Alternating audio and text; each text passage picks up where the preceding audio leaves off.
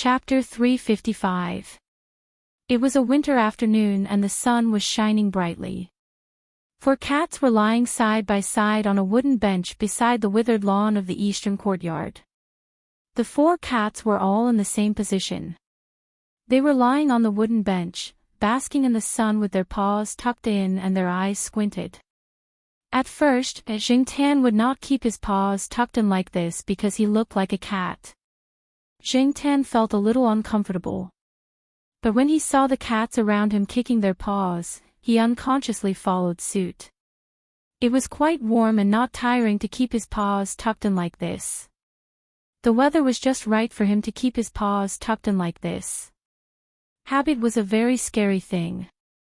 Once you got used to it, things would become natural. Now, Jingtan often learned from them by folding his front paws and tucking them in properly. From time to time, people walked by the courtyard.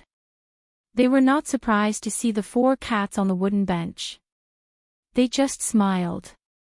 Anyone who had lived in the courtyard for a long time knew about the four cats. For the old people here, they were already very familiar with the scenery. Perhaps when this scenery disappeared one day, people would still remember it. Although the four cats were all in the same position and looked like they were dozing off, the ears of the four cats on the bench twitched at the same time when they heard a little noise.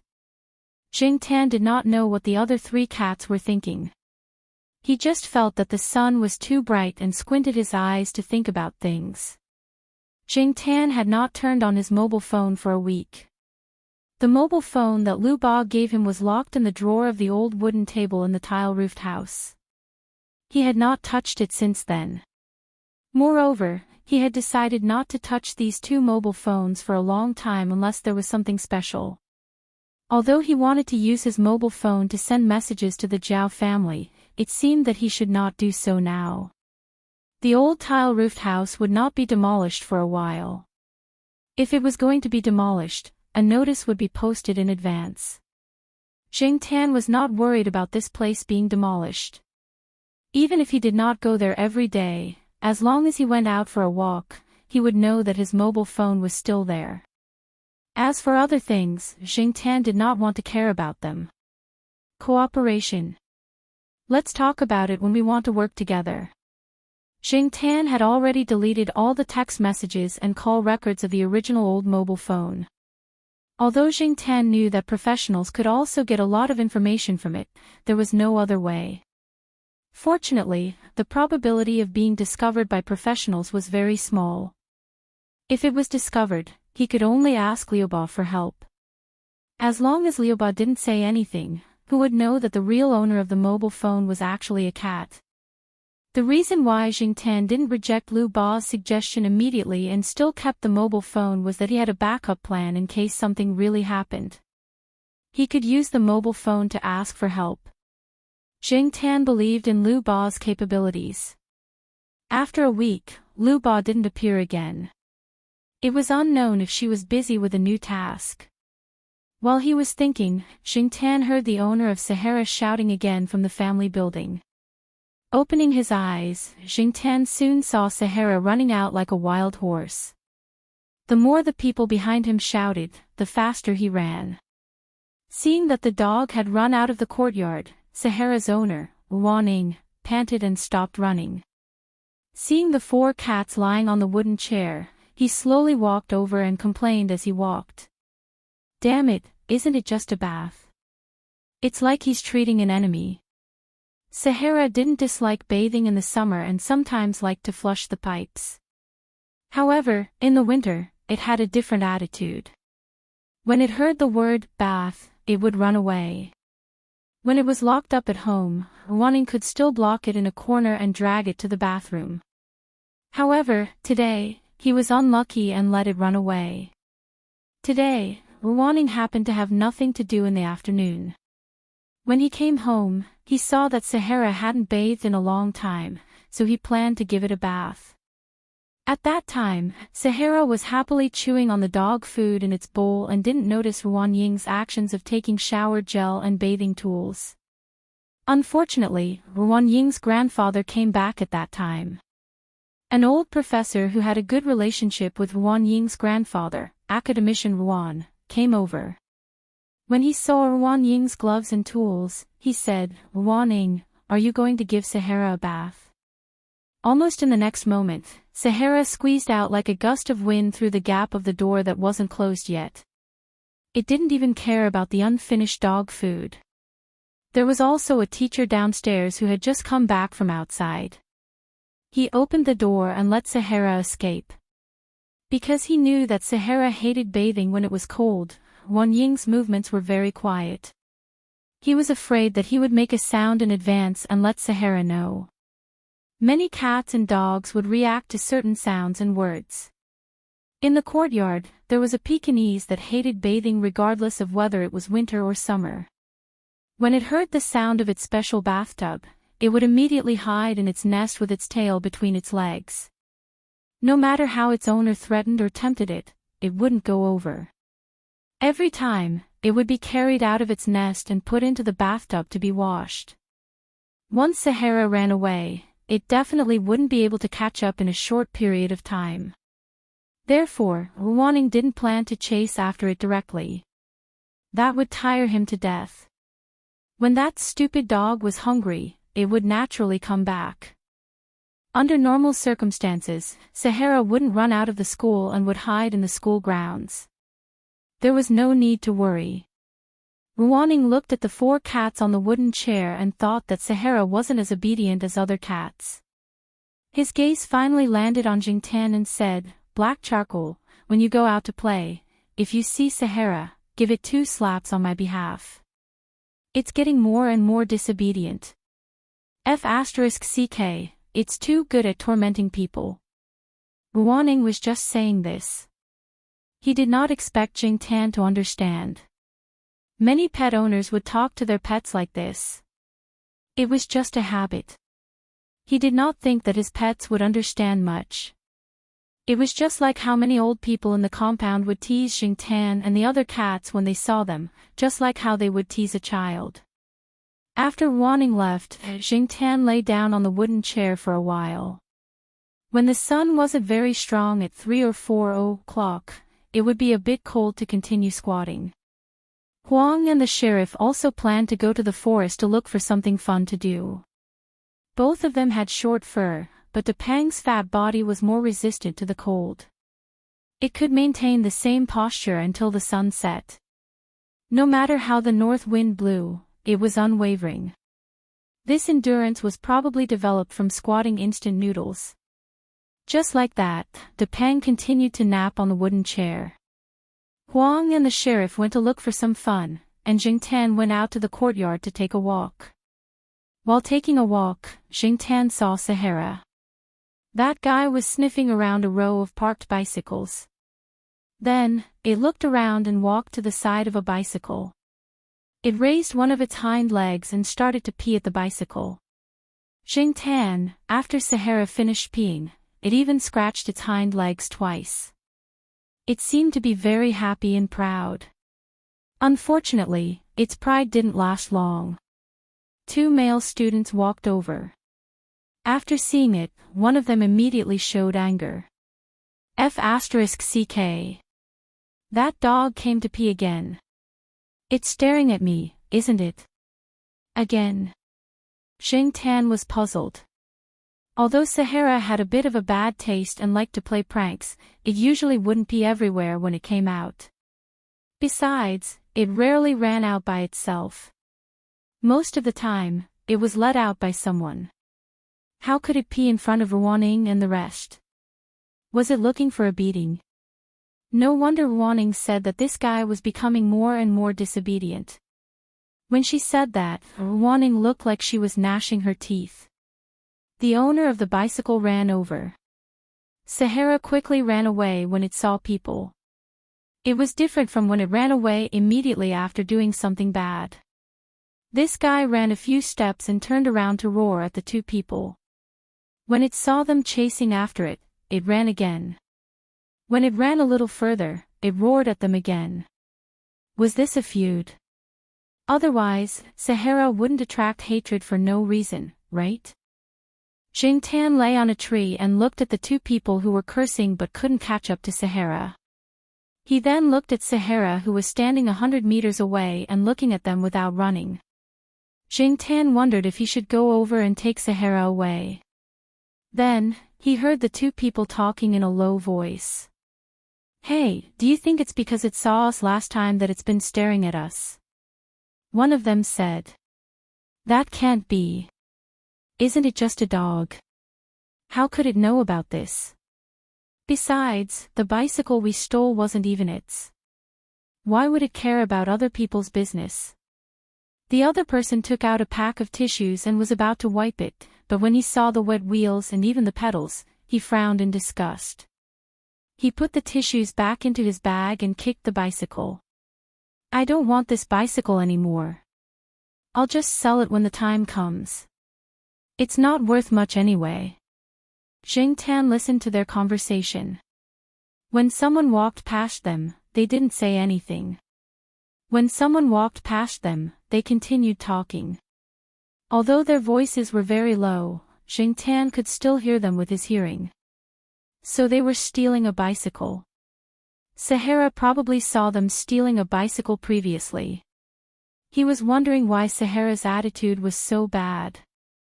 However, how did these two steal a bicycle and contact Sahara? Did they steal it to Sahara's house? Jing Tan remembered that Sahara's owner, Wan Ying, had a four-wheeled sedan. No one in Wan Ying's family seemed to ride bicycles. Puzzled, Jing Tan looked at Sahara. When he looked over, Jing Tan realized that Sahara was staring at someone again.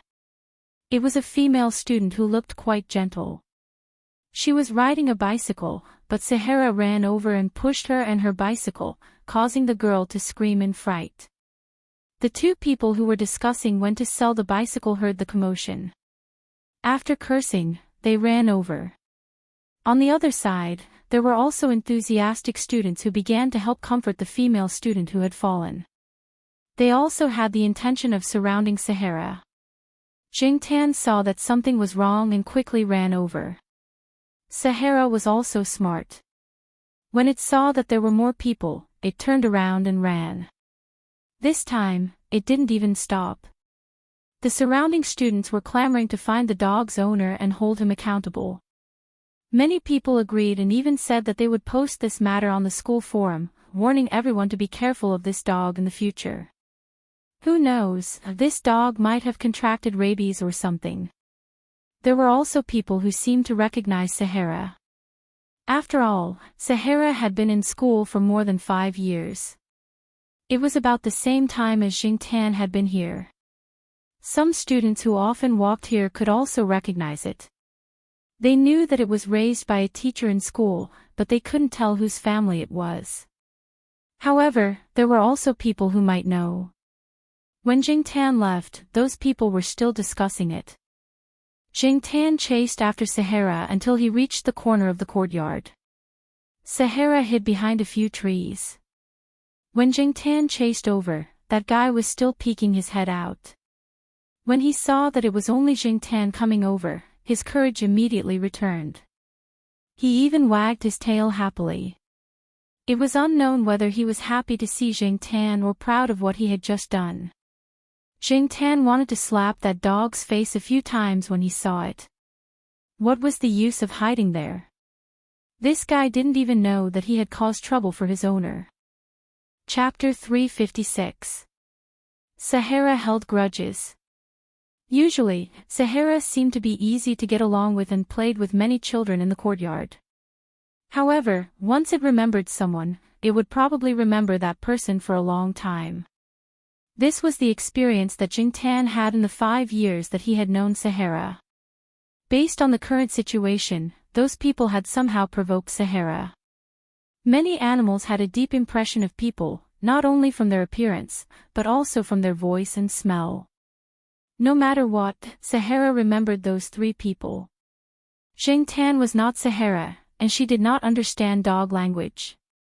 She could only roughly decipher what they were trying to express based on her understanding of Sahara and the other dogs in the compound over the past few years. However, she did not know the cause of the matter. If she wanted to understand, she had to find out by herself. Thinking that there was nothing to do recently, and Xiaoguo's New Year's Day task had been completed, Jingtan had time to walk around the school. After digging in the Sahara for a while, it began to feel bored. In winter, there were no insects like grasshoppers to relieve its boredom, so it could only dig in the soil. Now that it was hungry, it planned to go home. It did not realize that it had caused trouble at all. It also did not know that it might bring trouble to its master and some people related to its master. When it was hungry, it had to eat. When it wanted to eat, it had to go home. When it went home, it began to bark to urge it to eat. This was the survival principle of every domestic pet in the city. After watching Sahara walk back to the courtyard, Jingtan did not follow it back. Instead, he returned to the place where Sahara had pushed the car. Now that there was no one around, the people walking around had no idea that a dog had just pushed a person over there. Jingtan looked around and did not see the two men and the woman. Seeing that it was almost time, he went back. If he went back late, he would be scolded. The next day, Jingtan turned on the computer when no one was at home and looked at the school forum of Tsinghua University. One only needed to look at the school forum to know whether the matter had blown up or not. Nowadays, the internet was becoming more and more advanced. Students would discuss anything on the forum. They would discuss buying a car, buying headphones, and even discussing what kind of medicine smelly feet should use. Even though it was the final exam period, the forum was still bustling with activity. It was even more lively than usual. There were people selling cheating devices, part-time scalpers selling train tickets, and groups trying to get people to go home together. Jingtan went online and browsed the school forum when he didn't know what to do. Turning to the relevant discussion area, Jingtan saw a hot post as soon as he opened it. After clicking on it, a photo of Sahara, the funny dog, was placed there. It was taken by a student when Sahara was pushing someone yesterday. The photo was not good, but people who were familiar with it could easily recognize Sahara. After all, in the school, there was only one dog with 3 bloodlines that looked like this. Other huskies and Labradors were purer. The student who posted the post was one of the passers-by yesterday. He usually liked to hang out on the school forum. He said that when he and his classmates were preparing to go shopping yesterday, they saw a dog push a girl riding a bicycle. The person who took the photo was his classmate. His words revealed his dissatisfaction with the school's incident. He was worried that the dog was sick and would hurt other students in the school. It was really a dangerous factor. Many people replied to the post. Many of them recognized Sahara. They even dug out information about Sahara's owner, Ruan Ying, and Ruan Ying's grandfather, Academician Ruan. Naturally, there were some people who mocked and ridiculed. Should we go to the security office to report this matter? What's there to report? Can't you see that his grandfather is an academician? Who is Academician Ruan? Is he very powerful? Brother upstairs, haven't you heard the school broadcast? You don't know about the famous academician Ruan, but this person appears quite frequently. He has given lectures and made a lot of achievements. He's a celebrity. Even my supervisor has to act like a child in front of him. There's a saying called a dog relying on its master's power. Next time, give a bad review on the internet. Maybe there's a misunderstanding. Misunderstanding my ass. I heard that the dog is usually quite crazy. Sigh, Ruaning is still teaching us. He's quite a good person. But I don't know about Academician Ruan. I've only heard of his name, but I've never seen him. Like dog, like master. My impression of Academician Ruan has dropped to negative values. A bunch of losers. If you have the guts, say it in front of him. If you have the time, why don't you go find a teacher to ask questions? Are you planning to go to class with your juniors next year if you fail? I don't know which bastard cancelled the makeup exam policy. F***CK. The big "hot" at the end of the post showed that many people were following it. From the first page to the last page, Jingtian realized that Sahara had probably gotten into trouble this time. Many of the students did not even know the cause of the incident and were just making a ruckus. It was probably because it was during the final exams, so some people who were under pressure decided to find entertainment here. Although it was just a dog, sometimes, a small fuse was all that was needed to explode. Unfortunately, dogs could not speak. Even if Sahara was really wronged, it could not say anything. Ruaning could only apologize to it. Now, academician Ruan was involved. The upper class had their own game. Although Professor Ruan was an academician, there was more than one academician in the school. There were also people who dared to go against academician Ruan. Many of the people in the post were from other factions. If they could not do research, they would use strategy. This was a common phenomenon that made people feel helpless. After turning off the computer, Jingtian went to Sahara's building. Downstairs, he could still hear Sahara whining from its nose. It sounded like it had been wronged. Unfortunately, there was nothing he could do. Letting it out would only make things more troublesome. At noon, Jingtian heard people in the courtyard talking about Sahara being locked up by Ruaning. It was estimated that it would not be released for a long time. Ruaning was looking for someone to apologize. In the afternoon, Jingtian went to the place where Sahara peed on the bicycle yesterday. There was no smell of urine on the bicycle. It was probably sold by the two people. After waiting for a long time, he did not see the two people. For the next few days, Jingtian wandered around the school, looking for the three people. Finally, one day, Jingtian saw them. However, they were not in the school, but near the school gate. That day, Jingtian went to Jiao Wei's small restaurant for lunch. On his way back, he took a look at the Wutaro sesame cake shop. There were still many people.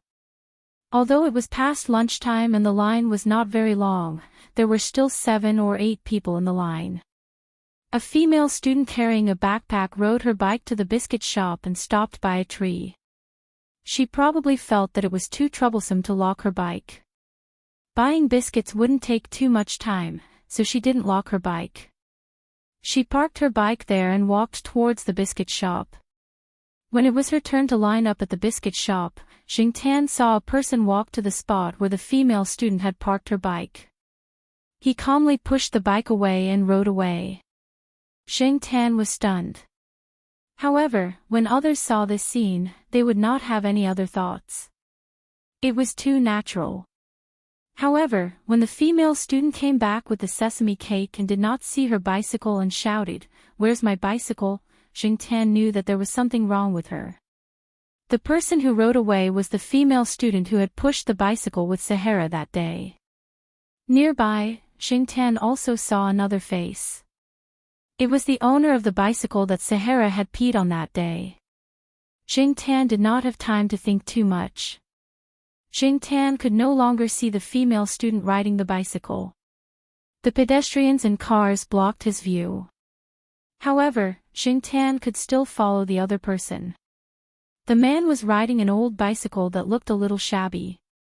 He was not fast, so Jingtian could follow him easily.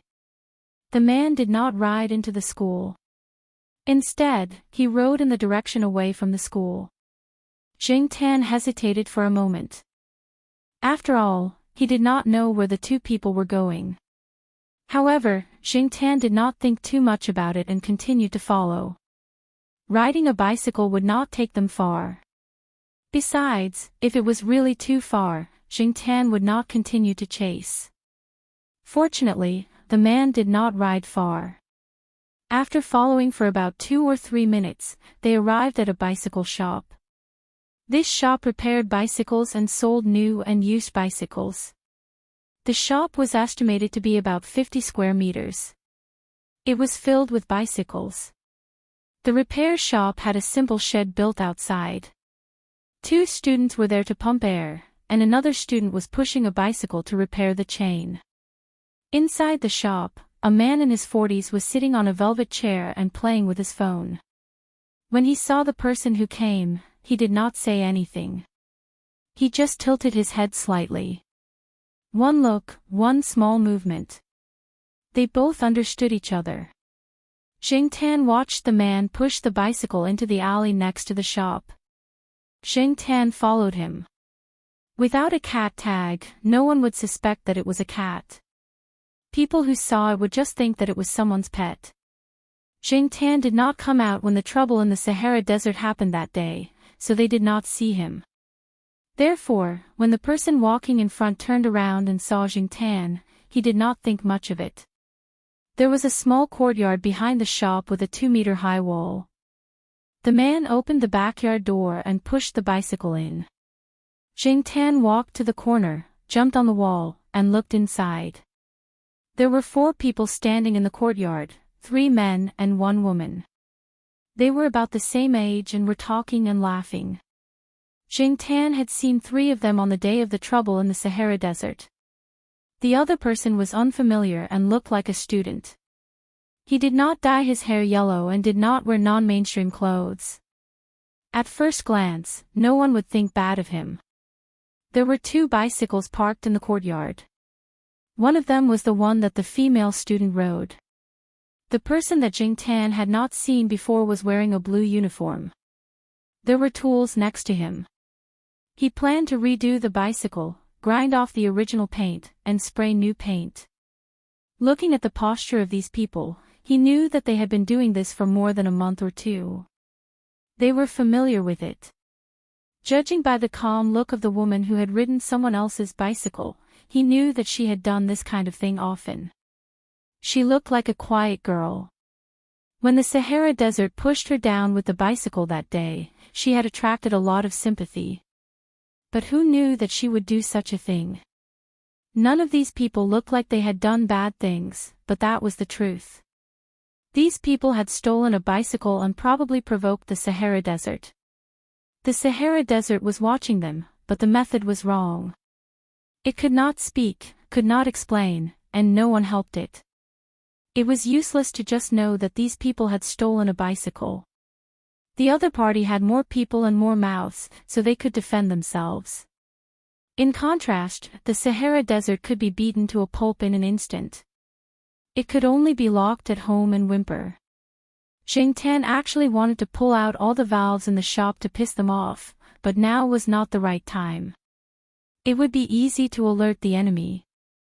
After squatting on the wall and watching for a while, Zheng Tan quietly left. If he wanted to clear the Sahara Desert's name, he could only use evidence. As Zheng Tan ran to school, he thought, I'm not the one who caused trouble this time. I'm just helping the Sahara Desert. At the same time, Zheng Tan had to admit that he was a little excited every time he did something like this. Chapter 357. Now that he had decided to help Sahara clear its name, Zheng Tan immediately started to act. He had to hurry up. In another week, a large number of students would start to go home. At that time, even if the truth was revealed, the effect would be much worse. If this matter could not be settled, Sahara would not be able to have fun in school in the future and would be ridiculed by others. Although it could not understand the complicated human language, many animals, especially animals that had lived in human society for a long time, were very sensitive to the emotions of people. They could distinguish between good and bad feelings. Zheng Tan had seen many examples of this, and Sahara was also one of them. It was not easy to be an animal. The thieves seemed to be planning to make a lot of money before the winter vacation because some of the more expensive bicycles would be moved to the student dormitory before the students left school. Usually, many people found it troublesome to move them up and down, especially those who lived on higher floors. However, when the vacation came, they would move them to the dormitory or the dormitory of the students who lived on lower floors to prevent them from being stolen and to prevent them from being exposed to the wind and rain outside. It was safer to put them in the shed than in the dormitory. The good bicycles were moved to the dormitory and locked up. There were also building managers keeping an eye on them. The thieves would not make a move there. As for the old bicycles that were casually left outside, they could not be sold for much money. They were not willing to do it themselves.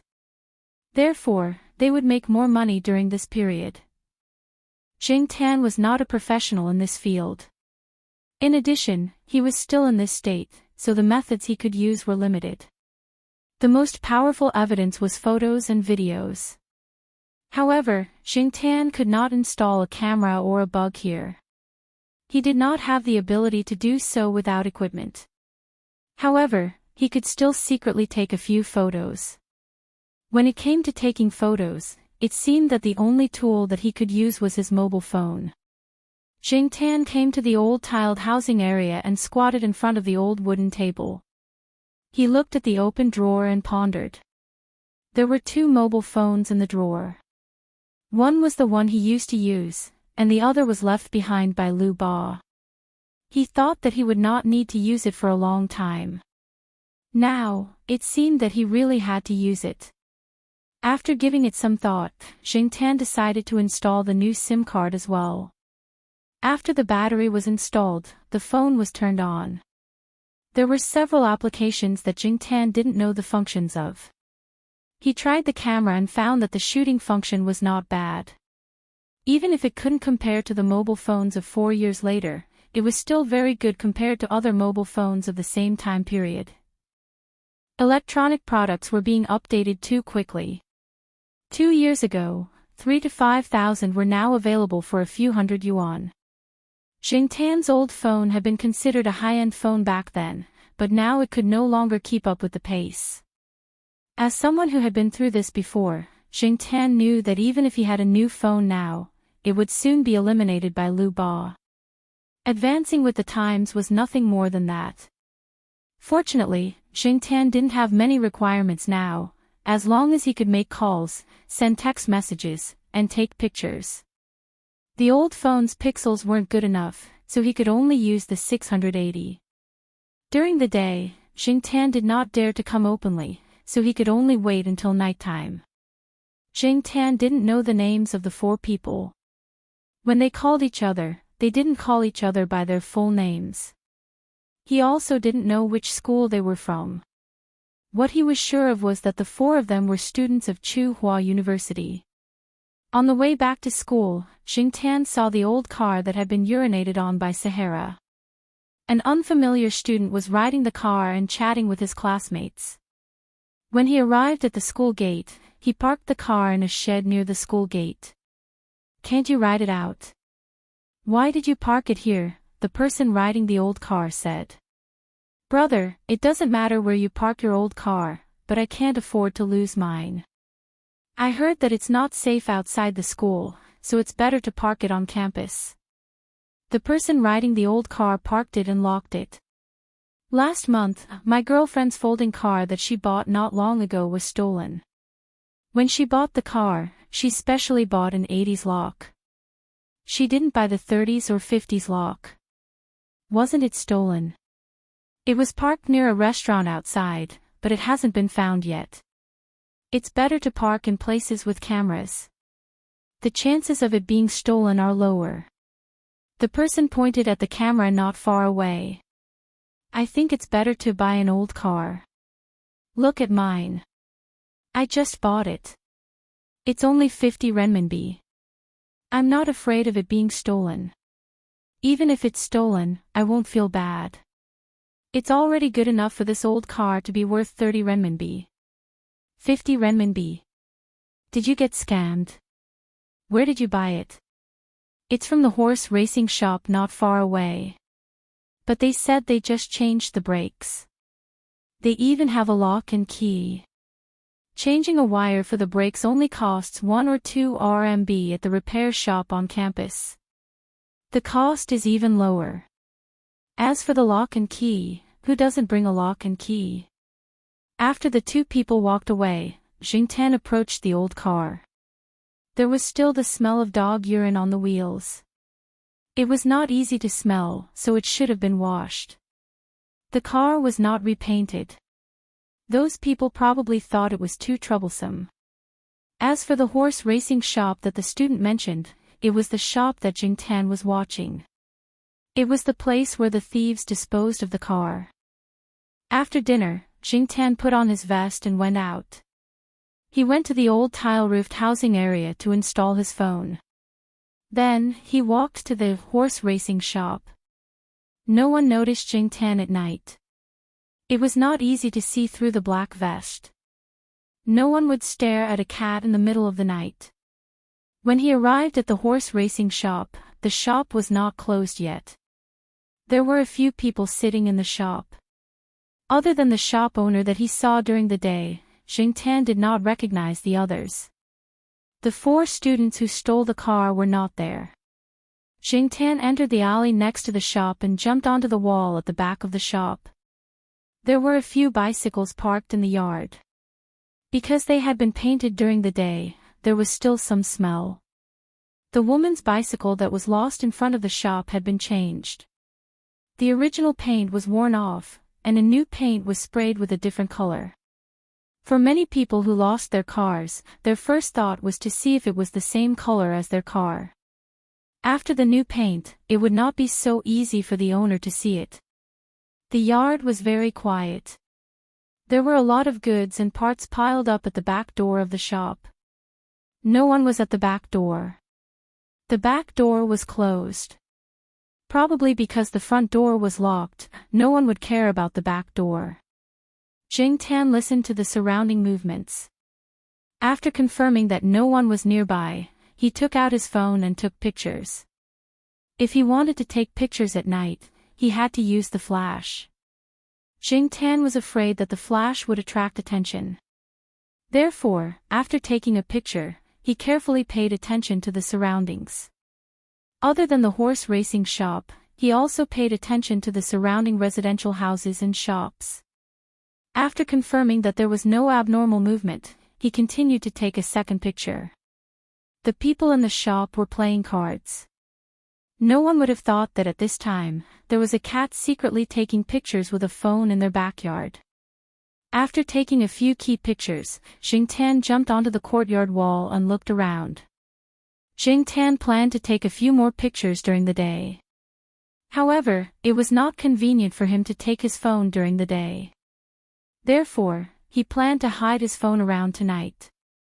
He did not need to wear a vest to take pictures during the day tomorrow.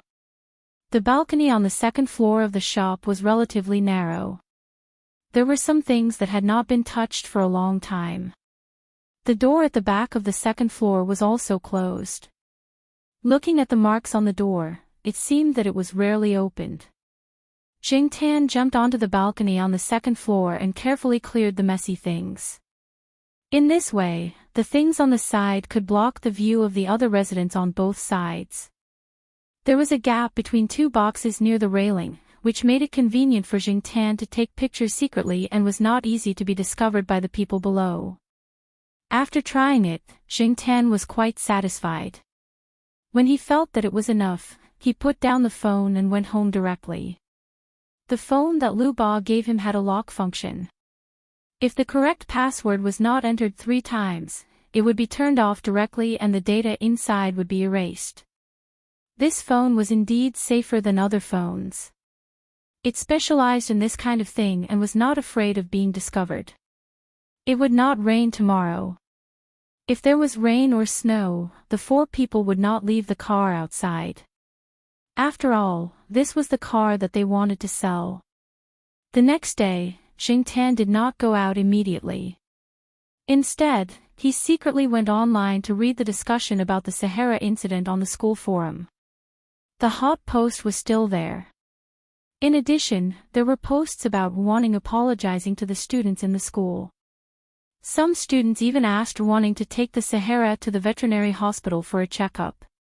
If it was a human, the situation was similar to others saying that you were crazy and had to be sent to the hospital for a checkup. If you did not get a checkup, you were considered a lunatic and a lunatic. To humans, this was undoubtedly an insult. However, when it came to animals, it was natural. Many people asked wanting to show the health records of the veterinary hospital and the recent checkup. It was as if they were unyielding. There was no way Jingtan would believe that no one was purposely trying to mess things up. Students would not casually force a teacher or an academician. They did not have the guts. Even if they did, they felt that it was unnecessary. However, not only did these few people say it, they even encouraged others to talk nonsense. They were just talking about the dog, but not long after, they mentioned the project funds. They were suspected of using fake bills to obtain funds for the research project. Some students had already realized that something was wrong and did not speak nonsense. There were scandals of some big shots in universities every year, and they were all famous universities. Tsinghua University had also had such scandals before. However, it was not heard of in recent years. Now that this was mentioned, it was not something that the students could control. It was fine to express their opinions after the incident, but now that the situation was unclear, it was better to remain silent. If they offended someone, they would not be able to bear the consequences. There had been many examples in the past. Young teachers had offended some big shot with prestige and status and had been ostracized and restrained. Some graduate students had been stuck for a few years because of disagreements with their supervisors. These kinds of things were common, and students would gossip about it when they got together. Although there were fewer people speaking on the forum, there were many people paying attention. The students and teachers were all watching. If they did not dare to speak, they would not be allowed to watch. Anyway, it did not involve them. They could just watch the show, right? There were even people who directly said, "Let them fight each other." It was unknown how much resentment they had. Looking at the latest discussions, no one mentioned the female student who was pushed down along with her car by Sahara anymore. Even the mention of Sahara was gradually decreasing. This could be considered to have entered the main topic of the battle, and no one knew when the school would delete the post. Jing Tan looked for a while and was about to turn off his computer and go out. However, he saw a post that was posted yesterday. It was about a stolen car. He clicked on it to take a look. The person who posted it was a girl. She said roughly when she lost her car and where she lost it. She also posted a picture of the car and asked the students who saw it to inform her. The picture proved that it was the car that Jing Tan saw. Jing Tan noticed that one of the pictures that the girl posted was of the car seat. There was a string of English letters printed on the back of the car seat. It was the pinyin of the girl's name. It was written in cursive. People who did not know would probably think that it was the car's brand. This was good evidence. Chapter 358. It was not easy for Jing Tan to find the 4 students who stole the car, and it was also not convenient to take pictures of them in broad daylight. She could only wait in the backyard of the carriage racing firm. After all, they would come back here after stealing the car. Every time they came here, they would do it together. Because every time they committed a crime, there would be accomplices around to deal with possible situations. For example, when stealing a woman's car, there would be at least one man around. If they were caught stealing a car and quarreled with each other, the 2 girls would quarrel with each other. However, the relatively weaker girls would definitely size up the situation and rarely continue to quarrel.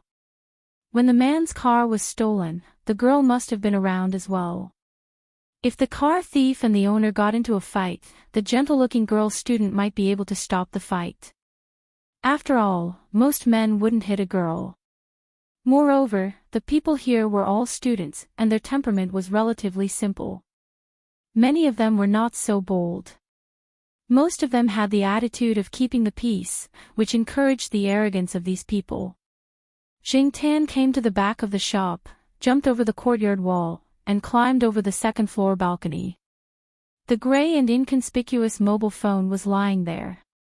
After turning on the phone, Jing Tan looked around to make sure there was no one around.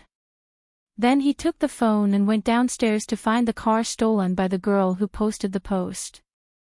The body of the car was newly painted, but the seat was still there. Jing Tan hurriedly took a few more photos, and then went back to the second-floor balcony to wait there. He didn't even go to lunch. The group of people would take advantage of the opportunity when there were many students eating outside the school at noon. If Xing Tan left now, it would be easy for him to miss them. When it was about 1 o'clock, the door of the backyard opened. It was the same 4 people who pushed the stolen car in. Xing Tan hurriedly turned on the camera function of the phone and began to shoot. He breathed softly so that the phone could better record their voices. They were talking about how they stole the car at noon and how they were almost discovered. This car was a good one and could be sold for hundreds of yuan after being refurbished. After that, they changed the basket and seat of the bicycle with the new paint. It seemed that they did this on a daily basis. Xing Tan was glad that he took a few more photos just now. These people were very cautious. Xing Tan didn't know how long Lu Ba's mobile phone could record continuously. Generally, mobile phones didn't take too long to record a video. However, Xing Tan recorded continuously for half an hour before the notification ended and he needed to start recording again. Xing Tan was very satisfied. The clarity was good, and the shooting effect was good. In the yard, a few people were laughing and talking about how much money they would get from selling the stolen cars. They would never have thought that at this moment, a cat was hiding on the balcony on the 2nd floor, behind the pile of junk, secretly taking pictures of their every word and action. At around 2 o'clock, 3 of them left. The remaining one continued to search for new cars. Xing Tan slipped away while the man was in the toilet. The phone was still in the same place. He couldn't take it away in broad daylight. There was nothing else to take, so he just had to come back at night to take the phone back. After leaving the car shop, Xing Tan went straight to Jiao Wei's small restaurant. He didn't eat at noon, so he was hungry now. At this time, the peak period had expired, and there were not many students eating. When Xing Tan arrived at the small restaurant, the last 2 students had finished eating and left. Jiao Wei's parents were cleaning up. After seeing Xing Tan, Jiao Wei's father helped to heat up the food for Xing Tan. Jiao Wei's mother called Jiao Pa, black charcoal just came. It seems that it didn't eat. It must have been playing around at noon. I'm heating up the food for it. Xing Tan was speechless. Auntie, can you make up a better reason? If you say that, you'll be scolded when you go back. After eating, Xing Tan went to the racetrack to see if there were any other evidence that could be taken. He went home at around 5 o'clock to wait for dinner. At 7:30 in the evening, he put on his vest and went to the racetrack to get his phone back. He put his phone in his vest and returned to the old tiled housing area on campus. Xing Tan lowered the volume and looked at the videos and recordings on the phone. He felt a sense of accomplishment. With these videos and an analysis of Sahara's behavior that day, he should be able to tell the truth. But soon, Xing Tan's happy mood slowly cooled down. Then, his beard trembled. He suddenly thought of a very important problem. There was no data cable on this phone. Lu Ba didn't give him a data cable. Where was the memory card? If there was a memory card, Jiao Pa seemed to have a card reader. Xing Tan looked through the phone. After studying for a long time, he only found the place to put the calling card. He didn't see the memory card. Looking at the data interface, he knew that it wasn't an ordinary data cable. If he couldn't find the card or the data cable, how could he release the evidence he had? There was a Bluetooth function on the phone, but the Jiao family's desktop didn't have it. Xing Tan was vexed. However, after thinking about it carefully, using the Jiao family's desktop to release these things was a little too eye-catching. After all, it was the campus's intranet. If they wanted to find out who posted these things, they could easily find out. Xing Tan wasn't a computer expert, so he couldn't deal with those professionals. It wouldn't be good if these things caused trouble for the Jiao family. Although the Jiao Pa was doing well now, he was still a far cry from people like Academician Wan. Now, the higher-ups were fighting silently. If the Jiao Pa was targeted, it wouldn't take much effort. During the selection or other small issues, the Jiao Pa would be very busy. It would be good if academician Ruan was behind the scenes.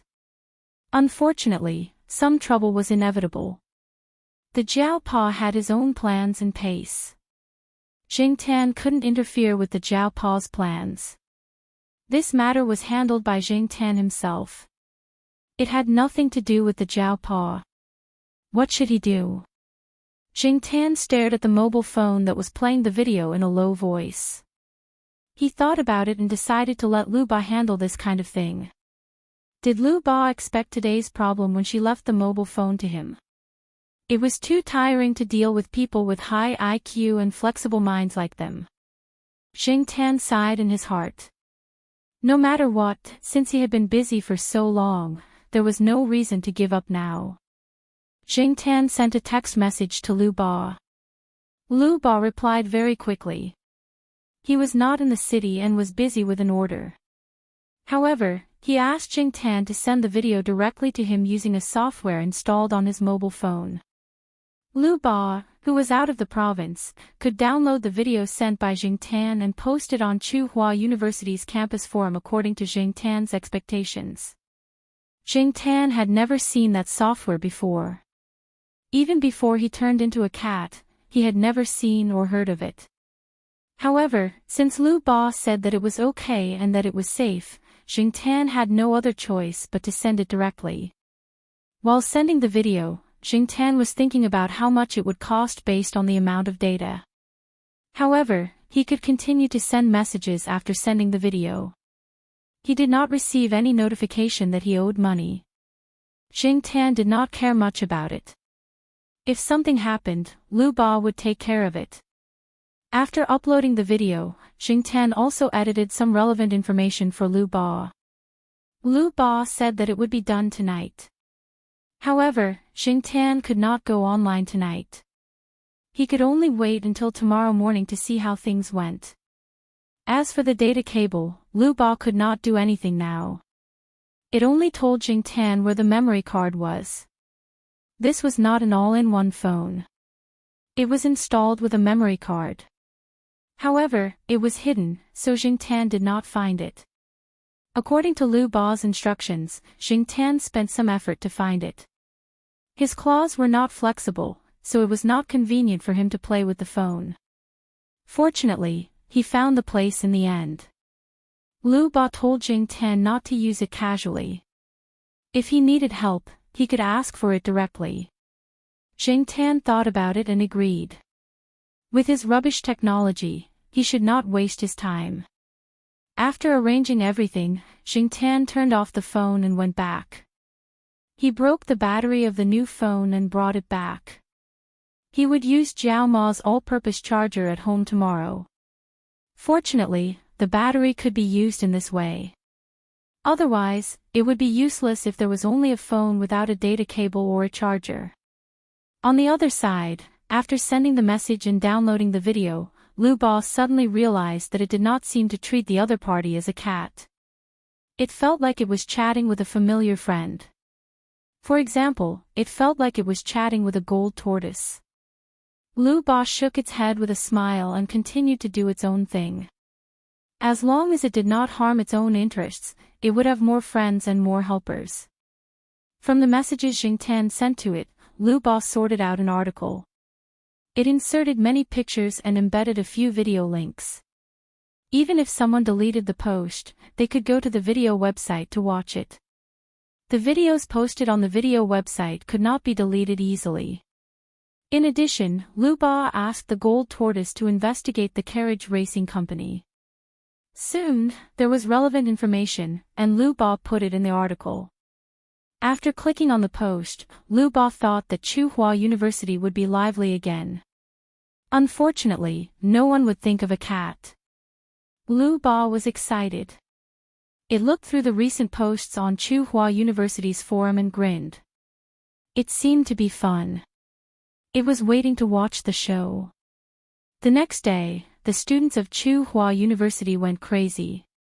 Whether it was those who had not finished the exam, those who had finished the exam and were about to go home, or those who were already at home in front of the computer, all of them went crazy because of the post. Most of the people who were angry were the students who had lost their cars, especially those who had just lost their cars. Whether it was the 4 people who did it or not, it was all on them. As for the others, they felt that the 4 people had embarrassed Tsinghua University and made them lose face. Now, many people in the university were laughing at them.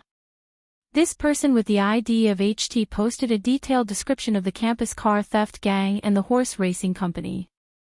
The 4 people who had stolen the cars were also found out. The female student who had lost her car in front of the pancake shop went directly to the female student who had stolen the car and made a scene in the dormitory. It was said that the scene was very lively, and there were pictures on the forum to prove it. Many of the people who had lost their cars were boys. Boys could not be calculated with girls. Even if they were angry, they could not directly vent their anger on girls, right? Therefore, a group of people went to block the other 3 people. Perhaps for many people, it was just a car. Was there a need to make such a scene? But for students, buying a car that was worth 200 to 300 yuan took a long time to negotiate the price. Not long after they bought it, it was stolen. Others could not understand this feeling. When the resentment accumulated to a certain extent, once there was a vent, it would be difficult to control it. It had to be said that these 4 people had not restrained themselves during this period of time. According to the post, these 4 people had stolen nearly 300 cars. A good car could be stolen and sold for 200 to 300 yuan or even more. There was once when they sold a car that was more than 1,000 yuan. A substandard car, even if it was only a few dozen yuan, was still a lot of money. Especially for these students who had not entered society and did not have much income, it was even more unacceptable. You want to use my car to fill your pockets? I'll beat you up no matter what. Students should understand each other. Understand your sister. Acting pitiful. Bah. You know you're wrong. I'll spit again. Take the initiative to admit your mistakes and resolutely not do it again. Who are you trying to fool? On the new post, there was a photoshopped picture and a caption. Chapter 359. The exposure of the school car theft gang gave a group of students who were waiting to go home after their exams something to pass the time. In a certain male dormitory, a person sat in front of a computer, eating a piece of fried chicken delivered by takeout. There was a bottle of beer next to him. His legs were on the table, and his fingers were typing on the keyboard. His roommate behind him walked over and stared at the screen. Your words are sharp. Who are you talking about? From the pure hearts of kindergarten children to the great harmony of social development? Someone stole cars from our school. There are more than 300 cars. Why are you so agitated? It's not like they stole your car. Watch your words, young man. A gentleman does not speak ill of a friend. Have you heard of that? Brother, have your sneakers been taken by someone before? Have your clothes been taken by someone while you were drying them? Have your quilt been stolen or your water bottle taken? It's the same experience. No, it's worse than stealing your quilt. F***ck. This experience is too deep. Reprimand. Reprimand. F***ck off, you're too slow. Let me do it. Gentlemen cut ties. F***ck. There were many similar situations. Many students were talking about it when they visited their classmates' dormitories. It was the end of the year, and there was nothing else to do except for this big incident. Maslow's theory divided the needs of life into 5 levels. From low to high, they were physiological needs, safety needs, belonging and love needs, respect needs, and self-actualization needs. College students were at the 2nd and 3rd levels of life needs, and were gradually moving towards the 4th and 5th levels. They were also a group of people who were easily affected by emotions. Many times, the first thing they thought of was not how to cover up the scandal, but how to look at the big picture. Their parents had let go, and they were semi-exposed to society. Their edges had not been smoothed out, and they boldly expressed their opinions based on their likes and dislikes to vent their emotions. Just like now, many people were thinking about how to reduce the bad influence of the school, but more people would directly express their thoughts. They would scold when they needed to and had no intention of hiding it at all. The racing car store was splashed with smelly water, thrown things, and written with paint many unsuitable words for children. Don't think that the students of famous schools were a bunch of obedient children. There were many who could cause trouble. Some people said that the people of the racing car store were from the underworld, but so what? Not everyone was afraid of them. After that, the police got involved in the investigation. The school took this matter very seriously. They had no choice but to take it seriously. 2 days later, when Jing Tan went out again, he found out that the shop had been closed. He heard that the shop owner had been taken away by the police. The 4 students from Tsinghua University who stole the car were expelled from school. They were taken away along with the shop owner for investigation. Generally, the school would punish students by warning, recording demerits, probation, expulsion, and so on. Expulsion was a very serious punishment. After being expelled, the school would not recognize you as a student. All your previous grades and honors would be nullified and recorded in your files. It would be impossible for you to join the army. The political background check would be directly ignored. It was said that during the investigation, those students gave up a few more names, including other students from their school, from other schools, and from other nearby car dealerships. On the day of the investigation, another car shop near the school was closed, and the owner ran away in the middle of the night. They were able to do all this because the boss of the car dealership helped them. Sometimes, there were orders from customers. They would steal whatever car they wanted. Even if these students graduated, the people of the car dealership would recruit new students to join them. In short, there were many people doing this. The racing car store had been operating near the school for many years, and many students were involved. Many people did not understand why the students were still stealing cars when the school had been promoted to such a high level, and it was a famous school. Later, according to those students, it was because the money came quickly. Most of the time, they could earn more than 10,000 yuan a month. Of course, when the money was divided, it might not be so much. But for many students, especially those who did not have good family conditions, this was a good income. But poverty was not a reason to steal. Wang Xing's family conditions were not good either. That child would come here to pick up bottles from time to time. What about these favored children? Using the words of the older generation, intelligence is not used on the right path. No matter how good the school was, there were many people with bad character. One's character was never proportional to one's ability. Actually, when many students bought cars, they knew that there was something fishy about those second-hand or refurbished cars. But it did not affect their own interests, and they could spend less money to buy a car that looked newer. Who would be willing to be a busybody? It was only because of this incident that they opened their mouths. Some things were impossible to guard against. Even if it was a stolen bicycle, no one would stop it. Tsinghua University was so big, and it was impossible to strictly check every bicycle that came in and out. Only when there were some suspicious situations, such as when the lock was not opened, would the person carrying the bicycle out be checked and registered. This incident was undoubtedly a slap in the face to the security office. The security office also told everyone that there would be more cameras after the new year, and places like the car sheds and dormitories were the focus. As for Sahara's incident, a student posted a post explaining it.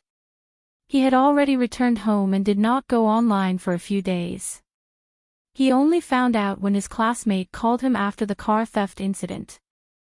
After he found out, he quickly found an internet cafe to post the truth. It turned out that it was one of Ruan Ying's students. They often went to play basketball with Ruaning, and Sahara was tied up next to the basketball court. One day, everyone was playing basketball, and there were many people around. They heard Sahara's scream but did not pay attention. When Ruaning followed the sound, the student's car was long gone. Perhaps it was at that time that Sahara targeted those people. Every time he saw them, he would target them. Ruaning did not think much of it. After all, they were all students, and they did not look like bad people. Things were clear now, and Sahara was no longer a mad dog. Not only that, but he was also praised by many people. However, whether it was criticism or praise, Sahara, who was locked up at home, did not know. The school forum gradually calmed down. After the students caused a ruckus, they rushed home for the new year, and the number of people in the school gradually decreased. Sahara had been taken out, and the rest of the silent battle was left to Professor Wan and the others. The other small fries would only be cannon fodder. No matter which circle it was, to climb to a certain height, one had to go through countless battles. For example, Jiao Pa had a competitive relationship with some of the teachers in the institute. When dealing with legitimate competition, one had to guard against unfair competition. Although it was good to be kind to others, it was always good to be careful. Just like what Jiao Pa said to his graduate students, when you are a student, you can still focus on scientific research, but when you become a teacher, you may not have the time and mentality to do so. One day a week later, Xingtan returned to the courtyard after taking a walk outside. He bumped into Ruaning, who was carrying bags of various sizes. Compared to a week ago, when the matter was at its peak, Ruaning was in a much better mood. When he saw Xingtan, Ruaning waved his hand. "Black charcoal, let's go. Let's go play with Sahara at home." Xingtan also wanted to see how Sahara, who had been cooped up at home all this time, was like. After Ruaning called out, Xingtan followed along. Walking beside Ruaning, Xingtan saw the things in the plastic bags and recognized some of them from the smell. Ruaning was carrying chicken liver, peanuts, walnuts, sausages, etc. He followed Ruaning to Sahara's house. When he entered, he saw Sahara lying on the sofa. Normally, he would jump at the door when he heard movement, but now, he just looked up and lay down again, looking listless. "Sahara, black charcoal is here." Ruaning went over and rubbed Sahara's head. Unfortunately, Sahara only swung his tail and was still listless. I know. I wronged you. You've been wronged. I'll cook dog food for you," Ruaning said. Sahara's nose twitched, but he still didn't get up. After Ruaning went into the kitchen, Xingtan came in front of Sahara. The guy just raised his eyelids and continued lying down. Did he really suffer a blow? Most pets like cats and dogs might have been wronged in their lives. If it was a human, you could tell them, "If you've been wronged, just say it." But animals couldn't. No matter how intelligent a pet was, it couldn't express its thoughts through human language. Of course, it was a different story for creatures like the general who were naturally gifted in languages and had high intelligence. If you wronged it, it would immediately start a war of words with you. It would spout a bunch of nonsense that it had heard from somewhere, and it would even have a local accent. It was said that once, General's owner, Professor Tan's child, went to a milk tea shop to buy milk tea. The shop would give customers a cardboard card the size of a bank card. There were 30 slots on the back of the card. Each time he bought it, he would stamp it with a small stamp. When all 30 stamps were filled, he would get a free drink.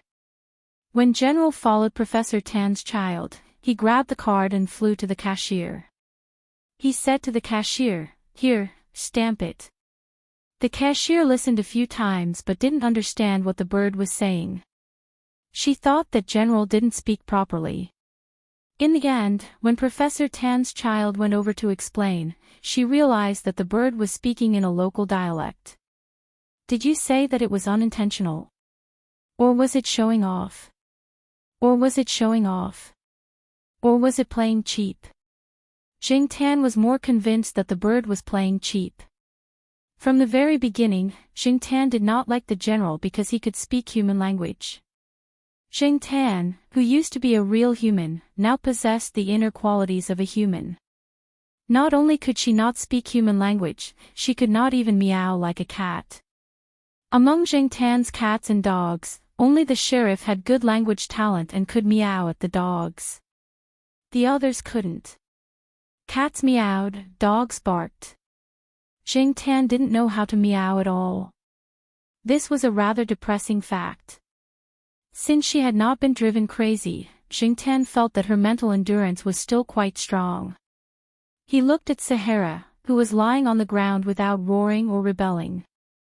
At first glance, he thought that it had been wronged. If he looked closely, he would find that this fellow's eyes kept drifting to the kitchen. Its ears were also moving to pay attention to the movements in the kitchen. Jing Tan raised his hand and touched Sahara's ear. It was hot. Suddenly thinking of something, Jing Tan touched his ear again. It was cold.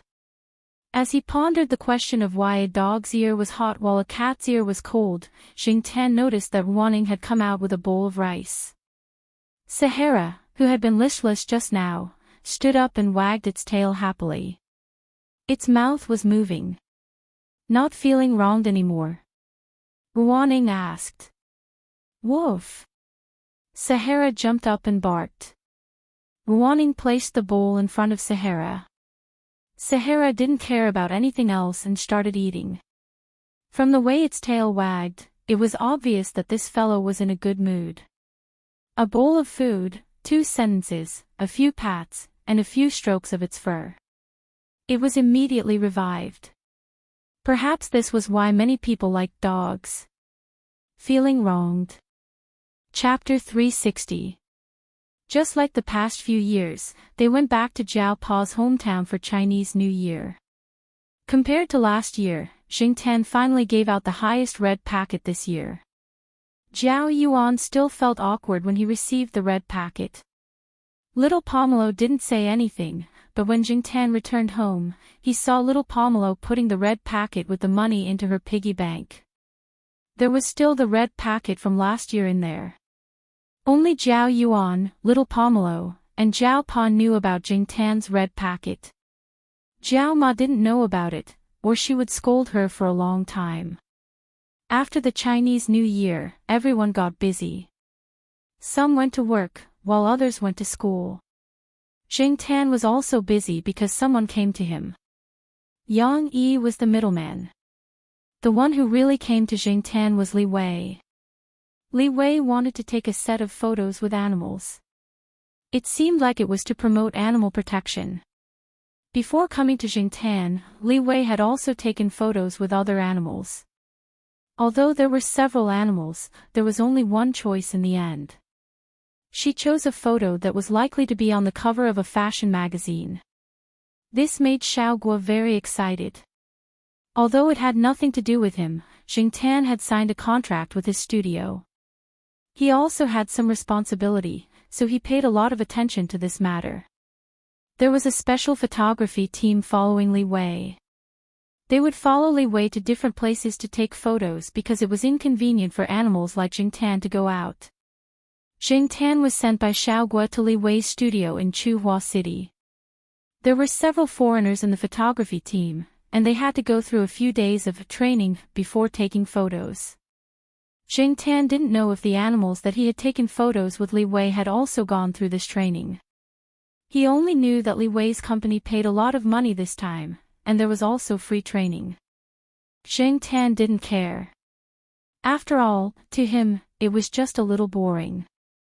When he received the task, Jing Tan was wondering if he had to walk on the catwalk. However, when he arrived, he realized that he was just following the instructions of those people and making a few poses with Li Wei. It had to be said that a supermodel was indeed a supermodel. Just by standing there, she had an imposing aura. In order not to be outdone by Li Wei, Jing Tan restrained her indifference. Since she had accepted this assignment, she had to take it seriously. After all, this was related to the prize money. After the photo shoot, Li Wei gave Jingtian a red envelope. The money in the red envelope was enough to make up for the red envelopes that Jingtian had given out during the new year. This made Jingtian very happy. Li Wei and her company staff didn't stay in Chuhua City for long.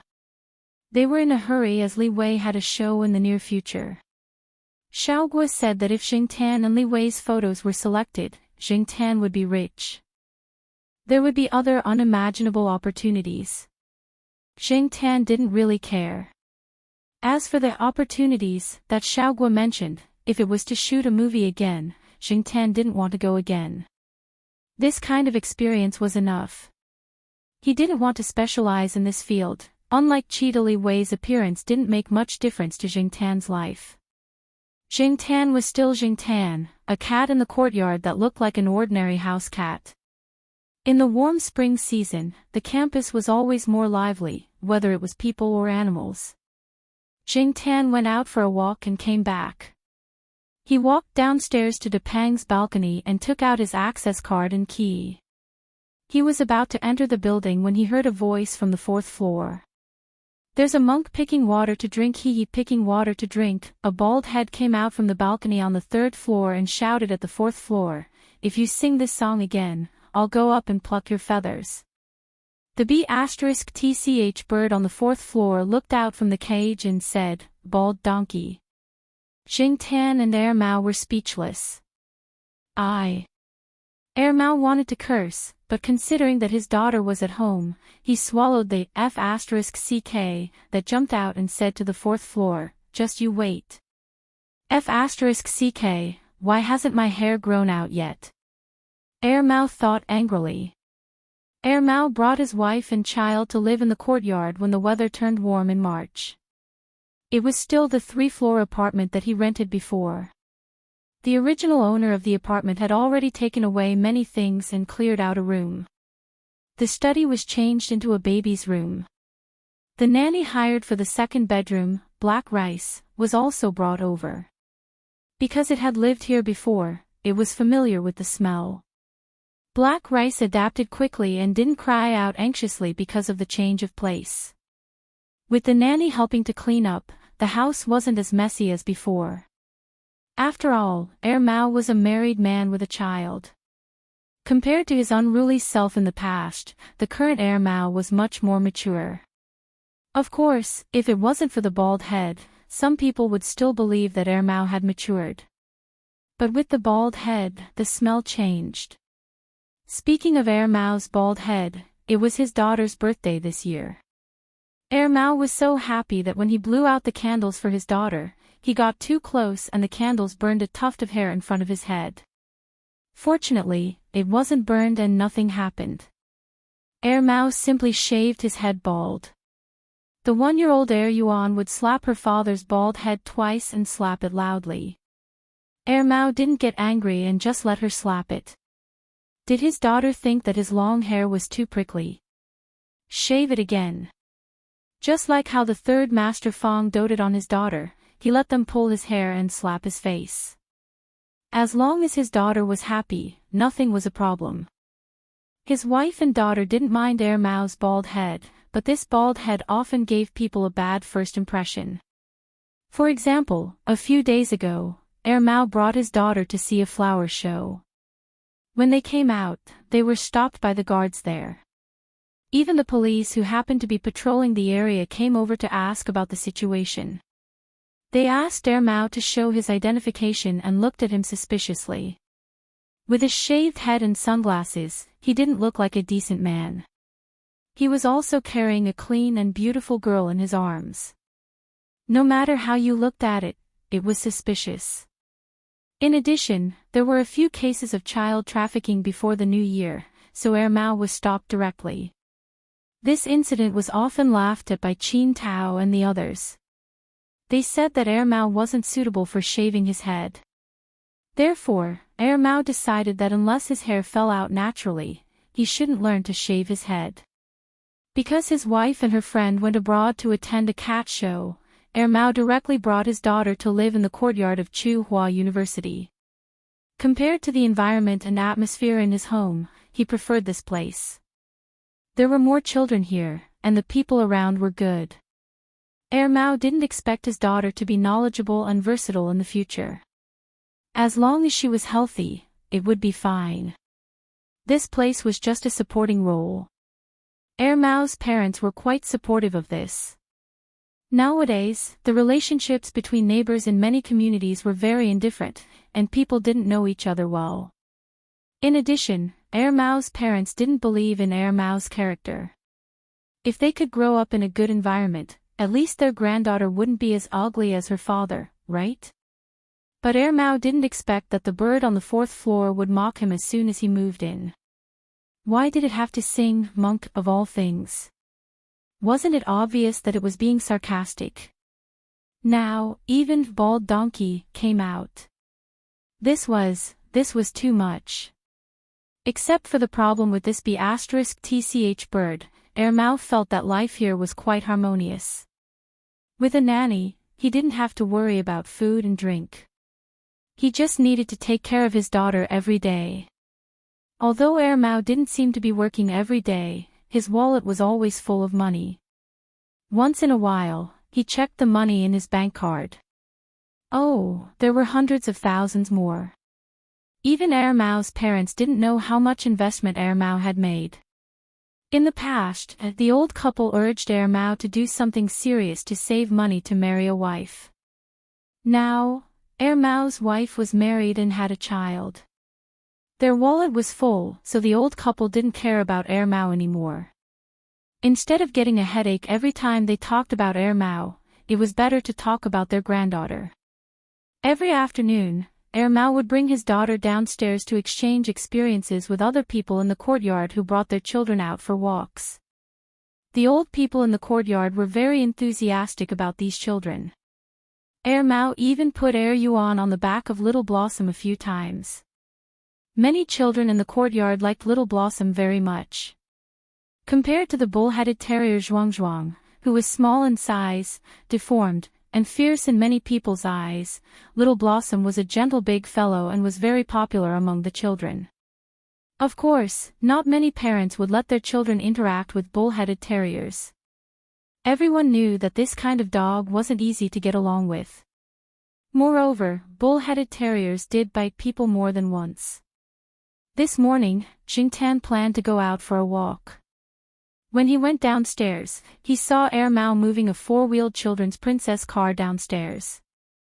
After moving it, Mao went upstairs to pick up his daughter. Was he going to walk the child again? Jingtan had tried to lift the car before. It was about 30 kilograms. Because it didn't look conspicuous, he thought it would be the same as the plastic cars the children in the courtyard used. He didn't expect that it would be heavier. Mao didn't find it troublesome to move it up and down several times a day. If one looked closely, they would find that there was something special in the baby car. Many protective measures were well done. It was definitely sturdier and safer than it looked. After Mao carried Yuan downstairs, he let Yuan open the door and climb into the car. Yuan was a little over a year old, not even a year and a half. She could walk, but she couldn't run. It was a little strenuous for her to get into the car. However, probably because she had done this before, she was familiar with the series of movements. Mao helped her when she couldn't climb in. After Yuan got into the car and sat down, Mao asked her to fasten her seatbelt. Sheng Tan looked. There was indeed a seatbelt. The equipment was quite complete. Mao was wearing a set of sportswear today. After everything was ready, he took out a small remote control and started walking. At the same time, the princess car that Yuan was sitting in started moving. Using a car to walk children seemed to be more common now. It wasn't as rare as when little kittens we used to be. This method was also liked by many young parents. When Mao ran faster than the car, he would slow down and change from running to walking. When the car came over, he would start jogging again. No matter what, Mao wouldn't let the children's car get away from him. Yuan seemed very excited. She wasn't afraid at all and kept smiling. Sometimes, she would even pat the steering wheel that didn't really work. Jing Tan looked at the two of them. Taking a child for a walk so early in the morning, they were really in the mood. Chapter 361. In April, all the smiling flowers in the school had bloomed. One could smell their fragrance on the streets. Mao steered his daughter's car and drove on a path with few people. On the main road of the school, cars and pedestrians came and went in a hurry. It was not safe and there was also car exhaust. The path was different. It was safe and quiet. There were many flowers and trees and the air was better. Mao taught his daughter how to recognize things as they walked. Trees, birds, flowers, clouds. Mao taught a word and Mao would say it. If it was not right the first time, he would teach it a second time and a third time until it was right. Jing Tan used to think that Mao was unreliable. He did not expect him to be so patient with his daughter. When he was raising black rice, he seemed to be quite patient too. He taught her as they walked and even took a few photos with his camera. Mao had taken many photos of black rice's daily life when he was raising black rice.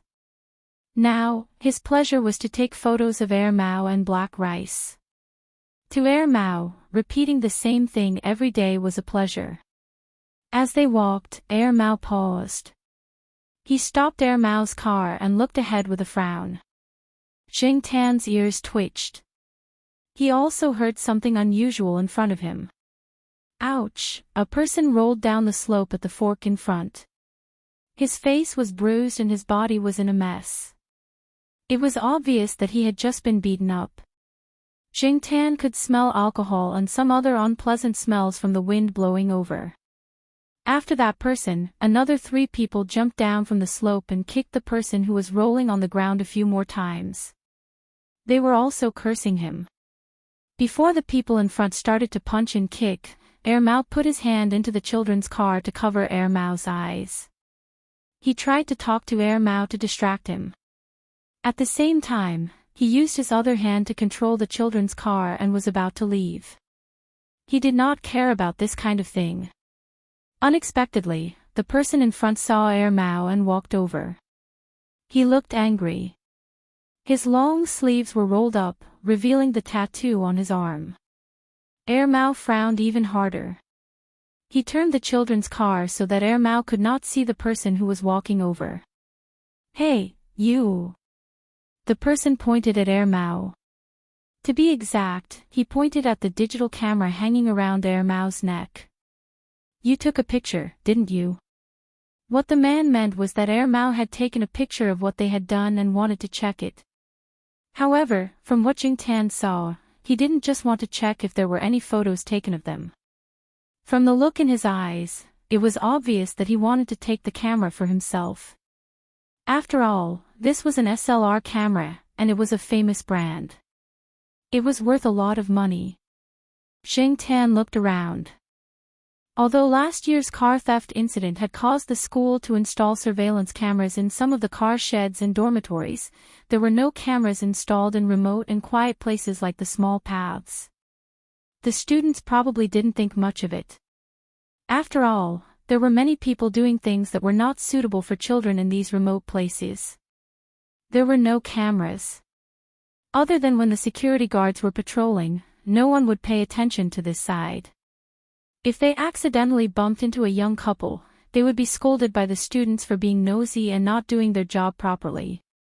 At this time, there were not many people here, and there was no one else on this road. If it was just Mao alone, Jing Tan was not worried. Mao could definitely deal with them easily, but now Mao had his daughter with him. Mao saw the person approaching, and the other 2 people who were kicking people over there also looked over.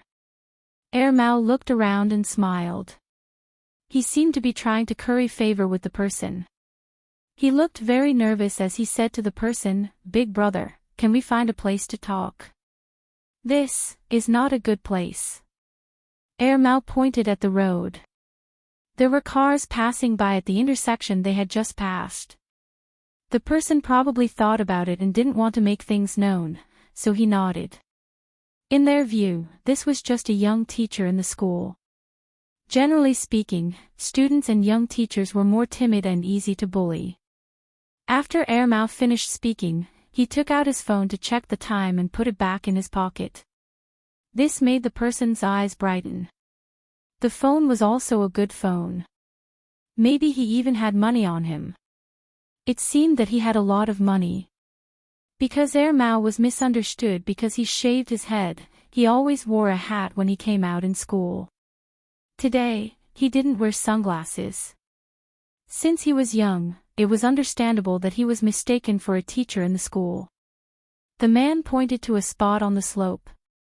There were also some stone tables and benches.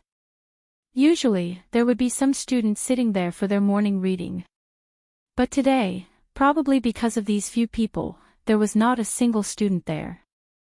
Black charcoal, help me look after Yuan. Mao pushed the children's stroller to the side near the lawn.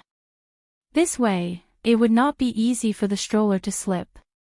Then, he walked up the slope with the leader. Yuan was still looking left and right for Mao. Jingtan poked a little doll tied to the stroller to attract Mao's attention, so that the little guy wouldn't cry. At the same time, Jingtan also pricked up his ears and listened carefully to the movements on the slope. If Mao was alone, the three people over there could be easily dealt with. The three guys looked fierce, but in reality, they were far inferior to those who really fought. They were only strong on the surface. It was okay to bluff those naive students, but to pretend in front of an expert, it could only be said that they had a death wish. The truth was just as Jingtan thought. Mao knew very well how strong the three of them were. He was confident that he could deal with them. In addition, he was worried that Yuan would cause trouble if he left for too long, so he quickly went up the slope. He wasn't afraid of being found out. He just didn't want Yuan to see such a violent scene. Looking at the three guys who were curled up like shrimps on the ground, Mao picked up a business card on the ground. It had fallen from the leader, and there were the words, XX Guarantee Investment Company, on it. Pfft, I thought it was a loan shark, Mao said disdainfully. No, we are just helping, debt collectors. The man said with some difficulty. He wanted to defend himself, but Mao quickly interrupted him. It's none of my business if you're a loan shark or a debt collector. Mao raised his hand and patted the man's face. You don't even know what to do. You're blind. When I came out, you were still in some corner. You're not even older than me. The leader cursed in his heart, but he didn't dare to show it on his face. Otherwise, he would be greeted with more than just 2 punches. He thought that this person was a young teacher who was easy to deal with. Now that he took off his hat and revealed his short hair, which looked like he had just been released from prison. Coupled with his bandit aura, the leader was about to vomit blood in his heart. *CK, he shouldn't have come out today. Why did he come here so early in the morning to collect debts? Mao didn't want to bother with these 3 small fries anymore. He quickly put on his hat and punched again. If it was before he got married, he wouldn't have punched so lightly. At least there would be blood. Now, he didn't want his hands to be stained with blood. He still had to push his daughter's stroller. He flicked the leaves and invisible dust off his body and walked quickly to the children's stroller. As for the person lying in the middle of the path, Mao didn't even look at him. There were too many temptations in this society. Many people found it hard to resist and gradually became addicted to it, especially those students who had weak resistance to temptation but wanted to enter the world of sensual pleasures. It was acceptable for people who borrowed money because of their family's financial situation. However, Mao wouldn't even look at people who loitered around sensual places and borrowed money because of some bad habits. In order to avoid the sensitive words usury, many private usury companies would put up signboards such as investment company or guarantee company. However, private usury companies had developed to this point, and it was difficult to find loopholes in them. Whether it was the IOU or the mortgage procedures, they were very complete. Moreover, these companies avoided all risks when dealing with loan sharks. It was difficult to win a lawsuit. Private loan sharks were not under the supervision of the Banking Regulatory Bureau. Loan companies under the supervision of the Provincial Finance Office needed to obtain a business license, and the examination and approval were very strict.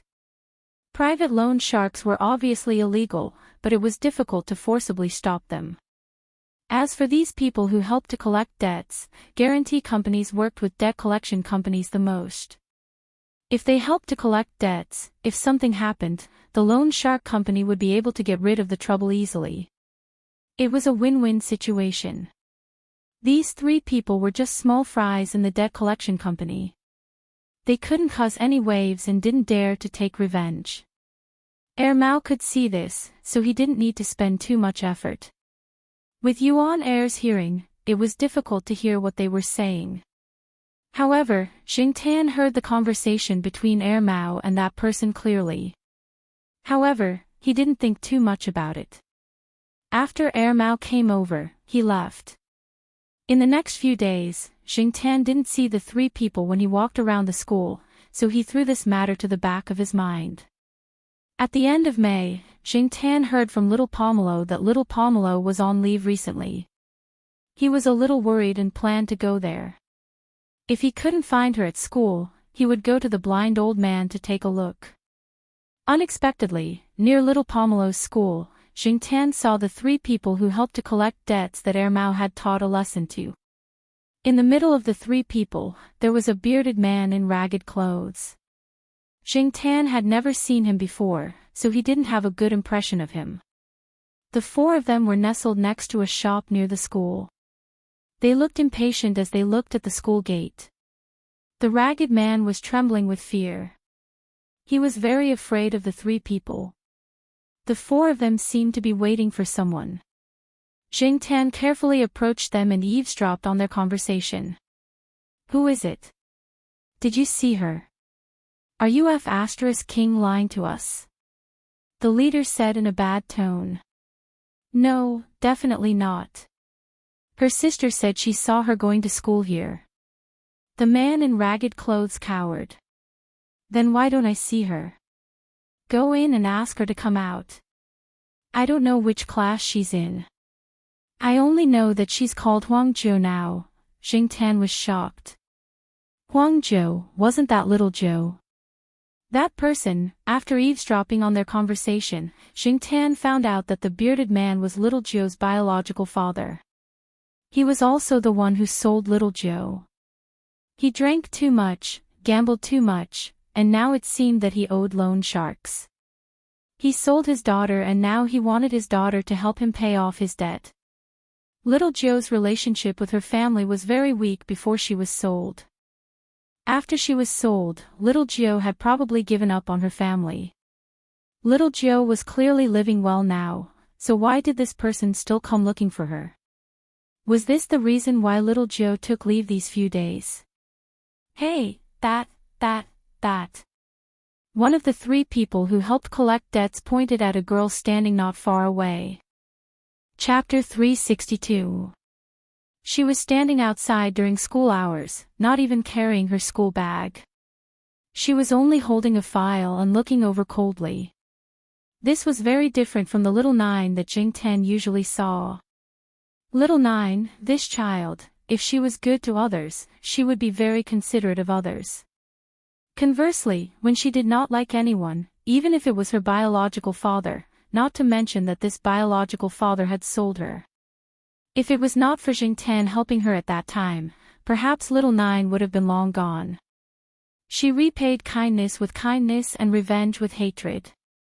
She was decisive and ruthless. Perhaps, this was the reason why blind Lord Kun allowed little Nine to stay. With little Nine's current background, there was no need to be afraid of these people. Therefore, Jingtan was not worried that little Nine would be bullied by them. He was only worried that with little Nine's age, it would be hard for her to make a decision. When these people saw little Nine, they were very excited. Little Nine's father wanted to shout and scold a few habitual words, but little Nine just waved her hand, indicating for them to change places to talk. "Hey, you made me look for you, you." Little Nine's father wanted to make a move after going over, but when he met little Nine's eyes, he stopped abruptly. He was afraid. Without taking another look at this blood-related father, little Nine brought the four of them to a restaurant that wasn't too big. There was a "closed for business" sign hanging at the door. Little Nine ignored it and pushed the door open and went in. The boss and employees were doing their own things as usual. They were not curious about the 5 people who came in, as if they already knew. They did not look and were doing their own things. The 5 of them sat around a table. The waiter handed them a cup of water. Yes, only 1 cup of water, and it was only placed in front of little Nine. As for the other 4, they were treated as air. "Hey, what's going on here? Don't you know that the customer is God? If you don't even know this, how can you do business?" The leader shouted. As soon as he said that, the 3 waiters and the boss in the restaurant rolled up their sleeves and looked over, their eyes extremely unfriendly. "Why don't I send you to meet God?" the boss said with a faint smile. The leader choked and turned back resentfully, not wanting to argue anymore. He just wanted to collect his debt and go back. Little Nine drank some water, put down the cup and was about to say something when he saw a black cat standing outside the window. A smile flashed across his originally complicated eyes, and he quickly got up to open the door. "Black charcoal." The leader's face twitched. Black cat again. Previously, when they were beaten up in Tsinghua University, a black cat was also present. As expected, nothing good ever came out of running into a black cat. However, why did this cat's name sound like the black cat from that day? Could it be the same one? However, this place wasn't very close to Tsinghua University. After Jingtan entered the room, he squatted down on a chair at the side, watching the development of the situation and helping little Nine. One of the employees in the shop pointed at the boss with his mouth. "Boss, there's a cat." Another employee whispered to the boss, "That cat is very calm. Does it know little Nine? You're quite brave, not afraid of strangers at all." The restaurant owner's mouth twitched. He had heard that this cat even dared to play with Lord Kuen's beard. What else would it not dare to do? Others might not know, but he had heard of the rumors about this cat. Because of Jingtan's participation in the shop, the atmosphere in the shop changed slightly. Little Nine took a deep breath and took out something from the document bag.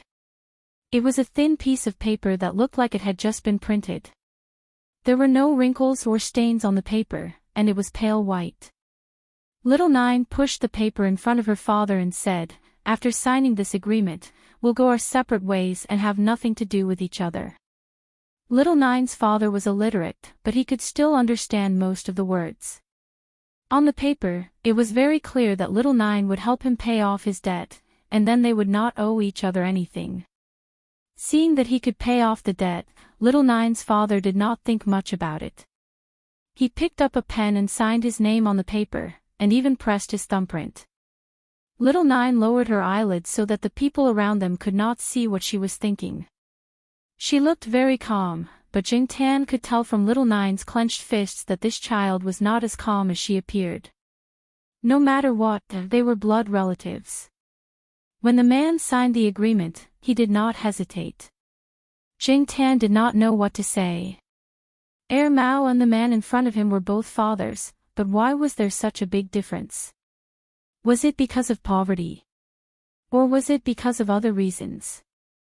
This agreement was just a test by little Joe. When Elder Kuen decided to let little Joe stay, the various procedures had already been completed. Little Joe no longer had anything to do with this family. Even if they were to meet in court, there was enough evidence to prove that they had an overwhelming victory.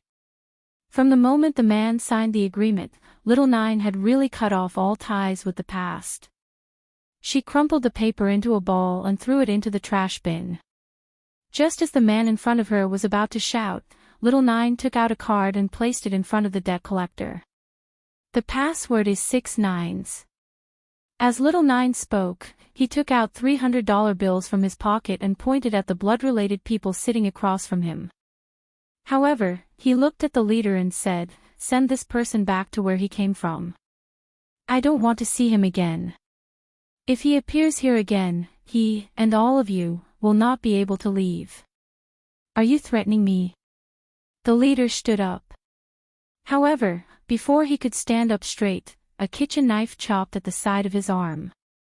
It almost cut into the table. His sleeve was already cut. If it had been just a little bit more, a piece of flesh would have been cut off from his arm. Good knife skills, Zheng Tan thought. Regardless of whether it was the 3 debt collectors or Little Nine's father, their faces were all pale. The leader's face twitched a few times as he looked in the direction where the knife came from. On the other side, the restaurant owner was sitting at the cashier counter. His fingers were rhythmically tapping on the table. He had the same smile on his face as usual, as if he had just done something very normal. "Oh, sorry, my hand slipped. I was going to chop the fly." A waiter sitting at the door looked at the people on the table and laughed. On his finger, a table knife spun quickly. It was as natural as spinning a pen. His finger was unharmed.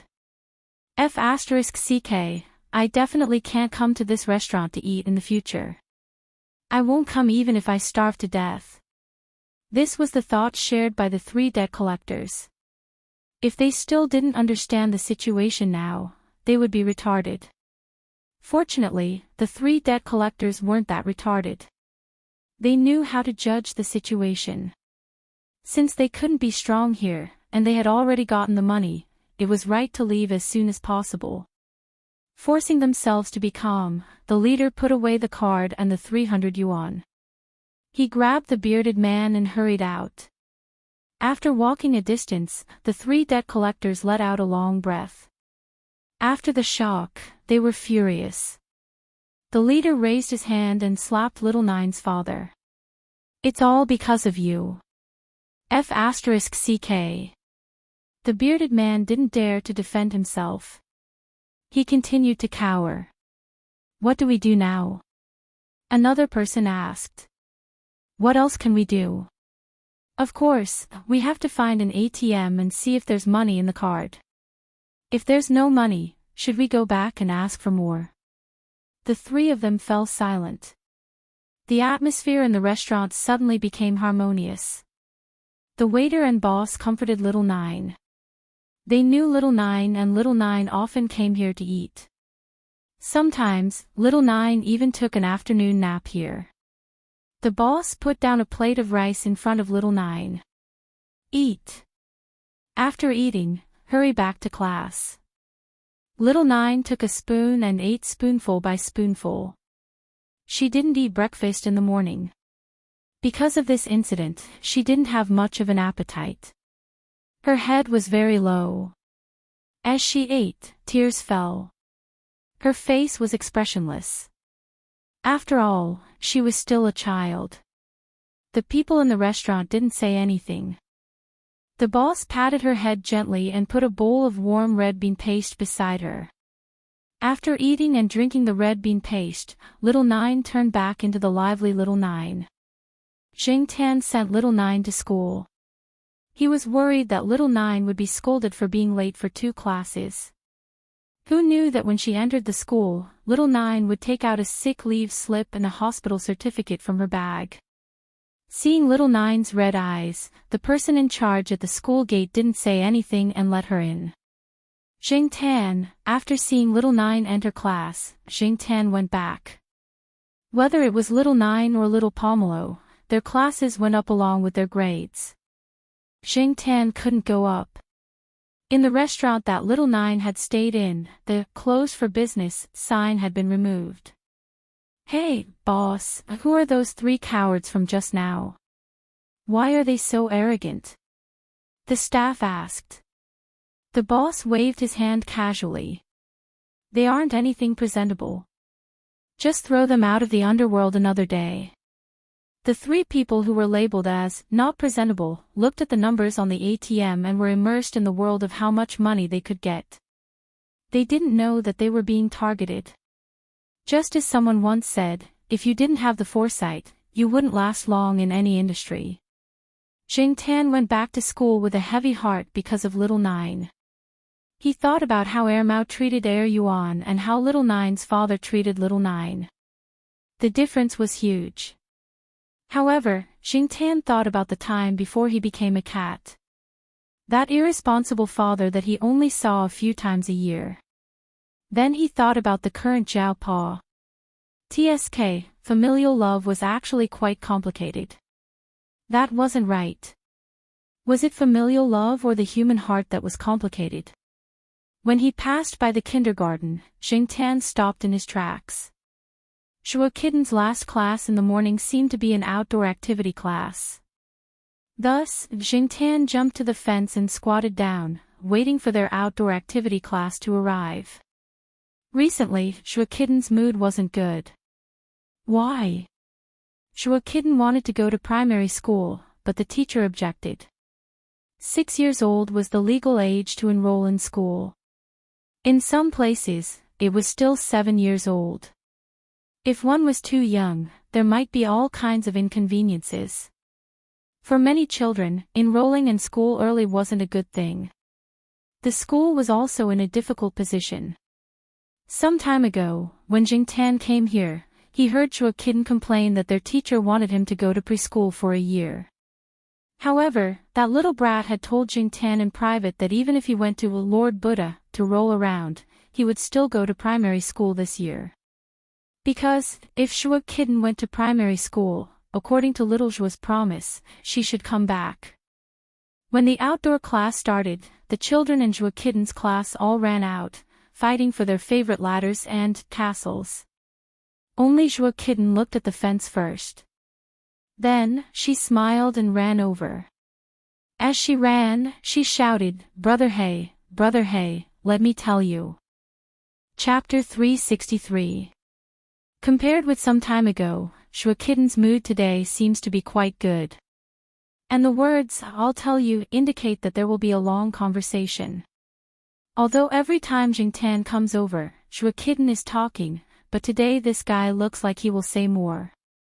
Sure enough, Shua Kidden then said that he went to find Lord Xing, and proudly described how he used his clever brain to pretend to be pitiful in front of Lord Xing, how to roll around, how to negotiate with Lord Xing. Jing Tan suddenly remembered a time when she went out for a stroll on the old street. When she walked past a tofu stall, she heard a few aunties say that the child who bought the tofu used her brain to make tofu even though she was supposed to be a doctor. But now, Jing Tan saw that Shua Kidden's IQ was used to make a scene, and she even succeeded in doing so. After a lot of preamble and foreshadowing, Shua Kidden stared at Jing Tan with bright eyes, and his mouth couldn't help but open. "Brother hey, Grandma Yi agreed that I should go to primary school this year." The Grandma Yi in Shua Kidden's mouth is Lord Xing. Lord Zhang's real name is Yi He. Usually, Shua Kidden directly calls Lord Xing Grandma Yi. In addition to Grandma Yi, there are Grandma Li, Grandpa Zhang, Grandma Lu, and a lot of other grandparents. With the help of these elders who have a lot of power, it is not a problem for Shua Kidden to go to primary school in advance. Moreover, Shua Kidden has been tested by the affiliated primary school. There is no problem in the first grade at all. There is no need to go through another back door. If it weren't for Shua Kidden's young age, the teacher in charge of the test would have almost said that the child didn't need to go to the first grade. Jing Tan knew that this little guy had a higher IQ than the other children. While the other children were still barely able to recognize numbers, he had already come into contact with pi. While the other children were scrambling to show that they could memorize the decimal places of pi, this little brat had already come into contact with three-dimensional geometry. This was because once, when Jingtan came over, she saw Zhuo Kitten holding a small rubber ball to measure its diameter. On the penultimate page of his sketchbook, there was a formula for calculating the volume of the ball. Jingtan had no idea how knowledgeable the 5-year-old Zhuo Kitten was. Usually, she only heard the kindergarten teachers say that Zhuo Kitten was a smart child, but they rarely mentioned the word genius. It was enough to show that Zhuo Kitten was still quite low-key and restrained. At most, she would deliberately tease the teachers and classmates. Brother Hey, do you think my mother will come back after I go to primary school?" Zhuo Xiaomao looked at Jingtan expectantly. "How would I know?" Jingtan cursed in his heart. Perhaps only Lord Zhang and the woman who usually took care of little kitten Zhuo knew about it. "By the way, I asked Mom on Mother's Day. Mom said that she would come back when I was in elementary school," Zhuo Kitten said softly as she kicked the wall lightly. Mother's Day had just passed. According to Zhuo Kitten, although little Zhuo had not returned, he would have video calls with Zhuo Kitten every once in a while. Mother's Day was also the time for video calls. Since little Zhuo had said so, could he really come back this year? If that was the case, that would be great. Although Zhuo Kitten usually lived a good life, she did not have her parents by her side for as long as she could remember. Compared to other children, she would always be lacking. Even if her intelligence was higher than other children, she was still a child after all. Zhuo Kitten had already determined that her mother would come back this year. Therefore, other than being more talkative than usual, she was also exceptionally happy. Once she was happy, Zhuo Kitten treated the other students especially well. She was very patient with the students who came to ask her questions and did not tease them anymore. Jingtan did not know if little Zhuo could come back or not. If she could not come back this year, how depressed would Zhuo Kitten be? Although she was still a child, sometimes it was difficult to deal with children when they were serious. On the other side of the ladder, there was a child who was crying with snot all over his face. The more the teacher comforted him, the harder the child cried. Jingtan looked over there. He felt that he should think about what to prepare for Zhuo Kitten as a gift for June 1st. When the time came, it would also be a consolation gift. Since junior high school, June 1st was just a date. It no longer had that special meaning. However, for every child in primary school, it was a memorable holiday. On that day, they would have performances, singing and dancing, snacks from the school, and holidays. On that day, it would be very smooth to ask their parents for gifts. When the new year came, Jingtan gave Zhuo Kitten a big red packet. It was not good to give another big red packet on June 1st. If there was no red packet, what should he give? For the next few days, Jingtan had been thinking about it. It just so happened that Xiaoguo's shop had recently held an event. Xiaoguo had customized some gifts as gifts for those VIP customers. Most of these gifts were cat-shaped and dog-shaped dolls, ranging from small phone accessories to big pillows and stuffed toys that were about the size of humans. Of course, any kind of gift would have to correspond to the VIP membership points. The few biggest stuffed toys were specially used by Xiaoguo to please a few special customers. Every time those customers came, Xiaoguo could always make a lot of money. Jingtan could not have any ideas about those things, so he set his eyes on the pillows. He chose purely based on the value of the toys. Since he could not pick the biggest one, he would pick the second biggest one. One day, after going to the pet center for a routine shoot, Jingtan did not ask for the overtime pay that Xiaoguo gave him. Instead, he took a pillow with him. The original shape of the gifts was based on the cats and dogs in the studio. Even the paparazzi dolls were included. They did not have front legs. There were only 2 protrusions on the front legs, and they used their hind legs to maintain balance. Needless to say, this cat that was rescued by the dog from the earthquake was quite popular. Many people wanted to give away the phone chain and the dolls that looked like this guy. Although Jingtan was also very popular in the cat community, because of the color of his fur, the dolls that were given as gifts did not have much of an advantage compared to other cats. When Charlie sent Jingtan back to the Zhao family, he also sent the BC pillow that Jingtan had chosen to the Zhao family. The front was a black cat's head, and the back was embroidered with the letters BC. Zhao Ma thought that Jingtan had brought it back for himself. She did not expect that Jingtan had not opened the package. Because June 1st was on Monday this year, and the Dragon Boat Festival was close to June 1st, the kindergarten was on holiday from the Dragon Boat Festival to June 1st, which was a full 5 days of holiday. If Jingtan wanted to give a gift, he could only choose the day before the holiday to bring the person to the courtyard. Otherwise, how could he give away such a big pillow? It was too inconvenient. Jingtan ran to the entrance of the kindergarten 10 minutes before school ended. He knew that the person in charge of taking care of Zhuo Wan, who was called Little Wan by Lord Xing, would be waiting 10 meters to the left of the school entrance, so he walked over there.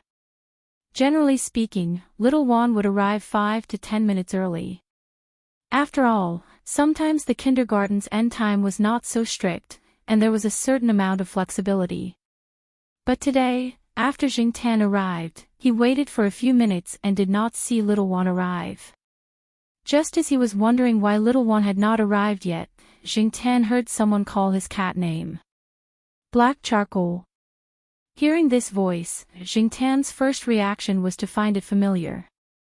His second reaction was to turn his head and look. After seeing the person's face clearly, Jingtan was a little absent-minded. It was not until the person called out Black Charcoal that Jingtan reacted. Little Zhuo. It was Little Zhuo. Jingtan felt that his eyes were a little sore. The person in front of him was Little Zhuo, but he looked different from before. In Jingtan's memory, Little Zhuo's deepest impression was the image of Little Zhuo holding a book and sitting on a bench by the artificial lake.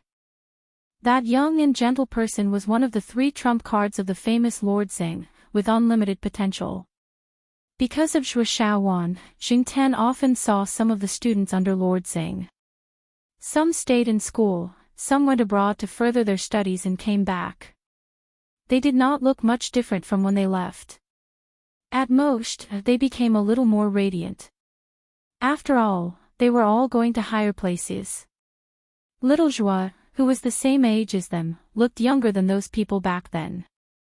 Only 4 or 5 years had passed, but Little Zhuo looked like he had experienced more than 10 years.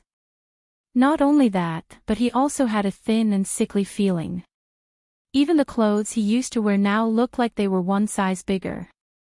Jingtan recalled some things that Zhao Pa had said. Some projects were more harmful to people. Even if there were protective measures, they could not be completely avoided. It was as if he had overdrawn his life. No wonder Zhao Pa said that the project was very dangerous. No wonder so many people could not come back. No wonder Lord Xing opposed her participation in the project. When Jingtan looked at Little Zhuo had already walked in front of Jingtan. Squatting and reaching out to touch Jingtan's forehead, Little Zhuo smiled and said, "Are you scared? Don't worry, you'll get better after a period of rest." Little Zhuo knew that he was not in good shape now. Generally speaking, after the completion of the project, he could apply to leave and recuperate there for a period of time. There would be specialized treatment staff to help treat him. Little Zhuo's original plan was to recuperate there and come back when he looked better. However, the conversation with Zhuo Wan on Mother's Day made Little Zhuo change his mind. Zhuo Wan video chatted with Little Zhuo every year, so Little Zhuo could be recognized by Zhuo Wan even if he did not do any recuperation treatment. When she saw the black cat squatting in front of the kindergarten just now, she was actually a little nervous. She was worried that the cat would not recognize her if she left for too long. But in fact, from the black cat's eyes, she knew that the cat still remembered her. It was just that it was a little frightened by her current appearance.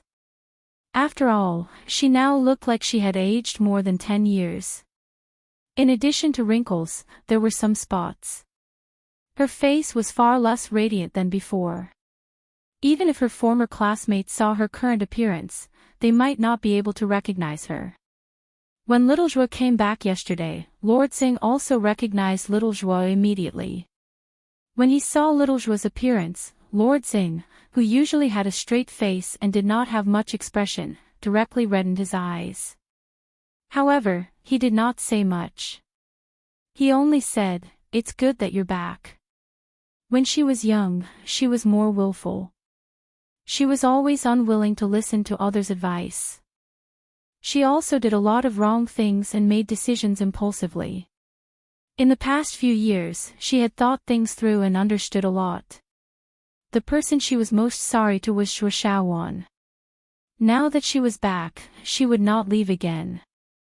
In the rest of her life, she would always be with Shuo Shaowan and watch him grow up. Little Zhuo was still about to talk to Jing Tan when a child came out of the kindergarten over there. Shuo Shaowan ran out. Usually, she did not see this kid so impatient. "Mommy, Mommy." Shuo Shaowan, who ran out, looked over. After seeing Little Zhuo, her anxious and worried face immediately turned into a smile. Shuo Shaowan threw herself into Little Zhuo's arms.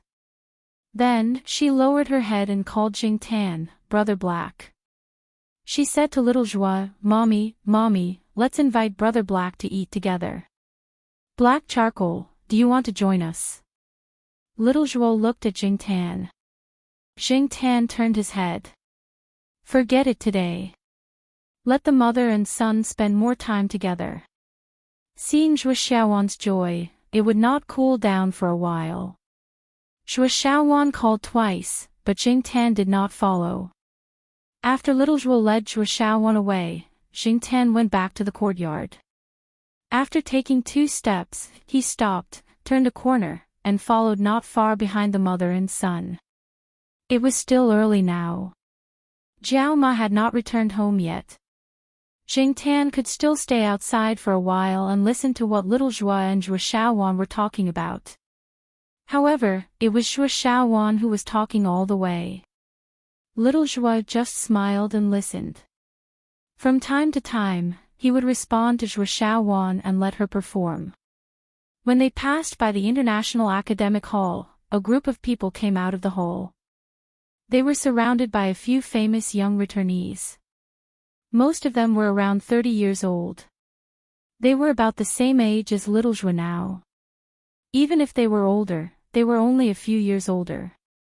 It was just that they looked younger than Little Zhuo and were much more glorious. The crowd surrounded them. There were also some experts and scholars accompanying them. Words such as young and promising, unlimited potential, pillars of the country, kept appearing. If Little Zhuo had not participated in that project back then, he might be among these people now. He might even be higher than them. A group of figures with halos brushed past Little Zhuo and Shuo Shaowan. They did not pay much attention to the mother and son. They talked about their own ideals, ambitions, achievements, and glorious future amidst the compliments of a group of people. Little Zhuo, who had already walked past, looked back at the group of people. There was not much envy. Everyone had their own choices and their own paths. Although, in terms of contributions, she might have more achievements than those people combined, her achievements could not be exposed. At least not now. After taking a look, Little Zhuo turned back and continued to lead Shuo Shaowan home. When Little Zhuo turned back to look, he did not pay attention to Shuo Shaowan's movements. However, Jing Tan, who was following behind, saw it. Shuo Shaowan also glanced at those people. When Little Zhuo turned back, Shuo Shaowan also turned back. There were other parents who had picked up their children from kindergarten. A child was sitting behind his mother's scooter. He was showing off a poem he had learned today. Luo Binwang's Singing the Goose. He had memorized a few words wrongly. However, it was not easy for a child at this age to memorize a poem. Even if they could not understand the meaning of the poem, the parents were still very happy. Shuo Xiaowan glanced at the child. Then, she shook little Zhuo's hand and said to little Zhuo, Mommy, let's memorize a poem too. Okay, what poem does Xiaowan want to memorize? Little Zhuo asked. Let's compare poems. Okay, compare poems. Xiaowan first. Shuo Xiaowan thought for a moment and raised her chin. Hydrogen, helium, lithium, beryllium, boron. Little Zhuo was stunned. Then, he could not help but laugh. Carbon, nitrogen, oxygen, fluorine, neon. Sodium, magnesium, aluminum, silicon, phosphorus. Sulfur, chloroargon, potassium, calcium. Jing Tan, who was behind them and heard everything clearly, was speechless. This was a poem. This was clearly the periodic table of the elements. Chapter 364. Because of Little Zhuo's return, Jing Tan had originally planned to stop Little Zhuo, bring him to the courtyard, and then give him a present for the 6th of July. But now, it seemed that there was no need. There was no gift that could make him happier than Little Zhuo's return. The so-called consolation gift was also unnecessary. He couldn't give the present today, and he wasn't in a hurry to give it. He would wait for the opportunity. Unexpectedly, before Jing Tan could choose the opportunity, Little Zhuo came directly to his door. After visiting the Jiao Pa, Jiao Ma, Little Zhuo talked to the Jiao Pa and Jiao Ma for a while. Of course, she didn't talk about the projects she had participated in. Those were the projects she had signed a confidentiality agreement with. She wouldn't and couldn't disclose them. Just like the excuse Lord Xing gave her for going abroad to do research, she talked about the research she had participated in the past few years. She didn't say much. After all, it wasn't true, and Little Zhuo couldn't lie too much. The Jiao Pa understood and didn't ask much. In addition to visiting the Jiao family, Little Zhuo also picked up Jing Tan to her house to celebrate the Children's Day with Little Zhuo.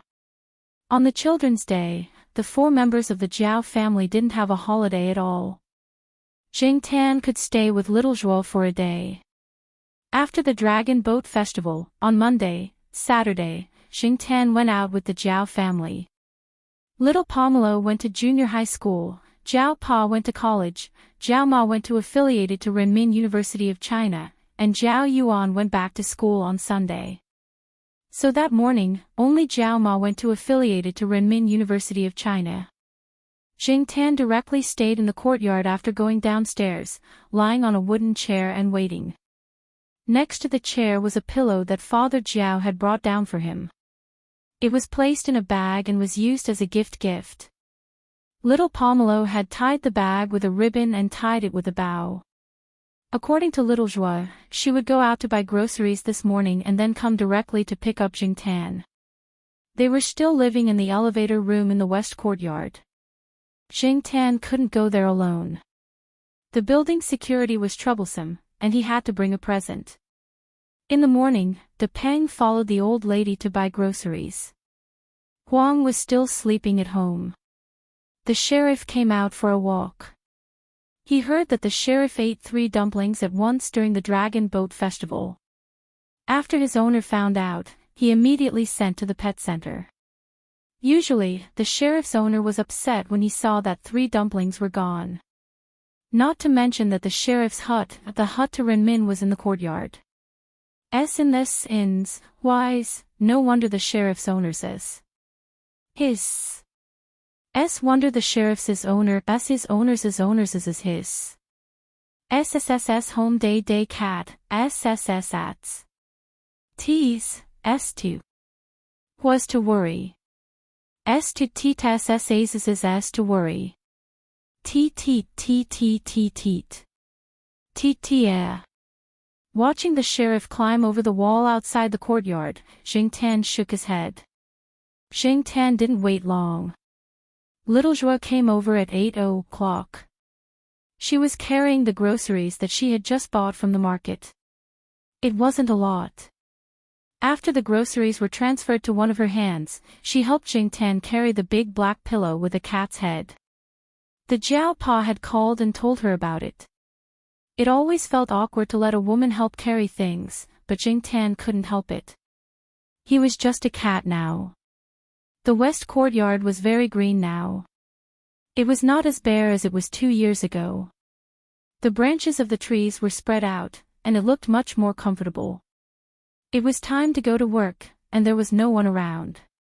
Jing Tan didn't take the stairs. He took the elevator with Little Joie. After entering the house, Jing Tan found that the house didn't seem to have changed much compared to a few years ago. There were only a lot of Little Joie's things. The original decorative paintings on the wall had become Little Joie's graffiti. Xiao Wan, who had helped take care of Little Joie for the past few years, had left. Her task had been completed. She was replaced by another middle-aged nanny, who was newly hired by Lord Xing. Unlike the nanny hired when Little Joie was pregnant, this nanny didn't have any dislike for Jing Tan. After Little Joie came in, the nanny quickly took the groceries and went to the kitchen. Little Joie was holding a pen and drawing on her small drawing board. When she saw Jing Tan, she dropped the pen and ran over. "Black Bro's gift for you." Little Joie handed the pillow to Little Joie. "Thank you, Black Bro." The little kid didn't stand on ceremony. He took the pillow and opened it. Then, he put the pillow in the room directly at the head of the bed with a smile. Jing Tan noticed that there was a small bookshelf in Little Joie's room. There were a few books on it that were taken from Little Joie's bookshelf. Jing Tan had seen those books on Little Joie's bookshelf before. Looking carefully, there were a few books that had traces of being newly flipped through and children's-style bookmarks. On Little Joie's desk, there was a Chinese dictionary and an English dictionary. Both of them seemed to have been flipped through many times. Jing Tan jumped on the table and looked at the books on the bookshelf. There were a few children's science books.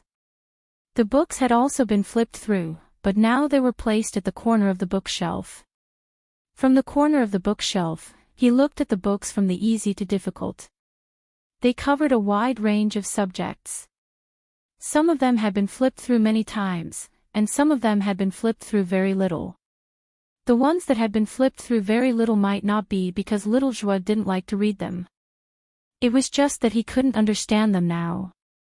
However, Jing Tan wasn't sure when that little kid would be able to understand them. Little Joie hadn't been around for the past few years, so it definitely wasn't Little Joie who taught him. That little one should have taught him, but most of it was Little Joie's own choice. While Little Joie was hugging the pillow and watching cartoons, Little Joie was holding a photo album and looking at it by the big window in the room.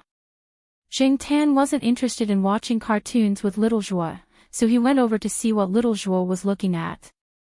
Jumping on the table at the side, Jing Tan saw that there was a yellowed black and white old photo in the photo album.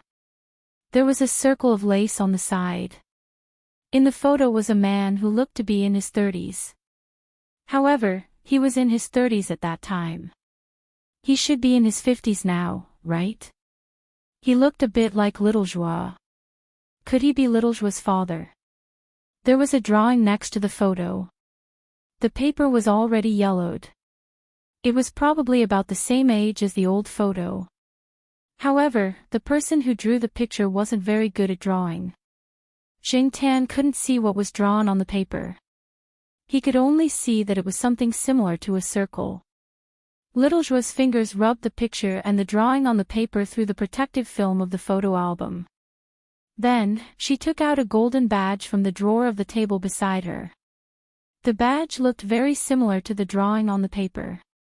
Placing the golden badge next to the picture and the drawing on the paper, Little Joie remembered some things that happened to her father when he was alive. She always remembered that when she was young, after her father drew this picture on the paper, he said to her in a very yearning tone, "There is a golden badge. It symbolizes supreme honor." Unfortunately, until he passed away, he was still unable to obtain that small golden badge. Touching the lines on the golden badge, Little Joie said to Jing Tan beside her, "Black charcoal, do you know that a tree needs green leaves that are exposed to the sun to carry out photosynthesis? It needs bright flowers with a fragrance to attract insects to spread pollen. It needs fruits to continue the next generation. However, it also needs roots that are buried in the soil and cannot see the sun to absorb water. This badge is proof of my sacrifice. It is also the promise that this country has given me. With it, no matter if Kitten is smart or stupid, this golden badge will protect him. Jing Tan knew that Zhuo Kitten's father on the household register was not his biological father. However, all the official documents were the same as the ones on the household register. All the files might not be true, but they were definitely authentic. They couldn't be more authentic. No one knew Zhuo Kitten's real background. She wouldn't be criticized and wouldn't have those strange looks. The values of the people of this era and the people of the past may be somewhat different. However, there are really many nameless heroes in this country. There were many people who couldn't come back after going there. No one remembered them. Only some files that wouldn't be made public recorded their achievements. Perhaps one or two medals that symbolized their achievements accompanied them to the ground. The world needed people to be praised. However, most of these people would never be known by people. Brother Hey! Zhuo Kitten, who was watching TV, suddenly shouted. Hearing Zhuo Kitten's shout, Jing Tan and little Zhuo both came back to their senses and looked over. They originally thought that Zhuo Kitten was calling them for something. However, Zhuo Kitten was only watching TV and didn't look over at Jing Tan. Because of the angle, Jing Tan couldn't see what was on TV. He didn't plan to pay attention to it. However, he didn't expect Zhuo Kitten to shout again. Brother Hey! Mommy, Brother Hey is on TV. Zhuo Kitten said to little Zhuo. Little Zhuo quickly wiped her tears and took a few deep breaths to adjust her mood. Then, she smiled and walked over. Jing Tan was also curious. When did he go on TV? He went over to take a look. Zhuo Kitten was watching an entertainment program. There were several movie previews. Among them, there was the movie that Jing Tan acted in last year. It was a very short clip. When Jing Tan came over to watch, he only saw one scene and the ending, just this summer. Then, the trailer ended. Little Zhuo didn't notice. She only saw a few short scenes in a hurry. She saw the black cat in the movie, but she didn't connect the black cat in the movie with Jing Tan. However, Zhuo Kitten said it with certainty and little Zhuo didn't refute. Jing Tan observed little Zhuo's expression and found that she didn't recognize him. He was secretly relieved. As long as it wasn't easy to recognize him, he was still free to go out for a walk. The movie wasn't so similar to reality.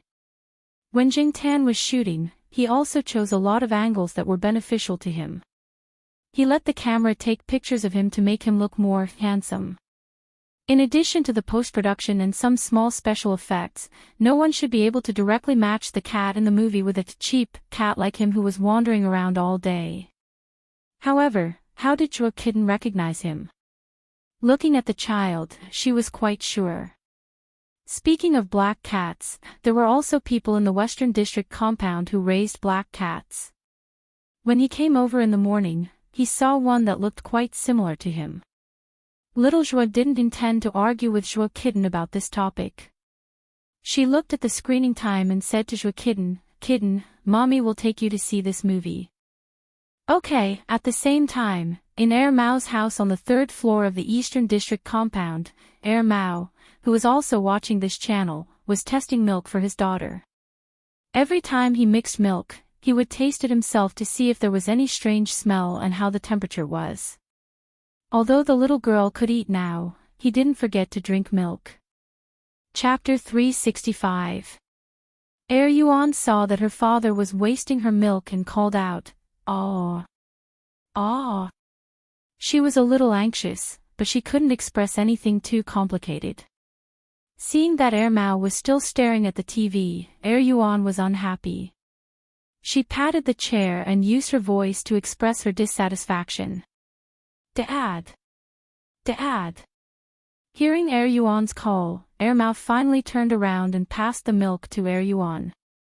Daughter, that black coal actually acted in a movie. Brother Black. Yuan didn't understand what a movie was, but she knew that the black coal her father was talking about was Brother Black.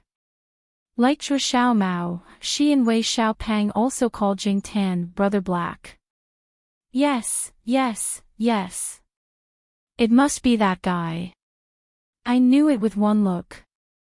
Other than the black coal, no other cat can act like that. That look in its eyes is so naughty, Mao said. Yuan held the cup and drank the milk. She thought about what her father meant by naughty, naughty, naughty. She thought for a long time but couldn't understand. Forget it, she didn't want to think about it. Drinking milk was more important. When she saw Brother Black, she would learn from her father and say, naughty, naughty, naughty. Mao didn't know what his daughter was thinking. He was still shocked by the movie trailer just now. He was busy taking care of his wife and child last year and didn't pay much attention to the black coal. He didn't expect that it had already acted in a movie. What a simple life. After thinking for a while, Mao still couldn't calm down the curiosity and surprise in its heart, but it couldn't just go upstairs and ask. At this time, the cat must be hanging around outside, and it might even be flirting with a female cat. If Jing Tan knew what Mao was thinking, he would definitely rush over and beat him up. Seeing the phone on the table, Mao picked it up and saw that Yuan was drinking milk seriously. He told her to put the cup aside and play by herself for a while. If she needed anything, she could call him. He would go next door to make a call. The nanny was hanging the clothes.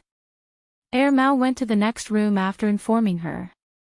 He closed the door, flipped through the address book, and called Celestine.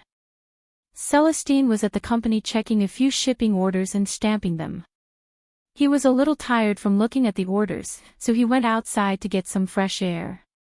When he heard Mao's call, Celestine wondered why Mao was calling him at this time. As soon as the call connected, Celestine heard Mao's exclamation. Senior, did you know? Black coal actually acted in a movie. It's not a pet commercial, it's a real movie. It's a big movie with a few small celebrities and it's on the big screen. Wei Ling choked on the word create. It took him a while to realize what he was talking about. Speak properly. Celestine said. Mao, ever since his daughter, Yuan, could speak, he often talked to her. Although he influenced Yuan and let her learn a lot of words, Mao also learned some vague pronunciations and some habits when speaking to children. For example, he said eat as eat and sleep as sleep. If he only said this to children, it would be fine. Many parents did this, but Mao also said this when everyone gathered together. He even mixed in some baby language, which gave everyone goosebumps. A group of grown-ups talking like this when they were together. Celestine wanted to punch him. However, black charcoal acted in a movie. He seemed to have heard similar news last year. He thought it was just like the advertisement at the pet center, so he didn't take it seriously. Now that he looked at it, it was true. What's the name? Celestine walked into the office and sat beside the computer. He searched for the movie of Black Cat according to the name Mao mentioned.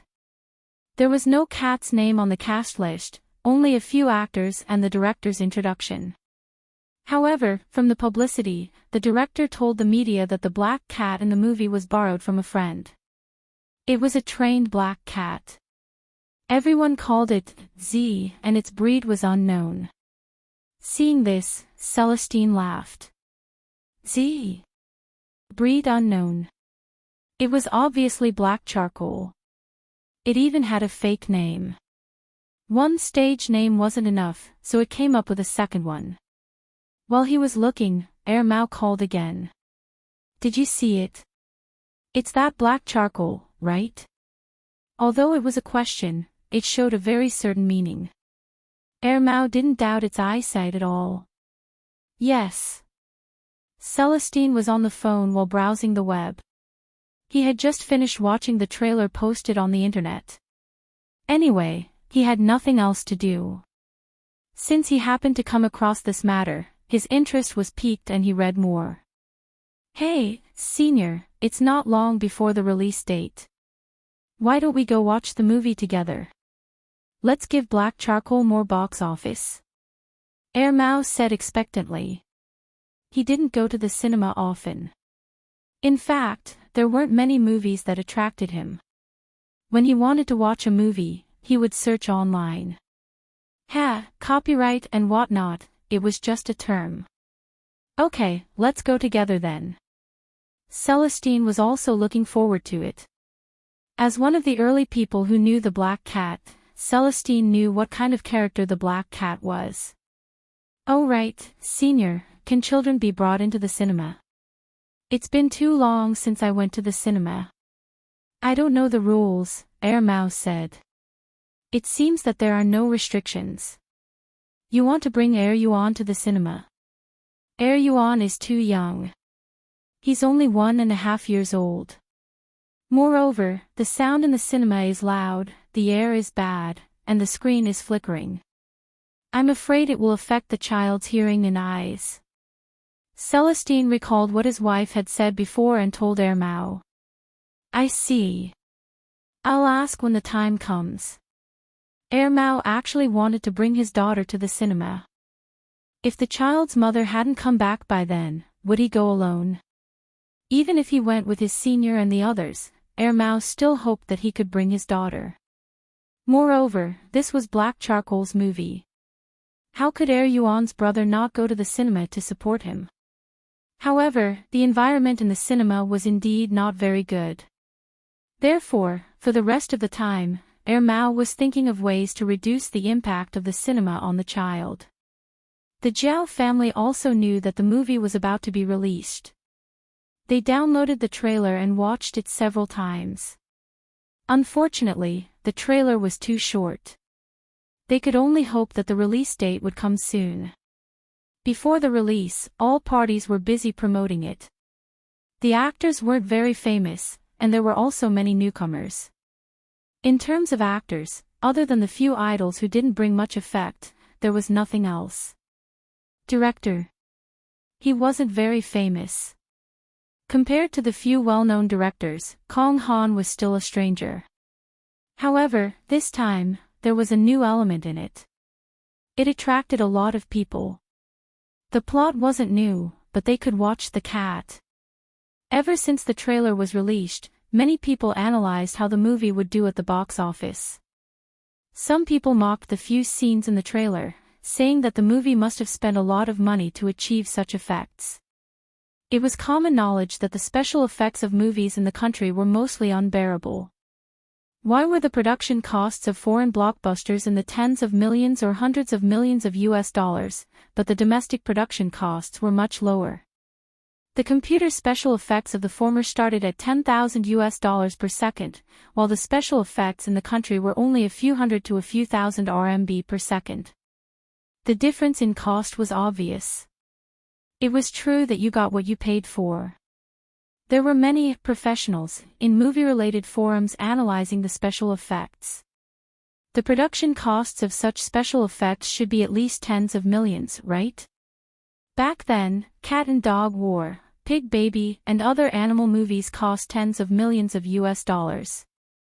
You want to use tens of millions of US dollars to make an animal movie in the country? Are you looking for trouble? Isn't it a waste of money? Although animal movies are very popular, the production costs are too high. Basically, no one in the country is willing to do it. I didn't expect Kong Han to film it this time. I have to say, this director is still too young. A production cost of tens of millions of US dollars, I must go and take a look. The cat in the movie looks quite real, especially the scene in the trailer where the cat stood up and walked. It looks so natural. How much did the optical computer special effects cost? This was someone who loved to watch big-budget movies. They felt that small-budget movies were too crude. They belonged to the category of people who only bought the expensive ones and not the right ones. Some people went for the production costs and the computer special effects, while others went for the cat element. I don't know any Wei Wen, nor have I heard of any Shi Xiaotian. I just want to see the cat in the movie. Anyway, there aren't many movies to watch. It's rare to see a cat movie in the country. Let's support the domestic production. It won't cost much. Hey, that cat looks a lot like my dust ball. Behind the post was a large picture. The picture revealed the truth. Needless to say, the cat in the picture did look like Jing Tan. However, there were many stray cats in the country that looked similar. Other than this netizen, there were also pictures of other netizens who had black cats. Before the movie was released, all kinds of computer special effects professionals were criticizing each other on the internet. They were waiting to see the overall effect after the movie was released. Then, they would do a follow-up analysis and see who was right and who was wrong. Jing Tan didn't believe that there was no one behind the scenes. However, it was a movie. Before it was released, it had to be promoted and promoted. What made Jing Tan laugh the most was that some people used Yang Yi to ridicule him. I heard that Yixing Culture invested tens of millions of US dollars to film this movie. Does anyone know the details? Tens of millions of US dollars? Nonsense, tens of millions of US dollars can be used to film so many movies in the country. Only you would believe those rumors. It's all hype, definitely hype. Who knows? I saw that the computer special effects were done well. Maybe it's true. Who asked Yang Yi to be so rich and willing to spend so much money? Who is Yang Yi? You don't know Yang Yi.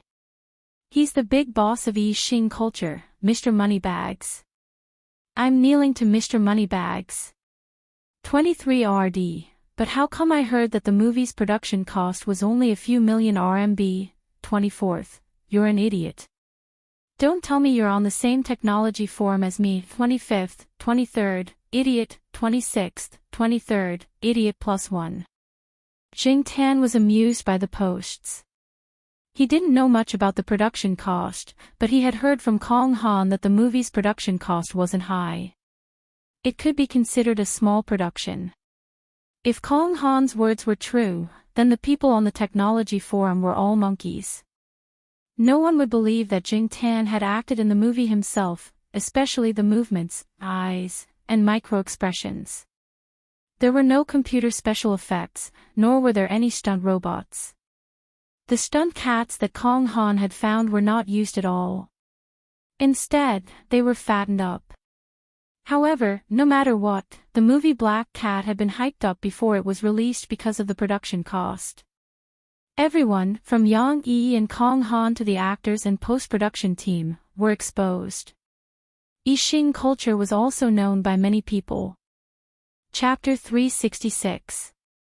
The movie would be released in mid-July. Jing Tan went with the Zhao family. Although pets couldn't enter the cinema, there was a connection in the world. In fact, it wasn't the Zhao family who contacted him. It was Fang Xiaokong who called. Fang Xiaokong had connections. Moreover, Jing Tan's participation in the movie couldn't be hidden from the third master Fang. He already knew about it. 2 days before the movie was released, the third master Fang, who was in Beijing, directly called the Zhao Pa and settled it. Fang Xiaokong also said that he would bring Fang Mengmeng to watch the movie together to support her. Air Mao and Celestine had Yihao's help. The group went together. Air Mao and Celestine took the children with them. They also prepared eye masks, earmuffs, and masks. If they found that they were affected too much, they would carry them out. The Zhao family's 4 families and 1 cat moved separately. They weren't in the same cinema as Celestine's group. As for Xiaozhua's group, Xiaozhua and some of Lord Zhang's students were watching the movie in a cinema near the school. How did it feel to watch your own movie? Jing Tan expressed that he was nervous and a little embarrassed. After all, this was a movie. With so many people watching it, it was very different from watching a documentary at home. The atmosphere was something that could easily affect one's mood. Although he had Feng Xiaokong's phone call, the necessary measures still needed to be taken. Jing Tan went into his backpack again. When the movie started, he came out. Little Pomelo sat beside him. Zhao Yuan sat on the right. Zhao Pa and Zhao Ma sat on the left and right. There were people blocking the left and right, so he wasn't afraid of being seen. As for the people in front, they didn't look back. Even if they saw Jing Tan, it didn't matter. The people in front of him were known by the school. Jing Tan didn't know how many people were sitting in the theater and whether it was full or not. If not many people came to watch, he would definitely be disappointed. This movie was not only Jing Tan's achievement, but also directly related to the size of his red packet. If the box office wasn't good, he probably wouldn't get many red packets from Yang Yi. However, from the sound of it, it seemed to be quite full. Black Cat was a comedy film with a funny style. Coupled with the elements of Jing Tan, the movie theater was filled with laughter. Zhao Ma and the others also laughed, but they were more interested in Jing Tan's performance. The audience behind him was discussing in low voices. Is that cat a real cat? They must have used a real cat, but the scenes just now were all computer effects. Haven't you heard? Tens of millions of US dollars were invested in this movie. If converted to RMB, it would be over 100 million. When Jing Tan heard this, he said in his heart, *T, I personally went into battle. He even deliberately NG'd a few more times. However, even if there were a few NGs, Kong Han was still quite happy. The laughter around him calmed down Jing Tan's nervous mood. At the same time, he thought to himself, this movie should do well. When the time comes, Yang Yi should give me a big red packet. It was cool, cute, good at acting, and knew how to cooperate. Where else could Yang Yi find such a good cat actor? While the Zhao family was bringing Jing Tan to watch the movie, Mao and Celestine were also discussing on the other side. They were watching from different angles. Senior, Black Coal's acting is not bad now. It's better than 2 years ago when he was shooting commercials. After all, he has years of experience. Didn't he shoot documentaries before? He improved quite a lot back then. But senior, how much attention do you think he'll attract with his actions? Mao and Celestine knew Jing Tan well. Even if they were not proficient in special effects, they knew something about it. If this movie became popular and the real production cost was exposed, how much attention would the jumping black cat on the big screen attract? When that time comes, going out for a walk would probably be impossible. Celestine paused and said, there's someone behind it. Mao thought about it and agreed. Although they did not know how many people were behind it, it could be seen from the online debate before the movie was released that there were very few people who had their eyes on Z. There must be someone who was deliberately guiding them. At the same time, they also restrained the insiders and limited the exposure of the media. Just like Mao and Celestine, when they were arguing about the production cost, only the insiders knew the real situation of the movie. However, no one dared to say it. Yang Yi had already warned them. However, even if they signed a confidentiality agreement, there were still people who could not resist the temptation of the outside world and leaked the news. There were indeed people who leaked the news. However, that person did not appear in the company the next day. The circle did not see that person again. It was said that he resigned and went back to his hometown. No matter what the truth was, everyone only knew that it would be fine as long as they kept their mouths shut and listened to the instructions. As for little Joie and the rest, everyone was happy because of the jokes in the movie. When Ronald was drinking the paw-washing water, little Joel laughed out loud and kept laughing. "Mommy, he drank Brother Hayes' paw-washing water." Ha! Little Joel's laughter was filled with schadenfreude. Little Joel did not refute and only laughed in response. Little Joel and the rest did not think that the paw-washing water Ronald drank was real. Who would let a celebrity drink cat paw water? They must have changed it during the filming.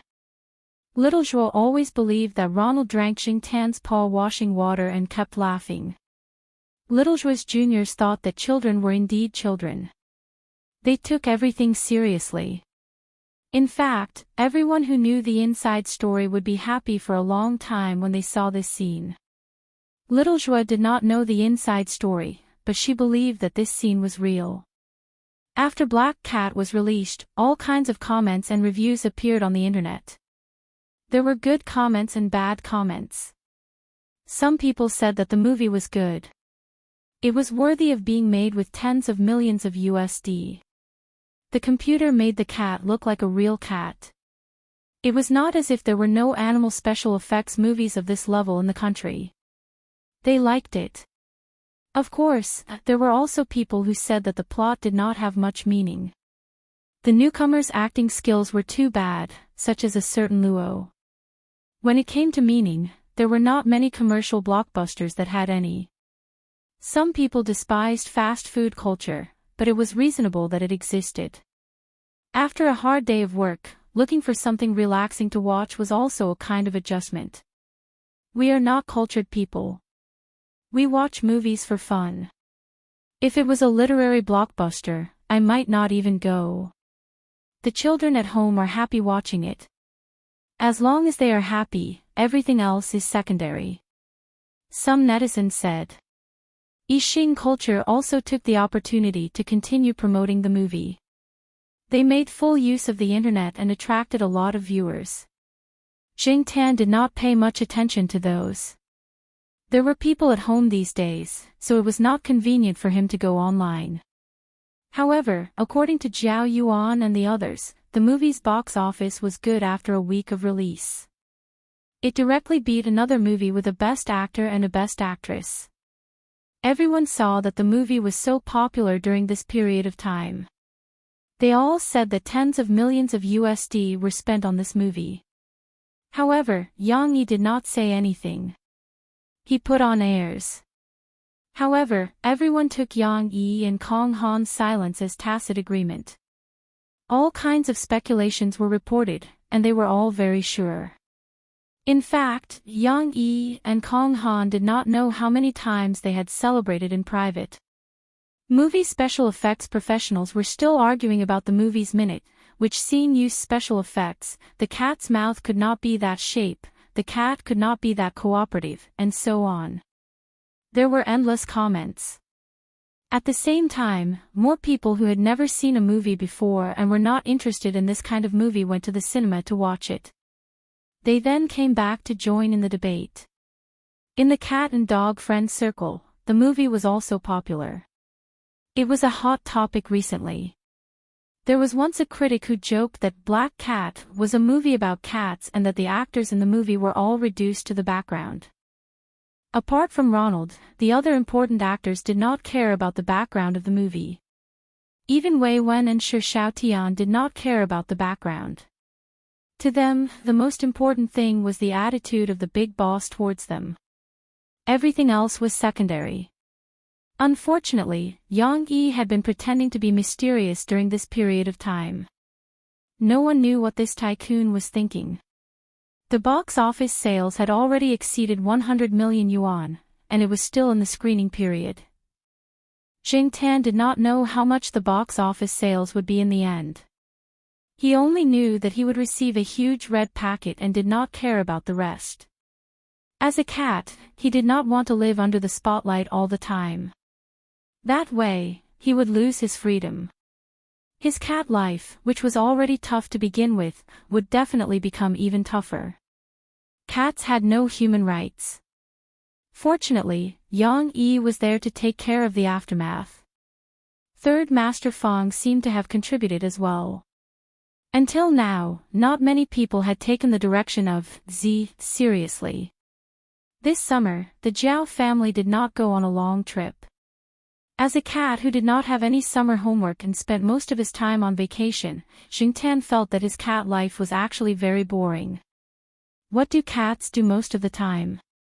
Some people might say that they play with their tails, fight with themselves, or lift things up with their hands. None of those, they just sleep. Take Depang for example. Sometimes, Xingtian really wanted to tell this fat cat to go out and exercise. If you don't exercise, you'll get old. Everyone who saw Depang would think that it was a lazy cat. How could it not be lazy after being raised like this? Even rats would not be able to outrun it. Besides, it was already 6 years old. It would be impossible to catch it. However, Xingtian knew that was not the case. Yesterday, the sheriff was fighting with a cat in the west compound. Depang even went over to help. The sheriff was already on the losing end, but Depang went over and killed it instantly. Xingtian looked at the cat that screamed and ran away. In his heart, he lit a candle for it. For a long time in the future, that cat would probably run away from Depang whenever it saw him. Seeing Old Manly take Flowery out for a walk, Xingtian thought for a while and ran over to jump on Flowery's back. They took the dog cart for a walk. Usually, Old Manly would sneak over to the west compound to chat with a few old friends before coming back. Xingtian happened to go over to the west compound to take a look at Kitty Joie. Flowery had a good temper. It was often bullied by the sheriff and the others, but it was not angry.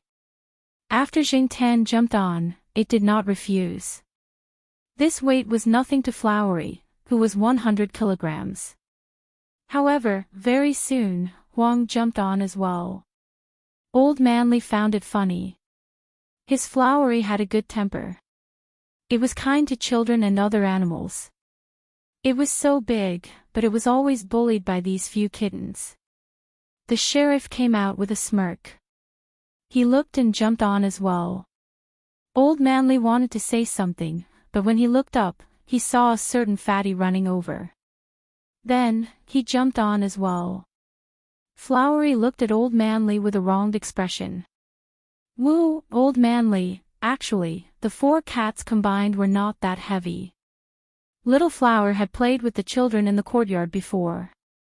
Xingtian and the other cats combined were about the same weight as the children. After Little Flower expressed his grievances, he continued to carry the 4 cats steadily. People who walked past saw this and could not help but say, "This dog and cat have such a good relationship." Chapter 367. Little Flower didn't feel wronged for long. Not long after they walked out of the courtyard, Wang jumped down from the dog's back and ran back to the courtyard. It didn't leave the courtyard much and didn't run around. It jumped on the dog's back because it saw Xingtian's behavior and followed suit. The sheriff didn't stay for long.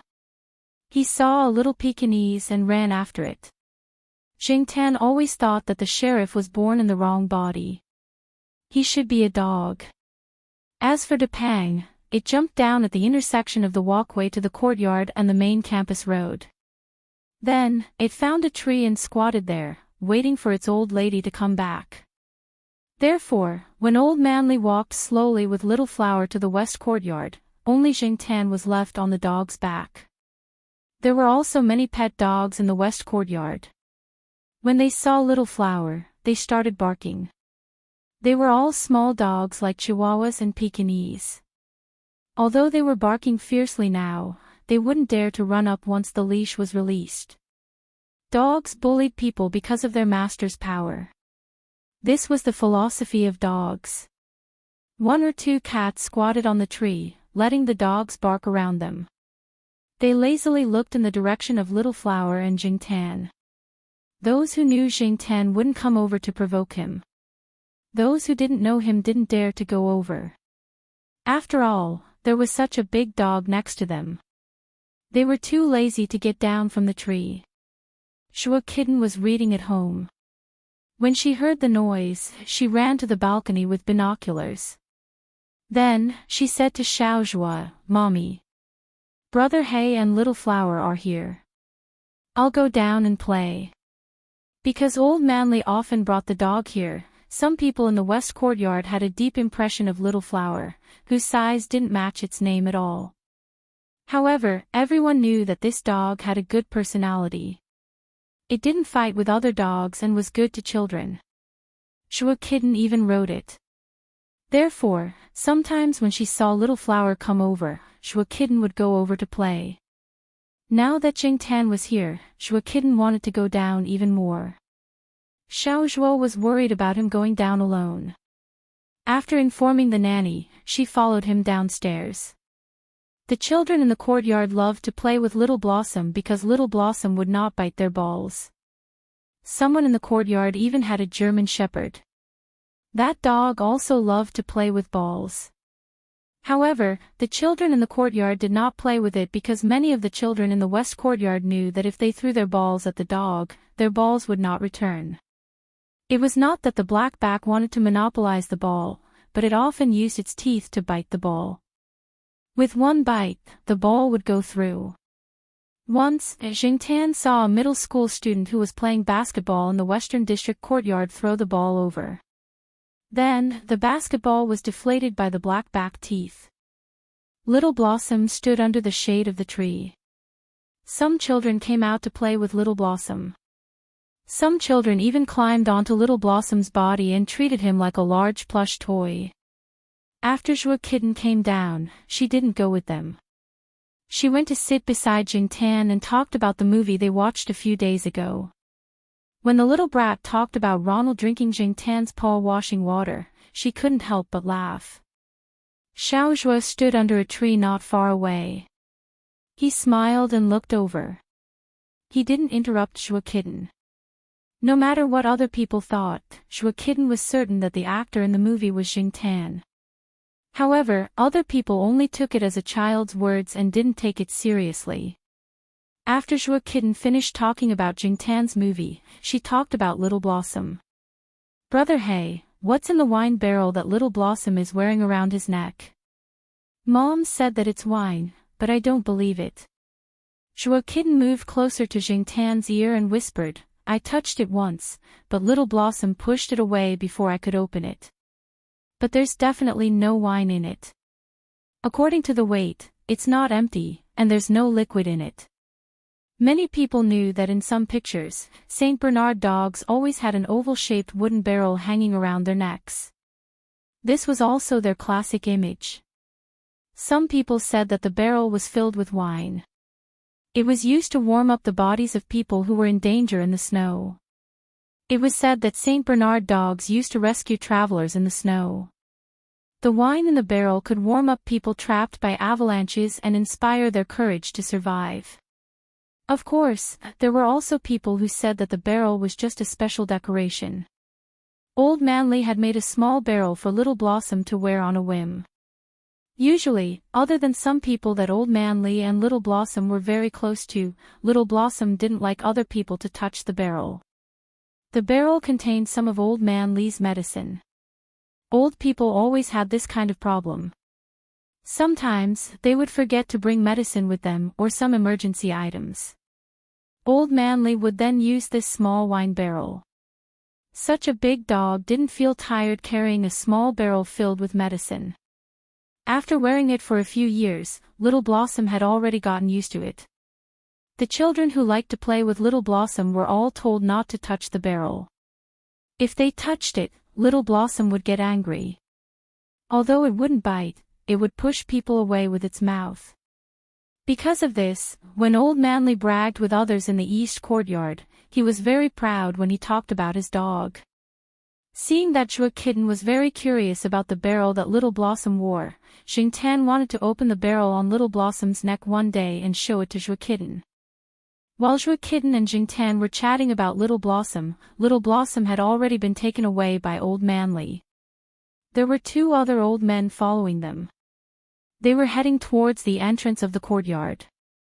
They were probably going to do something outside the school. Some children hadn't had enough fun yet. When they were pulled back by their parents, they even negotiated with their parents, saying that they wanted to raise Little Blossom. There was a place to walk in the school. If they could apply for a permit and the dog was obedient, the people in the neighborhood wouldn't say anything. Saint Bernard wasn't considered a dog breed that liked to bark.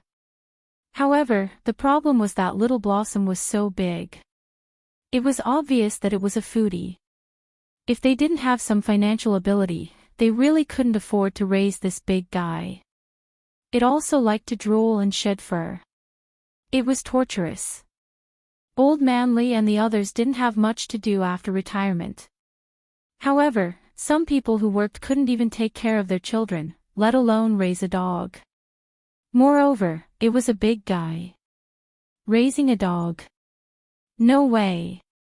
That was what everyone thought in their hearts. However, in front of their children, they would always come up with other excuses to dispel their thoughts. Xing Tan had good hearing.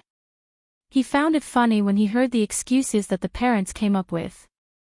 Just as he was secretly laughing, he heard a bang from the gate of the west courtyard that led outside the school. Then, many people there started to make a ruckus. It was as if an accident had happened. Some parents saw that the situation wasn't right. They hurriedly brought their children home and locked them up. Then, they went over to take a look. Little Zhuo also let Zhuo Kitten go upstairs. Originally, she wanted Jing Tan to go home too. However, Jing Tan wanted to go over there to see what was going on. He heard Little Blossom's cry. Seeing that Jing Tan wouldn't budge, Little Zhuo could only bring Zhuo Kitten upstairs first. Mom, what happened over there? Zhuo Kitten held Little Zhuo's hand. Although she was curious, she still went back obediently. I don't know. Children shouldn't care about that. Zhuo Kitten turned her head and saw Jing Tan running over there. After going upstairs and returning home, Zhuo Kitten stood on the balcony and looked over there. From upstairs, she could see some of the scenes outside the courtyard. Because of the angle, she couldn't see what was going on even with binoculars. She could only see that many people were gathering in one direction. Since she couldn't see, Zhuo Kitten looked at Little Zhuo.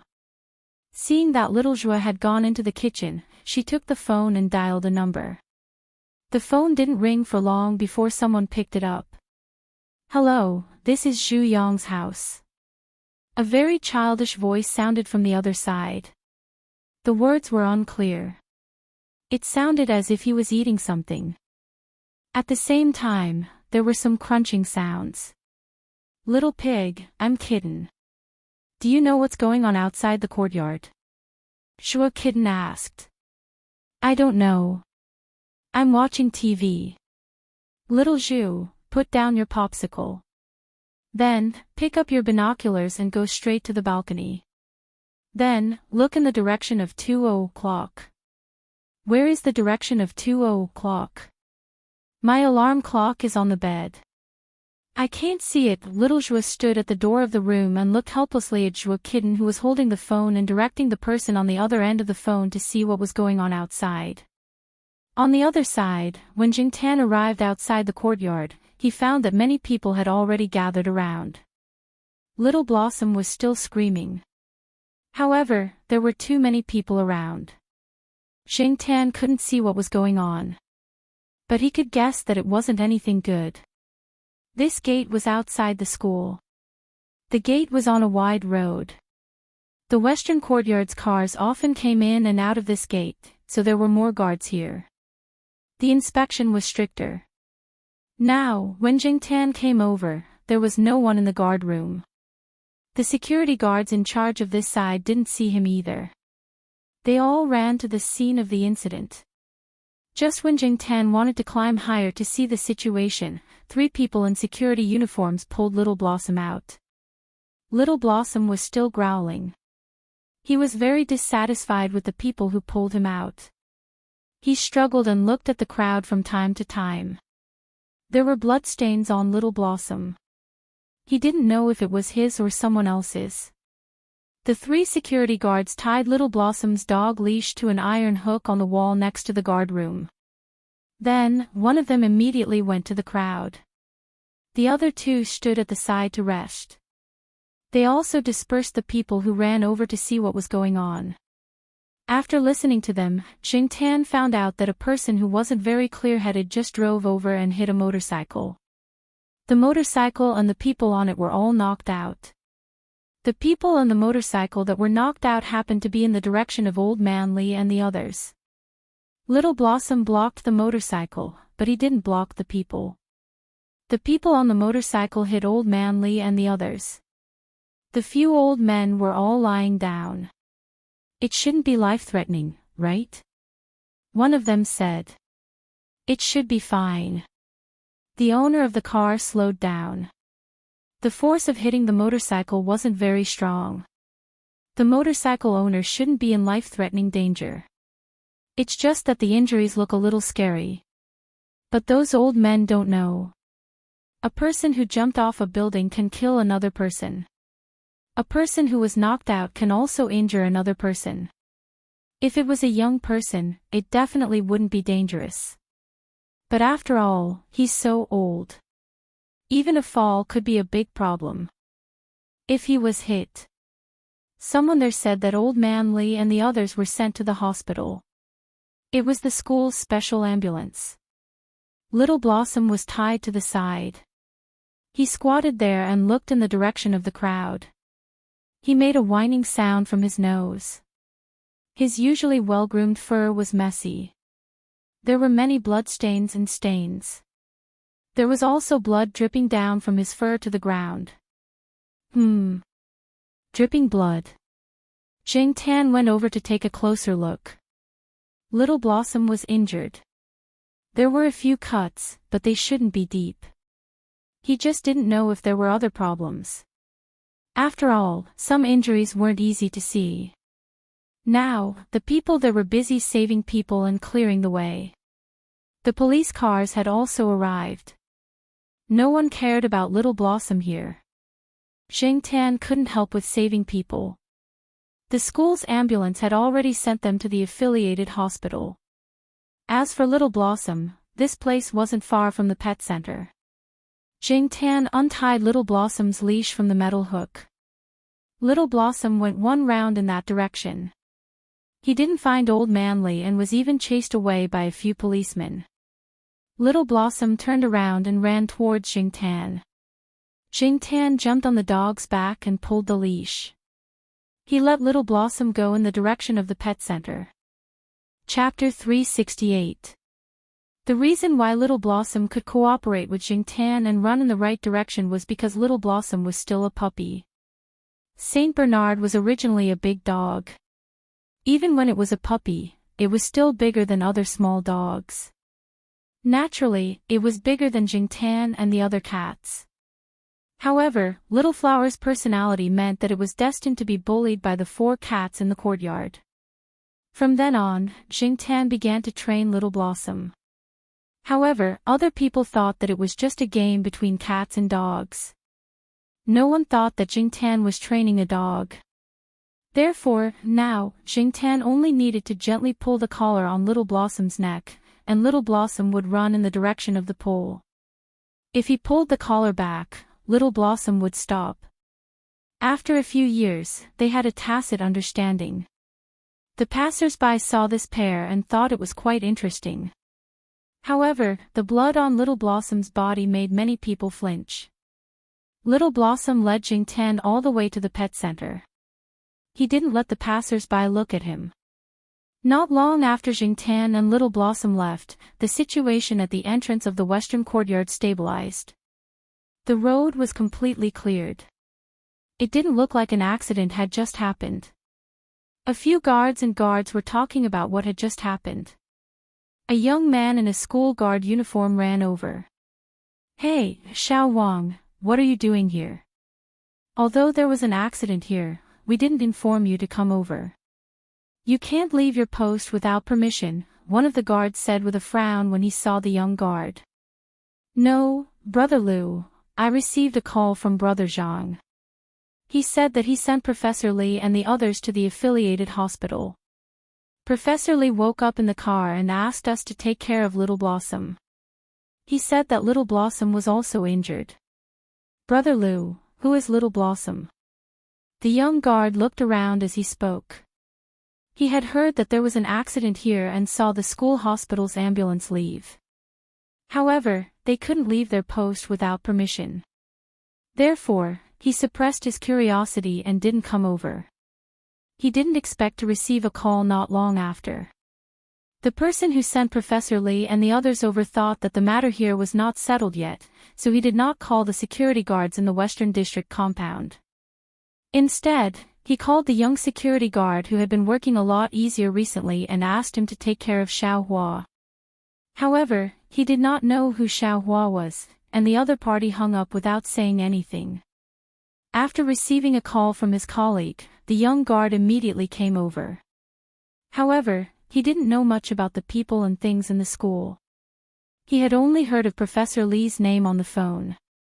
He didn't know Professor Lee or Little Blossom.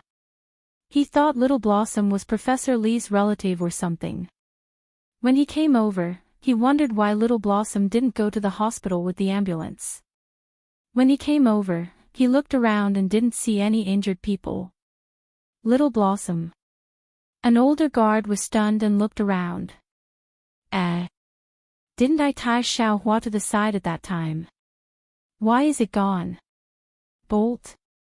The young guard was even more confused. Is that Professor Lee's big dog? Someone said they saw it just now, someone said. They asked around and realized that the dog had disappeared when they weren't paying attention. I've asked the guards in the East District. They said they haven't seen him return. A guard put down the phone and said, "Hurry up and look at the surveillance cameras. Even if it was a dog, they had to be responsible if they lost it. Moreover, this dog had saved people." Professor Lee was still talking about it while lying in the ambulance. It seemed that the dog was very important to Professor Lee. They gathered in the surveillance room and pulled up the footage captured by the cameras at the entrance. That one. I told you I tied it to the side. The older guard pointed at the footage and said. The footage showed the three of them pulling the dog out of the crowd and tying it to the side. Then, they stared intently at the dog on the screen. Then, from the footage captured by the camera, they saw a black cat, which was not much bigger than the dog, untie the dog's leash. The dog ran back and forth, and then the black cat jumped on the dog's back and rode the dog away. The guards, they were speechless. On the other side, Jingtan brought Little Flower to the pet center. Although Old Man Lee brought Little Flower there once or twice a month, Old Man Lee would bring Little Flower there either by bike or by car. Little Flower didn't remember the way. Now that it had Jingtan's guidance, it didn't make any mistakes. After seeing the pet center, Little Flower's anxiety towards the unfamiliar environment dissipated. Jingtan didn't let Xiao Hua go directly to the pet center's main entrance. Instead, he let Xiao Hua go through the side door and go straight to Xiaogua's studio. If they went through the main entrance, not everyone would know Xiao Hua. If no one brought it, it would be inconvenient for it to do anything. If it needed treatment, it would have to wait. It was different at Xiaogua's studio. Even if no one brought it and there was no money to pay for the treatment, Xiaogua would treat Xiao Hua's wounds first. Now that Old Man Lee wasn't there, the situation was unclear. Old Man Lee's family members were probably busy with Old Man Lee's affairs at the hospital. No one would notice Xiao Hua for the time being. Leaving Xiao Hua with Xiaogua was the best solution at the moment. The people in Xiaogua's studio didn't have much work to do today. They were all free to move around and think about how to shoot the next promotional video. As the number of views of the video on the website increased, more and more advertisers came to the studio. However, they still had to grasp the quality of the video. They couldn't fool people. They were watching TV and chatting in the room with the air conditioner. Suddenly, they heard a knock on the door. The sun is so bright at this time. Who's here? Who cares who it is? Hurry up and open the door. It might be a big client, an employee joked. The person closest to the door shook his head. He got up and walked over to open the door. When he opened the door, he saw a dog's head. A big dog covered in blood was looking at him. If he didn't see Jing Tan on the back of the dog, the employee who opened the door would have been scared and closed the door first. They were in charge of filming, not veterinarians. They weren't familiar with the customers in the pet center. They only remembered a few people who were in contact with them often. They were unfamiliar with Little Flower. Moreover, Little Flower had a lot of blood stains on its body. It was tired from running over. It opened its mouth and panted heavily. It looked a little scary. Boss. They couldn't handle this matter. They could only ask Xiaoguo to come out. Xiaoguo heard someone shouting in the lounge. He came out and looked. When he saw Jing Tan and Little Flower, he was also shocked. He walked over and looked at the wine barrel that Little Flower was wearing. The wine barrel had Little Flower's name printed on it. This wine barrel was Little Flower's dog tag. All the information was printed on it. This made Xiaoguo feel a little relieved. He was afraid that this black cat would kidnap the dog. Little Flower still remembered Xiaoguo's smell, so it didn't reject it. Xiaoguo sometimes went to the courtyard to look for Jing Tan.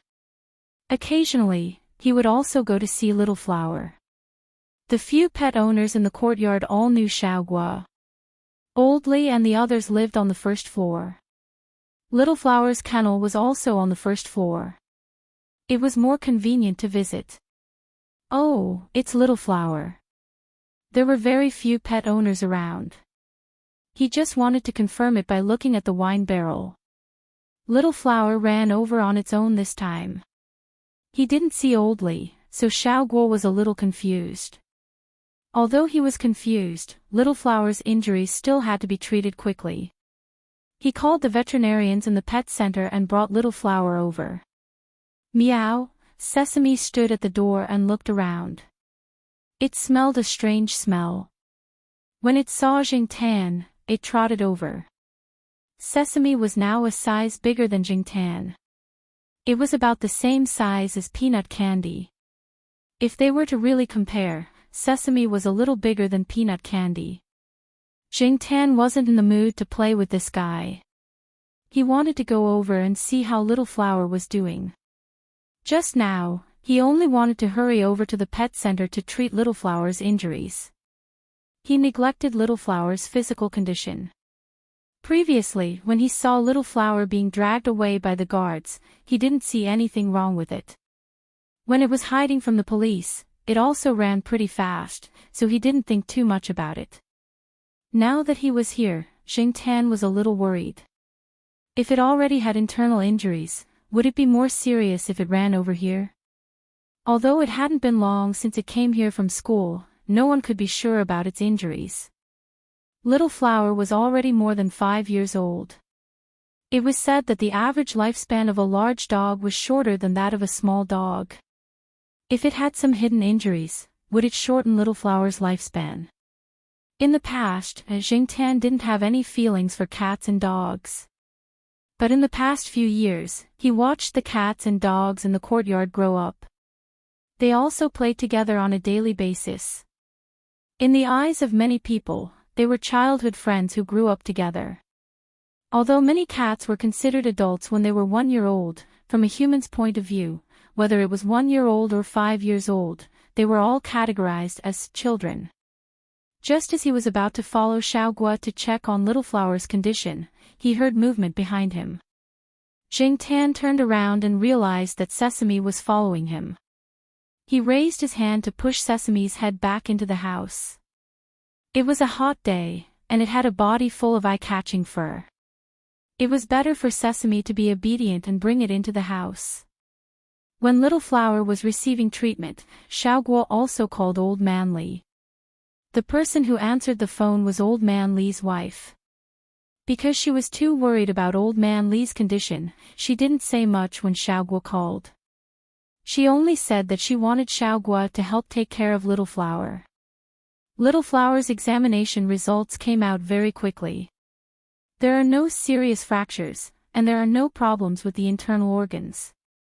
Those injuries are easy to heal. According to the file, it's between 5 and 6 years old. It's still a Saint Bernard in its prime. Professor Li usually takes good care of it. Little Blossom will have no problem living for another 5 or 6 years. A few days ago, someone brought a Saint Bernard over. It's already 13 years old, and it's still living well. It's good that there are no major problems. Don't be stingy with the medicine. Professor Li is still thinking about the dog even when he's lying in the hospital. This dog saved someone just now, Xiaoguo said. Okay, I got it, the veterinarian replied. Xiaoguo's words were to tell him that first, this dog was a good dog and was worth saving. Second, he didn't have to worry about the medical fees. The owner would pay for it eventually.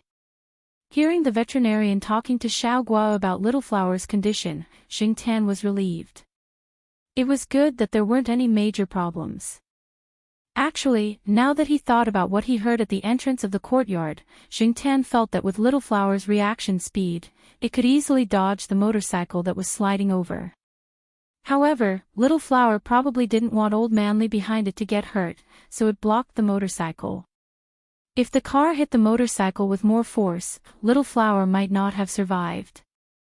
However, Old Man Li really cared about Little Flower. The old man himself hadn't settled down yet, and he was still thinking about the dog. Chapter 369. Xiaohua was picked up after staying in the pet center for 3 days.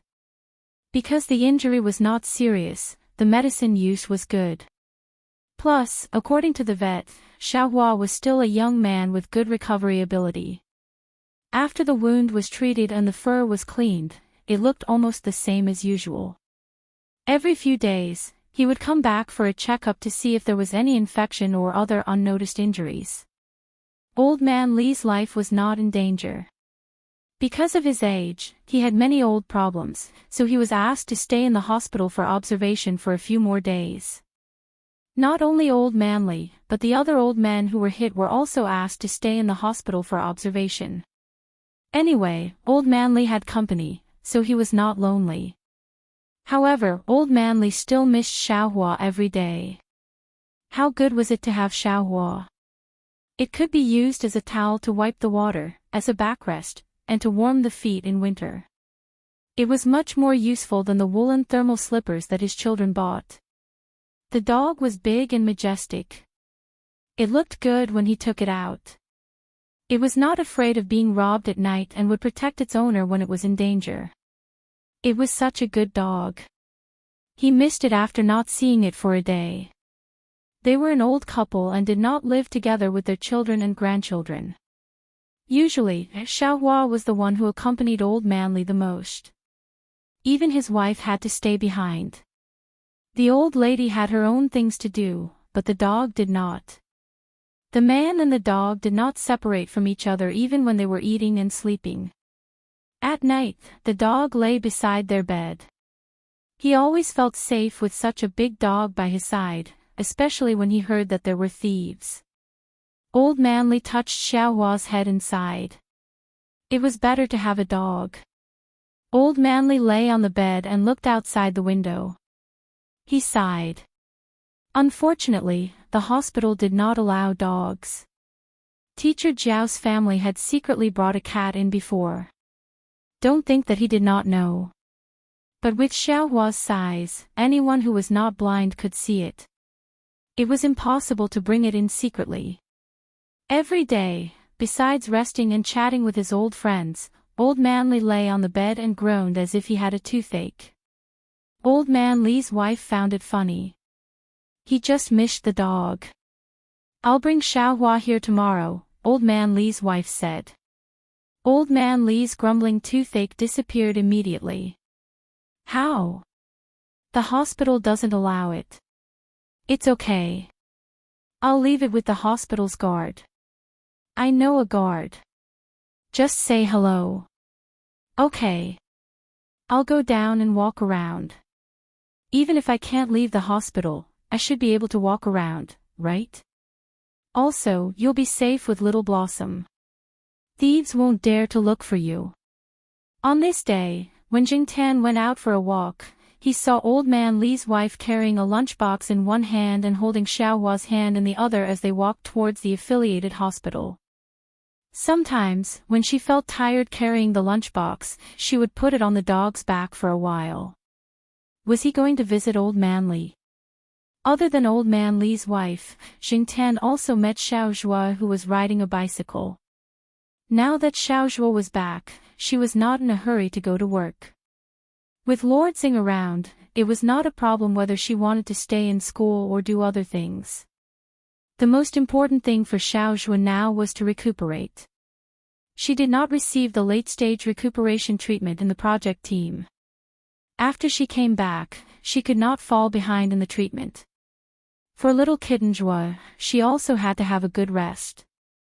Jingtan went out for a walk in the morning and sometimes saw little Zhua.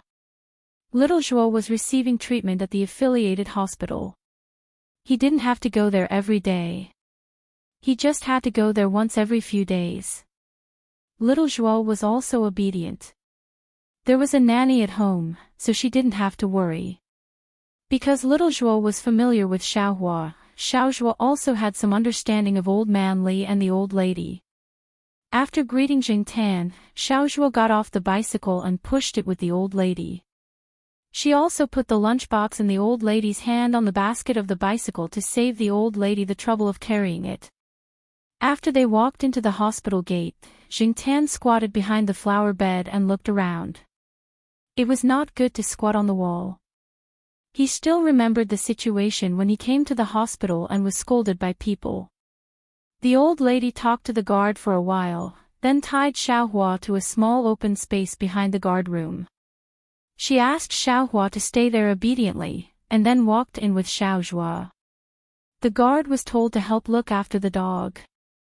This was okay. Moreover, it was not easy to see people coming in and out behind the guard room. It would not scare the patient. He also used a disposable paper cup to get some water for Xiaohua to drink. Xiaohua licked it casually and stopped drinking. It lay in the shade and panted with its tongue out. Its eyes stared at the direction the old lady left. The guard sat in the guard room and looked at the dog that stayed quietly behind. When he heard the old lady say the name Xiaohua yesterday, he thought it was a butterfly dog or a toy dog like a Pomeranian. In the end, when he heard the old lady say it was a Saint Bernard, he knelt down. It was an adult dog that weighed almost 100 kilograms. No wonder the old lady was in a difficult position. Not long after, Old Man Li came over. He walked quickly and did not even let the old lady help him. It looked like Old Man Li really did not have any major problems. He would probably be able to go back after a few days of observation. Old Man Li could not help but cry when he saw Xiaohua. The injured parts of Xiaohua's body were shaved and looked very obvious. After seeing Old Man Li, Xiaohua was also happy. It whimpered and wanted to rush over. Unfortunately, it was tied up, so when it was pulled by the rope, it looked like it was standing. It was big to begin with. When it stood up, it was taller than a person. It was obvious that it was a heavy fellow. If it were to fall on Old Man Li, it would be terrifying. Even if it were to put two paws on Old Man Li would have to lie down for a while. The guard wiped the sweat on his forehead a few times. The old lady also knew that if Xiaohua pounced on her, it would be terrible. She quickly stopped Xiaohua's excitement. Xiaohua, sit down, sit down. The old lady quickly comforted Xiaohua. Hearing the order, Xiaohua sat down. However, it still whimpered at Old Man Li and wagged its tail vigorously. Old Man Li walked over quickly. He raised his hand and patted Xiaohua's head. Xiaohua, my Xiaohua. You've suffered. The guard in the guard room trembled. He felt a layer of goosebumps on his arms. When he looked over again, he saw Xiaohua licking Old Man Li's face until it was covered in saliva. Disgusting. This kind of big dog, especially with its mouth shape, was the most disgusting. After thinking about it, the guard decided not to look over there. Old Man Li cuddled with Xiaohua for a while. He thought of something and went to look for the guard. He remembered seeing a weight scale in the guard room before. Because there was something wrong with the height measurement on the scale, no one fixed it. It was left in the corner of the guard room. Sometimes, a few guards would weigh it to see if it had fattened up. He went over to take a look. As expected, the scale was still there. Although it's not convenient to measure the height, the weight is quite accurate, said the guard. Old Man Li stood on the scale and weighed it. Not bad. It was similar to the checkup in the hospital. He untied the rope and called Xiaohua over. It was so big that it was a little squeezy to stand on it. However, since it was not its first time standing on a scale like this, Xiaohua did not need Old Man Li to say much. It stood properly. 95 kilograms.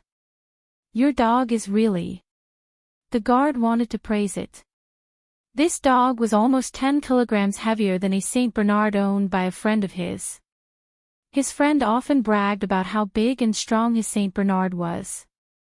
Therefore, when he saw the scale, the young guard really wanted to praise it. In the end, before he could finish, Old Man Li's face was full of frustration. It's lost so much weight. As he said that, Old Man Li even went over to pat the dog's head. He said with heartache, "Xiaohua, my poor Xiaohua. You've suffered." Jing Tan and the guard, this time, it was not just the guard. Even Jing Tan trembled a few times. Before the guard could say the word, "okay," he swallowed it back. Old Man Li could not stay outside all the time. There was a routine checkup later and he had to take medicine. Now that they had the dog, the old lady had to give Old Man Li a simple cleaning when they went back. He did not want to go into the ward with dog fur all over his body. If the other people in the ward were allergic to dog fur, it would not be good if there were any negative effects. Old Man Li reluctantly spoke to Xiaohua for a while before leaving. Before he left, he even held the young guard's hand and said seriously, "Young comrade, I'll leave my Xiaohua to you." The guard's smile was a little forced. Why did those words sound so awkward? After thinking for a while, he remembered that when his elder brother went to his girlfriend's house to discuss the wedding last week, his elder brother's father-in-law held his elder brother's hand and said seriously, "June, I'll leave my Liz hen to you." After Old Man Li left, Xiaohua lay behind the guard's room. This time, she looked much better.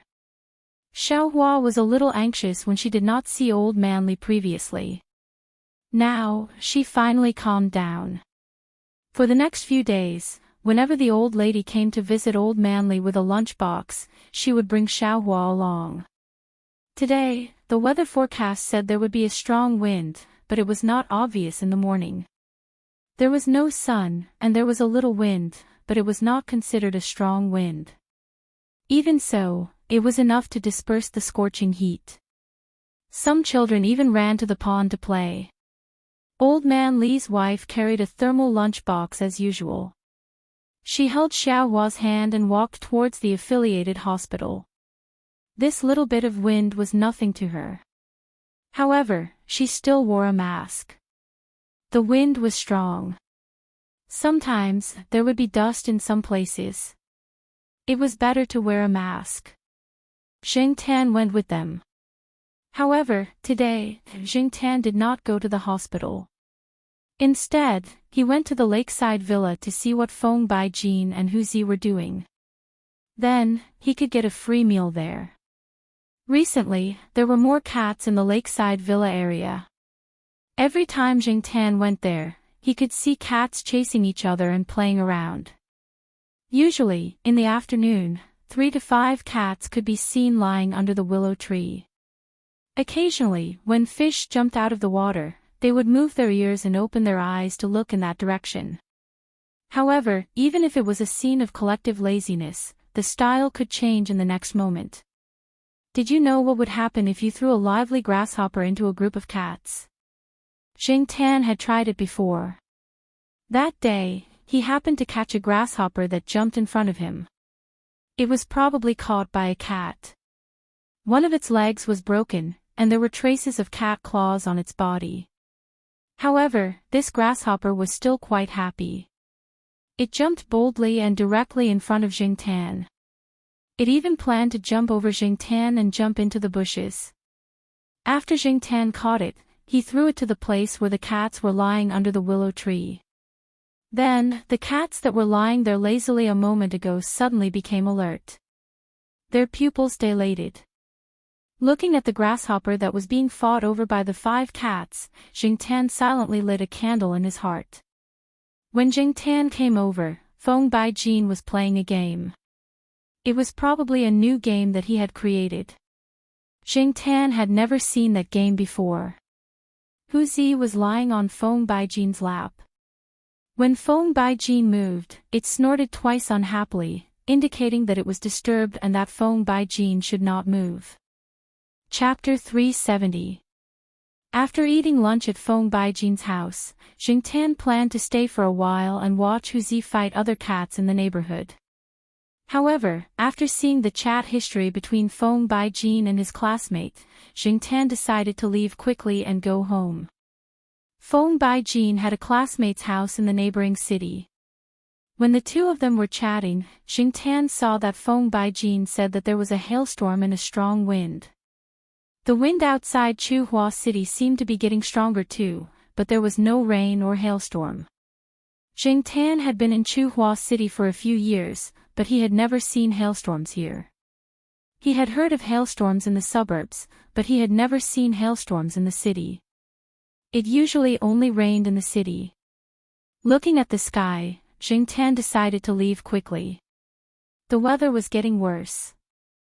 After leaving the lakeside villa area, Jing Tan ran back.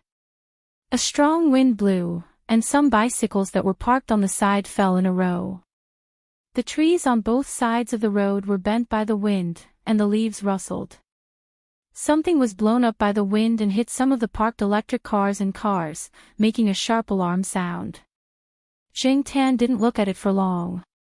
He just wanted to go back quickly so that he wouldn't be afraid of the wind or rain outside. When he passed by the affiliated hospital, Jing Tan thought of Xiao Hua, who was tied up there. He jumped on the wall and looked inside. Xiao Hua was still lying there. Its eyes were squinted because of the wind, and its fur was messy. The guard was helping a patient in and didn't care about Xiao Hua. At this moment, another gust of wind blew. Caw caw. A tree near the guard room was blown down. It broke from the trunk, and the broken part fell towards the guard room. Xiao Hua saw it and stood up to avoid it, but because it was tied up, it couldn't break free. Luckily, Jing Tan saw that the tree fell slightly to the side, so it wouldn't crush Xiao Hua. However, Little Blossom didn't know that. It only saw the tree falling towards it. After it failed to break free, it tried to break free a few more times. Coupled with the stimulation from the falling tree, it struggled even harder. It was as if it was trying its best to break free. This time, he was serious. He was not fooling around with Old Manly like he usually did. Such a big dog really had a lot of strength when it got serious. Little Blossom's dog leash was tied to a steel pillar. The pillar was fixed in place, and Little Blossom could not pull it. The broken part was the hook between the dog leash and the collar. The hook was detached from the dog leash. Jing Tan wanted to help Little Flower untie, but Little Flower had already broken the rope.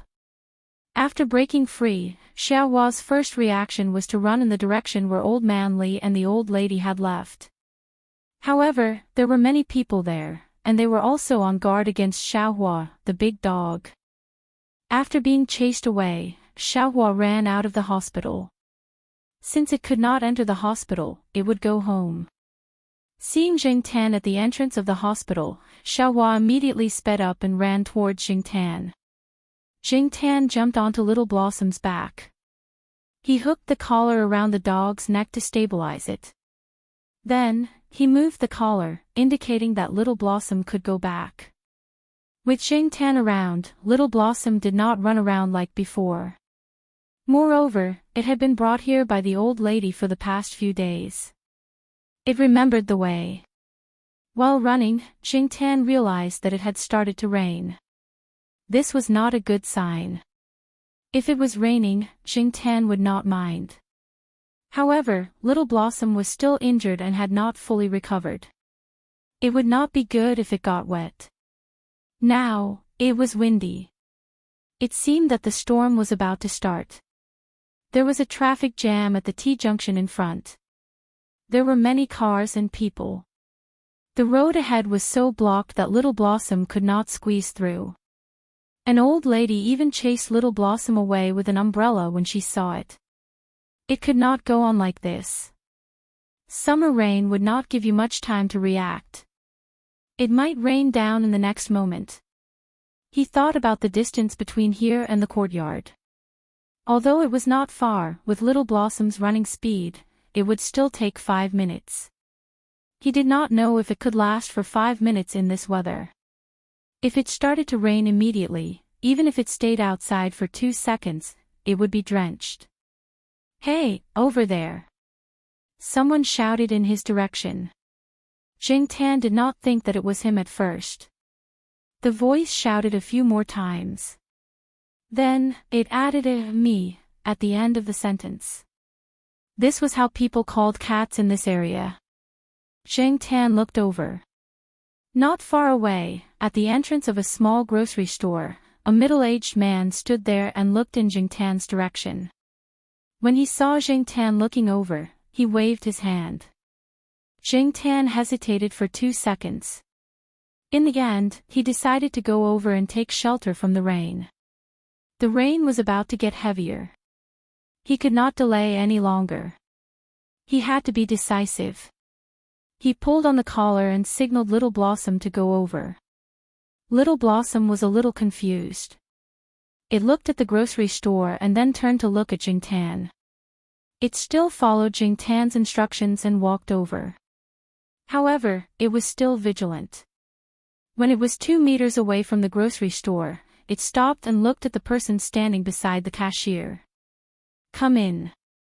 The person waved his hand again. Little Blossom did not move. Jingtan jumped down from the dog's back and walked into the store first. It sniffed and looked in a direction. On a tall shelf, a very clean white cat was squatting on it. It looked down at Jingtan, who was walking in. Its pupils contracted, and its eyes looked a little sharp. Jingtan ran out and pushed Little Blossom into the store. Little Blossom followed Jingtan's push and slowly moved into the store. However, it was still vigilant. After it went in, it sniffed the surroundings. Then, it squatted near the door and did not go inside. As long as it was not drenched in the rain, Little Blossom's wound would not be a problem for the time being. If it got infected, even if it was not a serious injury, it would worsen. After Little Blossom entered the store, Jingtan looked at the person leaning against the cashier. The shop owner looked to be in his 40s. His skin was a little dark. It was not clear if it was natural or because of the sun. He had a very mean-looking face. With a cigarette in his mouth, he looked in the direction of Jingtan and Little Blossom. Generally speaking, aunties and old ladies would tell their little grandsons to stay away from such people when they saw such people. It couldn't be helped. A person's face could leave a first impression on others. People who looked amiable would also feel close to them at first glance. However, people who looked fierce or harsh like this person in front of them were treated differently. However, for animals, a person's face had nothing to do with an impression. If you were kind to them, many animals would feel close to you. When Jingtan saw the cat on the shelf, he felt that this person was not a bad person. He and Little Blossom were only here temporarily to avoid the rain. They did not want to interfere with this person's interests, so it should be fine. Moving his ears, Jingtan heard a sound and looked toward the back of the store. A young man came out with a box of umbrellas. "Boss, these are all the umbrellas. I tore up all the previous prices. They were all 15 yuan per umbrella. F***ck. The man was talking when he saw the big dog squatting at the door. He almost threw the box of umbrellas to the ground. Boss, where did the dog come from?" The young man looked very scared. He did not go closer. Holding the box of umbrellas, he looked at the person next to the cashier. "I called it in to avoid the rain." "What are you afraid of?" "I'm afraid of dogs. I was bitten by a dog when I was young. Since then, I have felt that animals like dogs are really scary. I don't understand why so many people like dogs." "Okay, put the umbrellas there. You can take a nap in the back," the owner said with a cigarette in his mouth. His words were not very clear, and there was an obvious dialect. If Jingtan was not familiar with dialects, he would not have understood. The young man understood. He was already used to this way of speaking. He quickly put down the box of umbrellas and slipped away. He did not forget to close the door to the back room, as if he was afraid that the big dog in front of the door would enter. The shop owner took out a pen and wrote something on a piece of white paper. Then, he took the paper and moved the box of umbrellas to the entrance of the shop. The paper was hung on a shelf above. It was written in black and white, and it was written in bold font, "Umbrellas and raincoats for sale. Special price of 20 yuan per umbrella." If Jingtan was not hallucinating, the young man said that the umbrellas were sold for 15 yuan when he moved the box over. 20 yuan was a special price. It was indeed a special price. He was a profiteer. After Jingtan and Little Flower entered the house, the rain turned into a storm in less than 2 minutes.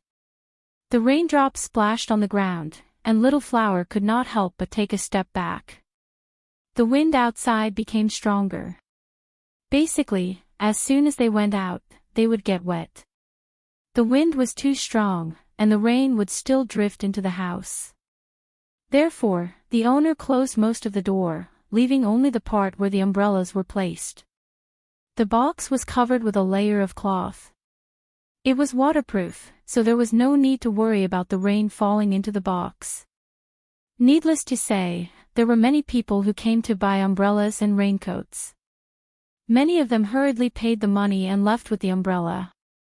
Of course, there were also people who bargained, but in the end, they were always rejected. They would not give a cent when buying other small things. In short, they did not bargain. The owner walked to the cashier and started to fiddle with an electric fan. The kind of desktop electric fans used by students. Usually, the students in the school would take the fans and fix them when they stopped working. Some would sell them at a low price. The fan in the shop owner's hand was probably bought from a student at a low price. After fixing it, he could sell it for some money. Clang! Jingtan looked in the direction of the sound. 2 young men with dyed hair and wearing short-sleeved t-shirts with skulls on them walked in. The sound came from them kicking the metal frame at the door. Both of them were soaked. They wiped their flip-flops on the dry paper box beside them and were cursing. After seeing Xiaohua, they paused and restrained themselves. Most people were still afraid of this kind of big dog. The 2 of them took 2 umbrellas and some other things from the shop and came to the cashier. "The total is 72. 30 yuan, thank you," the shop owner said. "It's so expensive." "Make it cheaper," the young man said as he put the things into a bag. "No bargaining, 72. 30 yuan, thank you," the shop owner said again. The shop owner said again.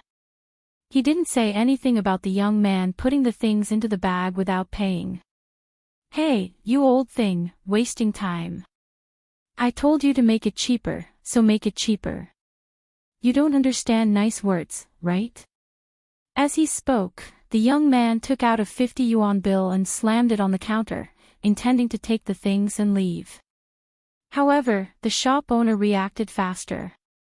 Before the young man could take the bag, he was twisted and pressed against the counter. Ouch, ouch, ouch. The young man's face was distorted. He did not know why, but when he moved a little, it hurt so much. It was as if his face was going to be broken. What are you doing? The other young man said angrily. He looked to the side, intending to take the mop. It was easier to talk with a stick in hand. Woof! Little Blossom realized something and called out. She even growled at the person who was trying to get the mop. The young man's hand was about to touch the mop, but he was scared by the dogs barking. Chapter 371. In the affiliated hospital, the old lady panicked when she received the call from the guard. Just now, Old Manly had fallen asleep after taking his medicine and injections. The old lady leaned against the chair beside him and took a nap as well. The other people in the ward who were awake were discussing the changes in the weather outside. They deliberately lowered their voices. However, when they saw a tree being blown down by the wind, someone could not help but let out a louder cry of surprise. The old lady woke up because of their exclamations, so did Old Lee. After seeing the weather outside the window, the two elders couldn't stay calm, especially Old Lee. The first thing that came to his mind was that Xiaohua was still tied up in the guard room. What would happen to Xiaohua in such a windy and rainy day? Before the old lady could make a call, the guard called. The old lady had left her phone number with the guard. Therefore, when the guard saw Xiaohua run away, he immediately called the old lady to explain the situation. The two elders were worried that Xiaohua had run away. However, when they remembered that Xiaohua ran away with Professor Xiao Jiao's cat, they calmed down a little. A few days ago, when Little Blossom was injured, it was Professor Jiao's cat that brought Little Blossom to the pet center for treatment. Little Gua had told the two elders about this, and Old Manly had even called Professor Jiao to thank him. Old Li even told the old lady in private, Professor Xiao Jiao is a good person and a good cat. However, the weather outside wasn't good. Old Li couldn't rest in peace. He asked the old lady to pass him the phone. He directly called the Jiao Pa. The Jiao Pa, who was arranging teaching materials in the office, saw the caller ID and immediately picked up the call. Old Li was a retired professor from the Institute of Biological Sciences. Although Old Li studied plants and didn't have much to do with the Jiao Pa's research, the teachers in the institute still respected Old Li. Therefore, the Jiao Pa didn't think much and picked up the call. Hello, Professor Xiao Jiao. Did your cat go back? Old Li briefly told the Jiao Pa about what happened at the hospital. The Jiao Pa thought about it and said, I'm in the office now. I'll call and ask. Sorry to trouble you, Professor Xiao Jiao. If you have any news, please call me back. After hanging up, the Jiao Pa called home. Generally speaking, when Jing Tan was at home, he would press the answer button when he saw the familiar number on the landline. However, after ringing for a long time, the other side did not pick up. Jiao Pa looked at the weather outside and frowned. Then, he called Jiao Wei's parents and Feng Baijin. He asked them all, but Feng Baijin said that Jing Tan had already left. While Jiao Pa and Old Manly were looking for Jing Tan and Little Flower, the two of them were still hiding from the rain in the grocery store. At this moment, the atmosphere in the grocery store was a little strange. The two arrogant young men were now listless. One of them was pinned to the counter by the wrist and didn't dare to move. Only his face was distorted from the pain. At first, he was still talking tough, but now he didn't even dare to fart. He could only hope that this mean-looking shop owner would quickly let them go. Just like what the shop owner said, if they wanted to let them go, they could either pay for it or get lost. On the counter, there was still the 50 yuan that the man had taken out, but the shop owner didn't look at it again after a glance. He only paid attention to the two young men who were dressed differently. The man standing at the side swallowed his saliva. He felt that the wind outside was a little cold. The wind was wet, which made him feel even colder. "I'm warning you, don't go too far." The young man standing at the side raised his hand and pointed at the shop owner. However, it was obvious that his fingers were trembling. Little flowers sneezed from the rain that had splashed onto his nose. The man was so scared that he trembled again. He couldn't outsell the Samoyed when he was smiling, and he couldn't outsell Brother Ba when he pretended to be pitiful. There weren't many facial expressions on Flowery's face. For people who didn't know this type of dog, the most intimidating thing was its size. The two young men wondered if the big dog behind them was showing its impatience. When they thought about it, they became even more scared. The shop owner didn't say anything. He just looked at them with an expressionless face. Then, the young man standing at the side gritted his teeth, took out 22 yuan from his pocket, and put it on the counter. "Is this okay? Let my brother go." The shop owner didn't say anything, nor did he let go. Instead, he twisted the man's wrist again, which made him scream in pain. $72.30. Is your elementary school math taught by a physical education teacher? The young man standing at the side froze.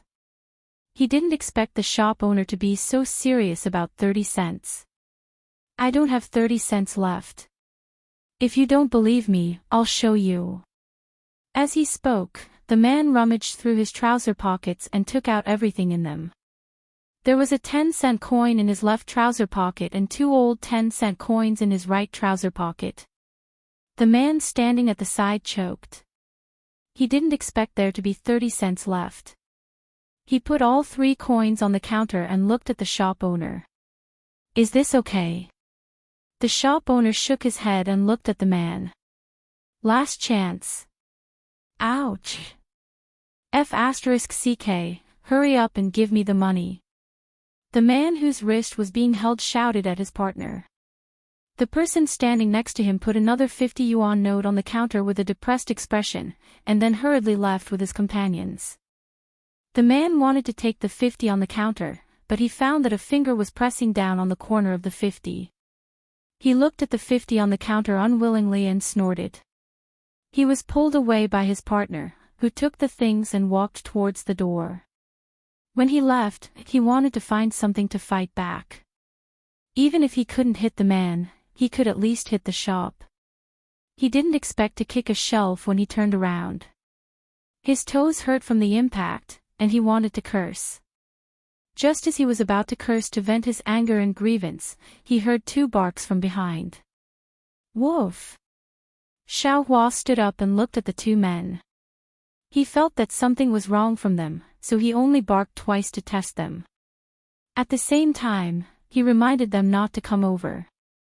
Xiao Hua looked very big when he was lying down, and when he stood up, he looked even bigger. His every move was very eye-catching. However, Xing Tian didn't stop Xiao Hua. He felt that the two young men didn't have the guts to come over and fight with Xiao Hua. Moreover, the shop owner wasn't a simple person. He could subdue people with one move, so he definitely wasn't weak in a real fight. He was much more powerful than the two young men. The two young men choked because of Xiao Hua's barks. They looked at each other and didn't want to curse anymore. They quickly left. "What's going on?" The man who had run to the back room to take a nap was woken up by the barks. He gathered his courage and opened the door to take a look. He raised his eyebrows when he saw the two men at the door. "Are they looking for trouble?" When the two men at the door saw that the shop owner had helpers, they didn't want to stay there and quickly left. They didn't even open the umbrella they just bought and ran into the rain. The man who came from the back of the shop walked around Xiao Hua. He stuck to the shelf on the other side and quickly walked to the cashier. "What's going on, boss?" Are those two looking for trouble? It's nothing. They're just kids. There's no need to worry. The shop owner put the money into the money box. Only the 50 yuan bill that he took out from the counter was still in its original position. Oh, they dared to use fake money. They must be doing it on purpose. Boss, why didn't you beat them up before letting them go? Why are you arguing with kids? The shop owner moved the fake 50 yuan bill to the side of the counter and pressed it with something. Then, he picked up the screwdriver and continued to repair the fan with a cigarette in his mouth. The employee had just woken up and didn't plan to go back to the back room. He dragged a chair over and sat down to watch the shop owner repair the fan. He felt that the shop owner should have taught those two a lesson. Those who ate, drank, and played outside all day, bullied the weak and feared the strong, should be taught a lesson. Boss, they're about the same age as me. If they're not 20, they're at least 18. They're still kids. After a pause, the employee said, Boss, what's the difference between kids and adults? Isn't it age? The shop owner's gaze didn't move from the fan. He bit the cigarette. Difference? Kids care about who can take them to eat, drink, and play. Adults care about who can lead them to success. The employee pursed his lips. He didn't agree or refute. He looked at the box at the door and said, Boss, didn't anyone say anything about your behavior of raising the price in the rain? What's there to say? The bus fare increases during the holidays. What's wrong with raising the umbrella fare when it's raining? I've learned from you what it means to take advantage of a burning house. No. The shop owner shook the screwdriver in his hand. I'm just letting you know more vividly what it means to be a businessman without evil intentions. Perhaps for many people, all businessmen without evil intentions was a derogatory term. However, for many businessmen, such as the shop owner himself, that wasn't necessarily the case. Jing Tan squatted next to Xiao Hua and listened to the conversation between the shop owner and the employee. He felt that the shop owner was quite interesting. Hey, boss, aren't you afraid that the cat and dog will stay here? The employee asked. He wasn't afraid that Jing Tan and Xiao Hua would hear him at all. In his opinion, even cats and dogs that had been with people for a few years wouldn't be able to understand complicated words. The shop owner didn't say anything. Jing Tan also pretended that he didn't hear anything. On the shelf, the white cat changed its position. It was still staring at Jing Tan and Xiao Hua from above. Even when the shop owner called it over, it didn't move. After staying in the grocery store for about an hour, the rain gradually became lighter. After another 10 minutes, it finally stopped.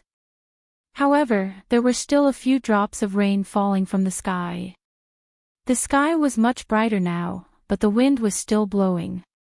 Looking at the sky in the distance, there was probably still a storm brewing. Taking advantage of this time, he quickly went back. As soon as Jing Tan left the grocery store, Xiao Hua stood up and followed him out.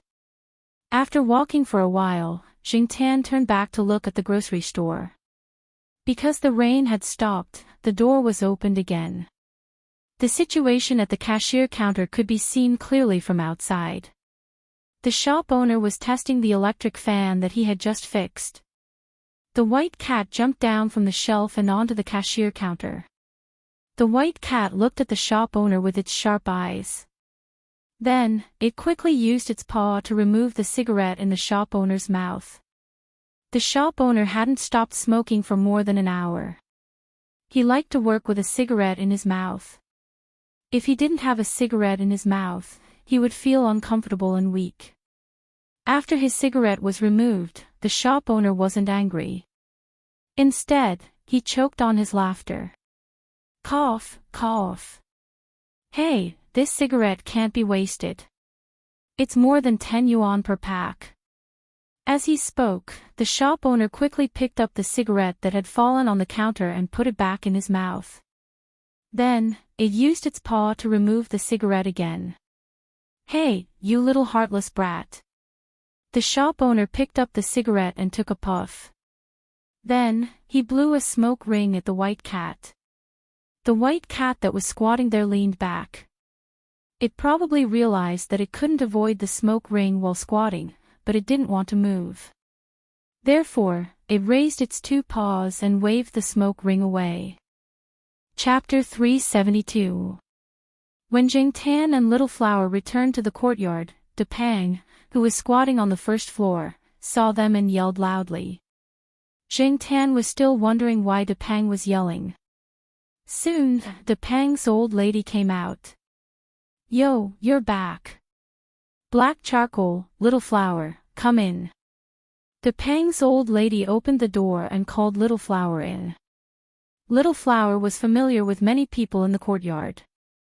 When the old lady came over to pull on his collar, Little Flower did not resist. He followed the old lady's strength and walked in. Jing Tan followed.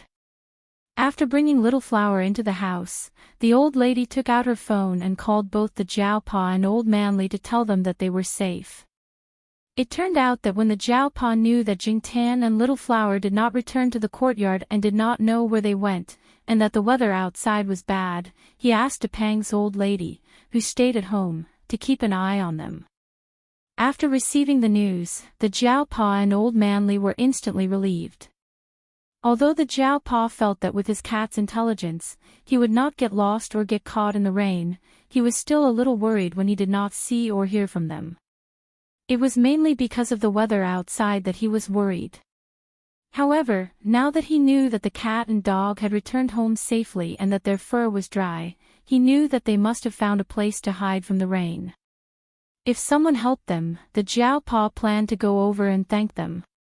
After all, in that kind of weather, not everyone would take in a cat and a dog temporarily. Forget about the cat, but Little Flower's big dog was too big. Since he took it in and didn't have any bad intentions, he really should go and thank him. In the past, there were many cases of people cheating dogs and selling dog meat. A large dog like Bernard Shaw was actually a meat dog in many people's eyes. A meat dog was a dog that was raised to be eaten. The Jiaopa had seen in the newspaper that people raised or bought such large dogs at a low price. It was no wonder that Old Manly was so anxious in the hospital. Little Flower was too kind and easily taken advantage of. If he was really sold to be eaten, where would Old Manly go to cry? 2 days later, on a sunny weekend, Jing Tan took Jiaopa to the grocery store. When the shop owner saw Jing Tan, he was quite surprised. He didn't expect that the cat would bring its owner to his door just because he helped it. The Jiaopa bought some fruits and went over to express his gratitude. After chatting for a while, he left. Jiaopa received a call from a student. Something had happened in the laboratory, so Jiaopa could only bid farewell in a hurry. After the Jiaopa left, the shop assistant walked over and picked a red grape from the fruit bag and put it in his mouth. Boss, I didn't expect to get a bag of fruit just by helping a cat. These fruits aren't cheap. They're worth at least a few $dozen. This is a good deal. Sometimes, helping someone with all of one's heart might not be exchanged for sincerity. Sometimes, it would just be a thank you. In this day and age, a thank you was worthless. He didn't expect that this time, he had only let a cat and a dog in to take shelter from the rain, and they had come to thank him and even brought gifts. This family valued the cat quite a lot. The shop owner also tasted a few red grapes and said, "That's why I said that if you think you can help, then help. It doesn't matter if it's a human or a cat. Cast your net wide. As long as there's a big fish, you'll earn a lot." Just by listening to the first part of the sentence, the shop assistant thought that his boss's character had improved. He didn't expect the latter part of the sentence to reveal his true nature. However, the shop assistant still nodded. The boss's words didn't sound good, but it made sense. It was a different interpretation of the phrase, "good people will be rewarded." It was a straightforward value. However, the shop assistant and the boss didn't expect that they would get more than this. After the Jiao Pa came over to express his gratitude, he told Old Li what he knew. Obviously, Old Li had the same thought as the Jiao Pa. He knew that the grocery store owner had helped them, so he bought gifts to thank him as soon as he was discharged from the hospital. In other people's eyes, it wasn't that big of a deal. Wasn't it just helping a dog? Did they have to go over to thank him? However, just like Jing Tan's position in the Jiao family, Xiao Hua's position in Old Li's heart wasn't small either. At that time, Xiao Hua was still injured. If he got drenched in the rain, he would be even more injured. Therefore, Old Li took the gifts and brought Xiao Hua to the grocery store. He held the shop owner's hand and thanked him solemnly. "Comrade, thank you for taking care of my Xiao Hua." The shop assistant stood at the side and trembled. He felt that this old man was even more exaggerated than the university professor who came last time. What was the gift next to him? Other than fruits, there was a box of American ginseng. It looked quite high-end. The shop assistant didn't know that many people went to visit Old Li when he was in the hospital. Every person who went to visit him brought a lot of gifts. There were so many things like ginseng that Old Li and his wife couldn't finish them all. This time, they happened to come across this matter, so they brought a box over. After Old Li left, the shop assistant sighed to the shop owner again. He casually cast the net and caught 2 fish. "Boss, do you think there will be more big fish?" The shop owner snorted. "You should be content." The shop assistant didn't really think that there would be more developments. He just said it casually. Then, he happily carried the fruits to the back to wash them. He even generously picked a grape and put it in front of the white cat that was squatting on the shelf. The white cat slapped it away with its paw. After another 2 days, the people from the grocery store came again. After Xiaoguo found out about this from the Jiao Pa, he wanted to use this matter to film a short film and publicize it. If people saw cats and dogs in trouble in the future, they would be able to help out. After getting the shop owner's approval, Xiaoguo brought the people from the working group over. "Is my outfit okay? It's my first time being interviewed, so I'm a little nervous." The shop assistant specially wore clothes that showed off his good temperament and stood in front of the shop owner. "It's passable," the shop owner said. Compared to the shop assistant's nervousness and excitement, the shop owner looked no different from usual. This time, the shop owner didn't want to show too much of his face. The shop owner said that he wanted to show an honest and sincere feeling. The shop owner's face was really not convincing. He didn't want to show his face, so he let the shop assistant do it. However, there were some things that the shop owner had to explain. The shop owner briefly told Xiaoguo what happened that day. When Xiaoguo asked about the white cat on the shelf, the shop owner told him the truth. Of course, he didn't mention the increase in the price of umbrellas in the heavy rain and the 2 gangsters on the way. That white cat came by itself. I don't know whose it used to belong to. When it came, it was very thin. Now it's much stronger. But since it came, there are no more rats in the shop. The shop owner didn't tie it up. In the shop owner's words, it came by itself. When it wants to leave and feels that it's not good to stay here, it's up to it. Cats are all like this, little heartless. Xiaoguo felt that the story of the white cat could be used to create a good image for the shop owner. As for the little heartless comment in the second half of the sentence, it was filtered out. When the shooting was almost done, Xiaoguo felt that it was rare for him to come here. Even if the shop owner didn't want to shoot too much, he should at least shoot some scenes of the shop owner. So, Xiaoguo asked the shop owner who was sitting calmly next to him, "Boss Huang, do you have any thoughts about this incident?" Boss Huang looked at the camera lens and said seriously, "Cast the net wide and catch more fish." Xiaoguo was speechless. He should cut this part out when he went back. Xiaoguo had expected to hear something about being kind to others and caring for animals, but in the end, all he got was these two sentences. He wanted to establish a good image for others and spread positive energy, not to advertise as a profiteer. 2 weeks later. Mao was alone at home. His wife took the kids to play at a friend's house and didn't allow him to follow. Mao didn't want to go with a group of women, so he stayed at home alone and let the nanny take a leave. Mao rarely had the chance to stay at home alone and surf the internet. He drank beer and ate takeout. Of course, there was a lot of cat food for black rice. Since he had nothing to do, Mao clicked on the website of Xiaoguo's pet center and clicked on the section that he frequented. According to the Time, the new video was released. Mao, like many customers of the pet center and many cat friends on the internet, was very interested in the videos shot by Xiaoguo's studio. Sometimes, he would watch the commercials. The crude commercials made by cats and dogs could entertain him for a long time and always make him feel relaxed. In addition to the commercials, there were also some short films about life, which always made him smile. Especially when he saw those who had tough stuff at home, he couldn't help but gloat. In the last episode, it was about Xiaohua bravely saving his owner and honorably getting injured. What about this episode? Mao clicked on the latest video. It wasn't about commercials, but about what happened during the storm a few days ago. The main character was still Xiaohua. Because it was a dog from the courtyard, Mao had paid attention to it and even visited Old Li in the hospital. In this episode, it was Xiaohua again. What did this dog do this time? Recently, this big dog had been appearing on the screen a lot.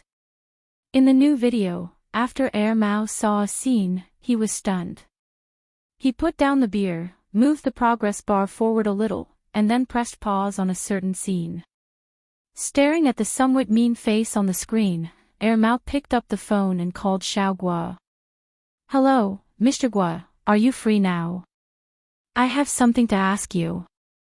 Xiaoguo was originally distributing work with the people in the work group, but after receiving Mao's call, he put down what he was doing and walked into the lounge. "Yes, I'm free. What do you want to ask?" Since Xiaoguo knew about Mao's background, he decided to suck up to him.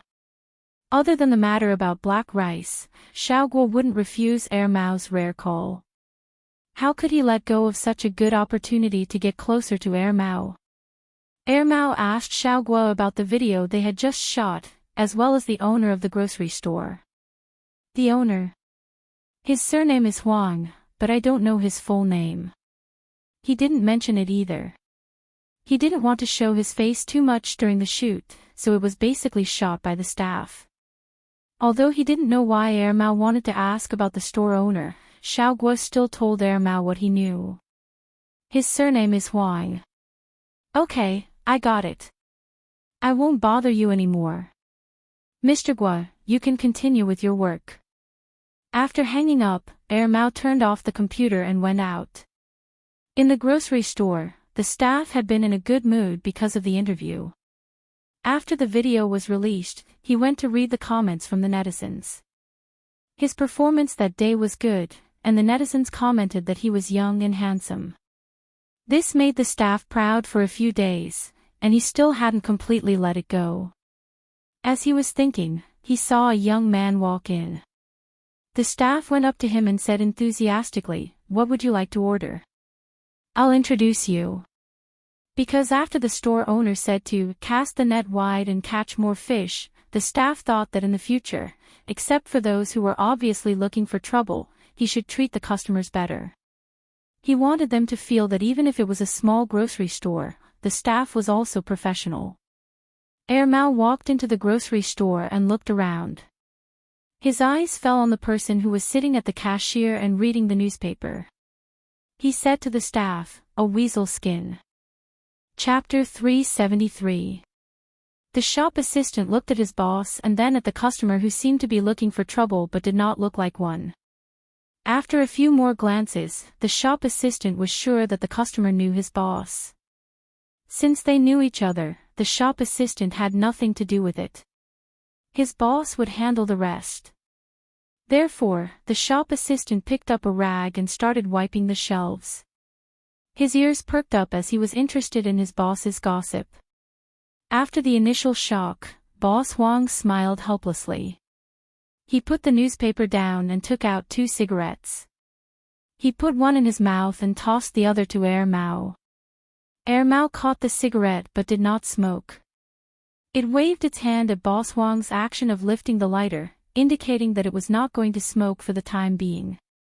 You've stopped smoking since you have a kid. You're still a heavy smoker, Air Mao said as he passed the cigarette back to Boss Huang. Boss Huang was a little surprised by Air Mao's words. He did not expect the naughty and mischievous person to have a kid so soon. In his impression, Air Mao would only settle down in his 30s, and before that, he would run around and play. There's a chair over there. Drag it over and have a seat.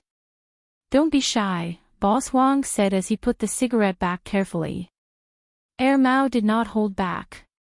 It dragged a chair over and sat with its legs crossed. It even took a peach from the fruit bowl on the other side of the counter to munch on it. It's been a few years since we last met. I didn't expect you to become like this, Boss Huang said. I didn't expect you, Boss Huang, who used to manage a big company with hundreds of people, to stay in a small shop like this. Are you down and out? Air Mao chewed on the peach, and his words were not very tactful. We didn't survive the financial crisis. Boss Huang flicked the cigarette ash and let out a long breath. I'm really not cut out for that. From what Boss Huang said, Air Mao knew that Boss Huang had opened the shop in the past 1 or 2 years. The shop did not look new, so Boss Huang must have taken over someone else's shop and stayed in Chuhua City. The shop assistant continued wiping the counter in the corner with his ears perked up. No wonder I didn't see you when I first came here. I've been coming here for the past 2 years, but I didn't see you around. After getting married and having a kid, I didn't pay much attention to other things. If it wasn't for that show, I wouldn't have thought you would come to Chuhua City. I didn't expect you to watch that show too. Of course, my family has cats too. Air Mao glanced at the white cat that was squatting on the high shelf and staring at them. Hey, your cat looks pretty good. Boss Huang smiled without saying a word. The white cat had been introduced in the show, so he did not need to elaborate further. However, he did not know that Air Mao, who used to hate cats, would raise a cat. Boss Huang also did not expect Air Mao to find him in the pet show. It seemed that he was not the only one who had changed in the past 2 years. Air Mao had also changed a lot. In the past, this kid always wore strange clothes and dyed his hair. He looked like a hooligan or a street swindler.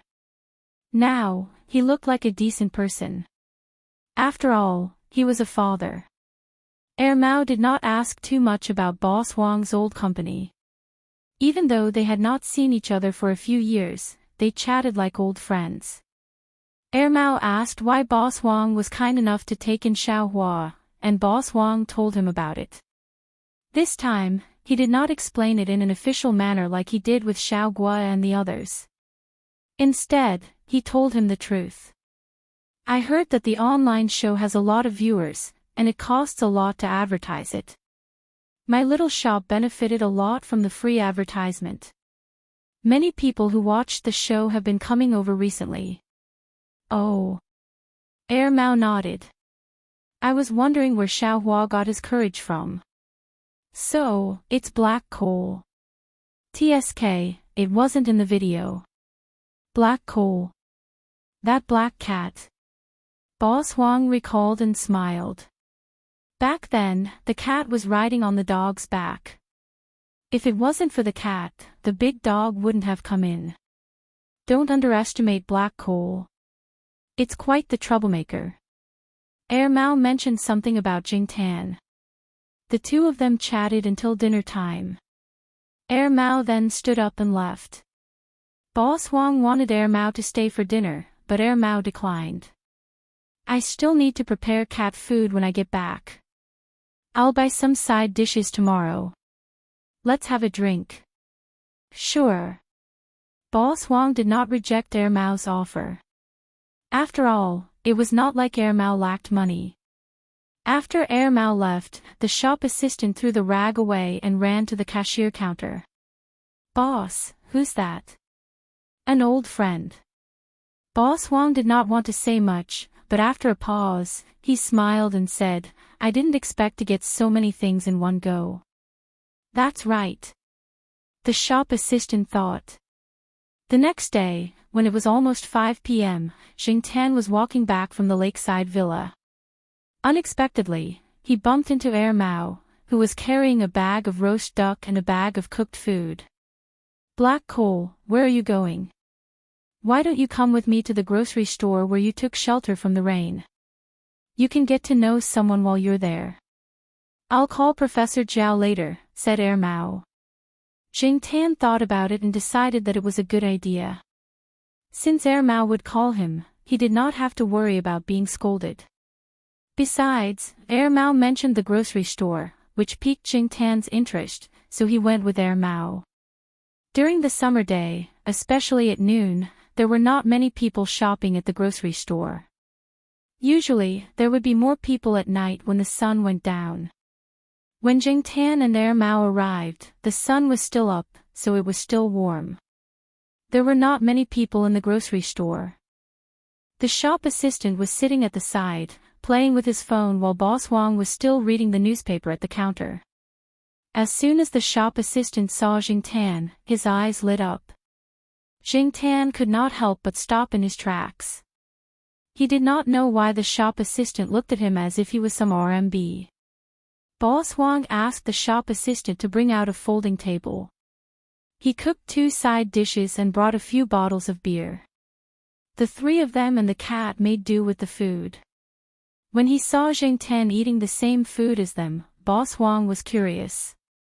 Is it okay for the cat to eat like this? It's fine. Air Mao was not worried at all. After distributing the food to Jing Tan, it added a few pieces of roast duck, a few slices of beef, and some side dishes to the counter. Jing Tan's table was on the counter. Jing Tan did not mind. He ate a lot for lunch and slept for the whole afternoon without moving much, so he was not hungry. He came over to see what kind of expert Boss Wang was. From what Jing Tan knew, anyone who was close to Air Mao was not an ordinary person. When he thought about how Boss Wang subdued the gangster on the rainy day, he was even more curious. As he was thinking, he heard a soft sound. Jing Tan looked up. The white cat jumped on the counter and stood half a meter away from Jing Tan. It seemed to want to come over as if it was curious about the food in Jing Tan's bowl. Jing Tan pushed the disposable bowl that Air Mao had prepared for him closer to his chest and protected the bowl from the cat. He did not want his bowl to be stained with the cat's saliva, and Jing Tan was still concerned about that. Jing Tan's action was seen by the shop assistant as he was protecting his food. The white cat noticed Jing Tan's vigilance, so it stopped approaching. Instead, it stared at Boss Wang and meowed twice. Boss Wang picked up some duck meat without sauce and put it beside the white cat's feet. The white cat sniffed it and ate it reluctantly, causing the shop assistant to pout. You were more obedient when you first came here. Now, you know how to put on airs. You're not cute at all. Boss Wang picked up another piece of duck meat and tapped the white cat's head with the other end of the chopstick. You little heartless thing. Not mine. My black rice is very obedient. It doesn't throw a tantrum, Air Mao said proudly. Jing Tan scoffed in his heart and doubted Air Mao's words. He wanted to listen to more gossip and find out what was so special about Boss Wang, but to his surprise, Air Mao did not lead the conversation in that direction at all. They only talked about the usual trivial things. Jing Tan was so bored that he wanted to take a nap. He regretted coming here. Instead of listening to the boring gossip, he might as well go back and have some good food. After dinner, the sun had set. Some customers had just come to the shop, so the shop assistant went to deal with them. Boss Wang did not have to show up, so Mao and Boss Wang had been drinking and chatting in front of the folding table. However, they had moved the table further inside the shop so that it would not disturb the customers. Jing Tan was taking a nap on the counter. He was too lazy to move even when the shop assistant was picking up the items at the counter. All of a sudden, Jing Tan's ears twitched and he looked outside the shop. There was a car and a van outside. The two men who came out of the van were the ones who came to the shop to cause trouble when it rained the other day. When the customers saw the "I'm here to cause trouble" look on their faces, they stopped buying and quickly left. However, they did not go far. They watched from a distance and discussed whether they should call the police if a fight broke out later. Some people nearby saw the situation and joined the discussion. However, most of them were just there to watch the show. Small merchants like them did not want to provoke the gangsters. Mao and Boss Wang saw the men as well, but they did not look worried at all. Mao even sized up the newcomers with interest. He then stood up and said, "I'll go out first. You take your time." When Mao walked to the counter, he called Jing Tan out with him. Jing Tan glanced at Mao. He jumped down from the counter and walked out of the shop with Mao. Mao was still in the mood to buy a melon from a vendor who was pulling a wooden cart. He then leaned against the cart and watched the situation in the shop. Jing Tan did not go far.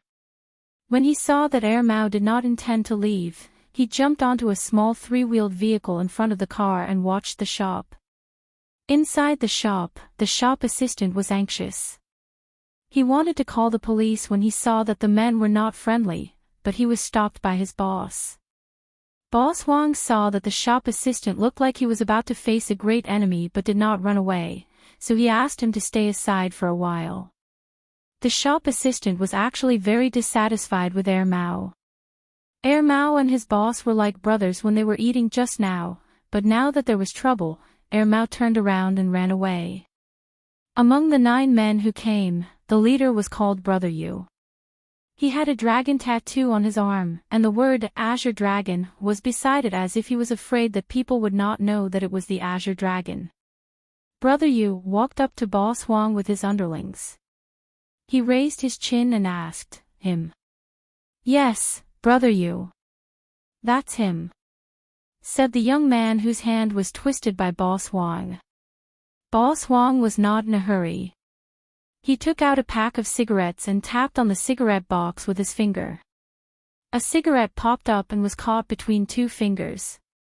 The cigarette twirled between his fingers before it stopped. Boss Wang handed the cigarette to Brother Yu and said, "Give it a try." "Hey, who wants your lousy?" Before the lackey could finish his sentence, Brother Minyu had already taken the cigarette from Boss Wang's lighter. He even lit the cigarette and took a puff of it. "How is it? Not bad, right?" Boss Wang lit one for himself. "I heard that there's a KTV on the street. It's pretty good." "Yeah, the girls there are very hot." Brother Yu nodded and agreed. The lackey did not know what Brother Yu meant. He thought that Brother Yu had his own plans, so he did not say anything. Usually, when Brother Yu was talking, he would not let them interrupt. "This is the right time to go there," Boss Wang said. "Indeed," Brother Yu replied while smoking. The 2 lackeys who had been taken advantage of by Boss Wang before were a little anxious. The atmosphere was different from what they had imagined. The more they looked at them, the more they felt like they were old friends chatting. "Didn't Brother Yu say that he did not know this person?" Jing Tan also found it strange. Moreover, when Boss Wang took out the cigarette, Jing Tan had a very strange feeling. He could not tell what it was, but he just felt strange. Boss Wang chatted for a while more before he said, "All right, I won't keep you from having fun. Farewell. I won't see you out." Brother Yu turned around and left with the cigarette in his mouth. "Brother Yu." The lackeys behind him did not understand what their boss meant. They could only follow him and leave. Seeing this, the people who had wanted to watch the show were disappointed. The onlookers also dispersed. All bark and no bite. There was nothing to see. Jing Tan was standing very close to the car. The rear window of the car was not closed after the brother Yu entered the car. Therefore, Jing Tan could clearly hear the conversation inside. "Brother Yu, what should we do now?" asked one of the men sitting in the driver's seat. "Of course we're going to the KTV on the street. Do you even need to ask?" Brother Yu said with a tone that said, "You are all idiots." Hearing such an answer, the man choked. This was not what they had planned. Didn't they say that they were going to teach the shop owner a lesson? Another person sitting in the front passenger seat also said, "Brother Yu, are we just going to let the owner of that shabby shop go?" "The owner of a shabby shop? Who?" Brother Yu asked. "That's..." The person in the front passenger seat also choked. What did Brother Yu mean? Was he pretending to be stupid or not to mention it? The person in the front passenger seat did not say anything. After all, he was not the one who wanted revenge this time. What was there to worry about? Brother Yu sat in the car, smoking and thinking about what kind of girl to accompany him at the KTV later. "Brother Yu, I think we should have taught that person a lesson just now." The person sitting next to Brother Yu could not help but say. He was familiar with Brother Yu, so he dared to say a lot of things. His brothers were already showing their arrogance. "You want us to pretend to be weak? Just now?" Brother Yu forcibly withdrew his thoughts from the girl accompanying him at the KTV and thought about the words of the person next to him. Just now. What happened just now? Something seemed to have happened just now. What was it? Brother Yu felt a headache. He raised his hand and knocked on his forehead. He waved his hand and stopped thinking about it. "Why are you talking so much nonsense? Hurry up and drive. If you don't go now, the good girls will be taken away. If you find some ugly girl to accompany you, you will cry." The other people in the car. Damn, they really wanted to cry now. Chapter 374. On the way back, Jing Tan was still trying to figure out what was going on. Hypnosis.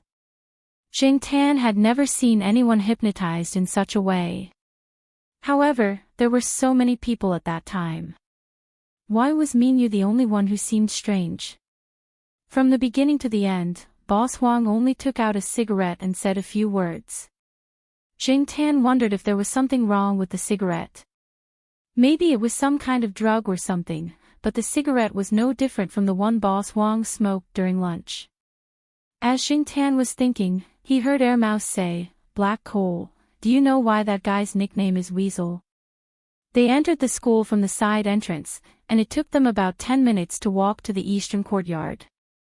At that time, there were not many people on the path, so no one heard what Air Mouse said.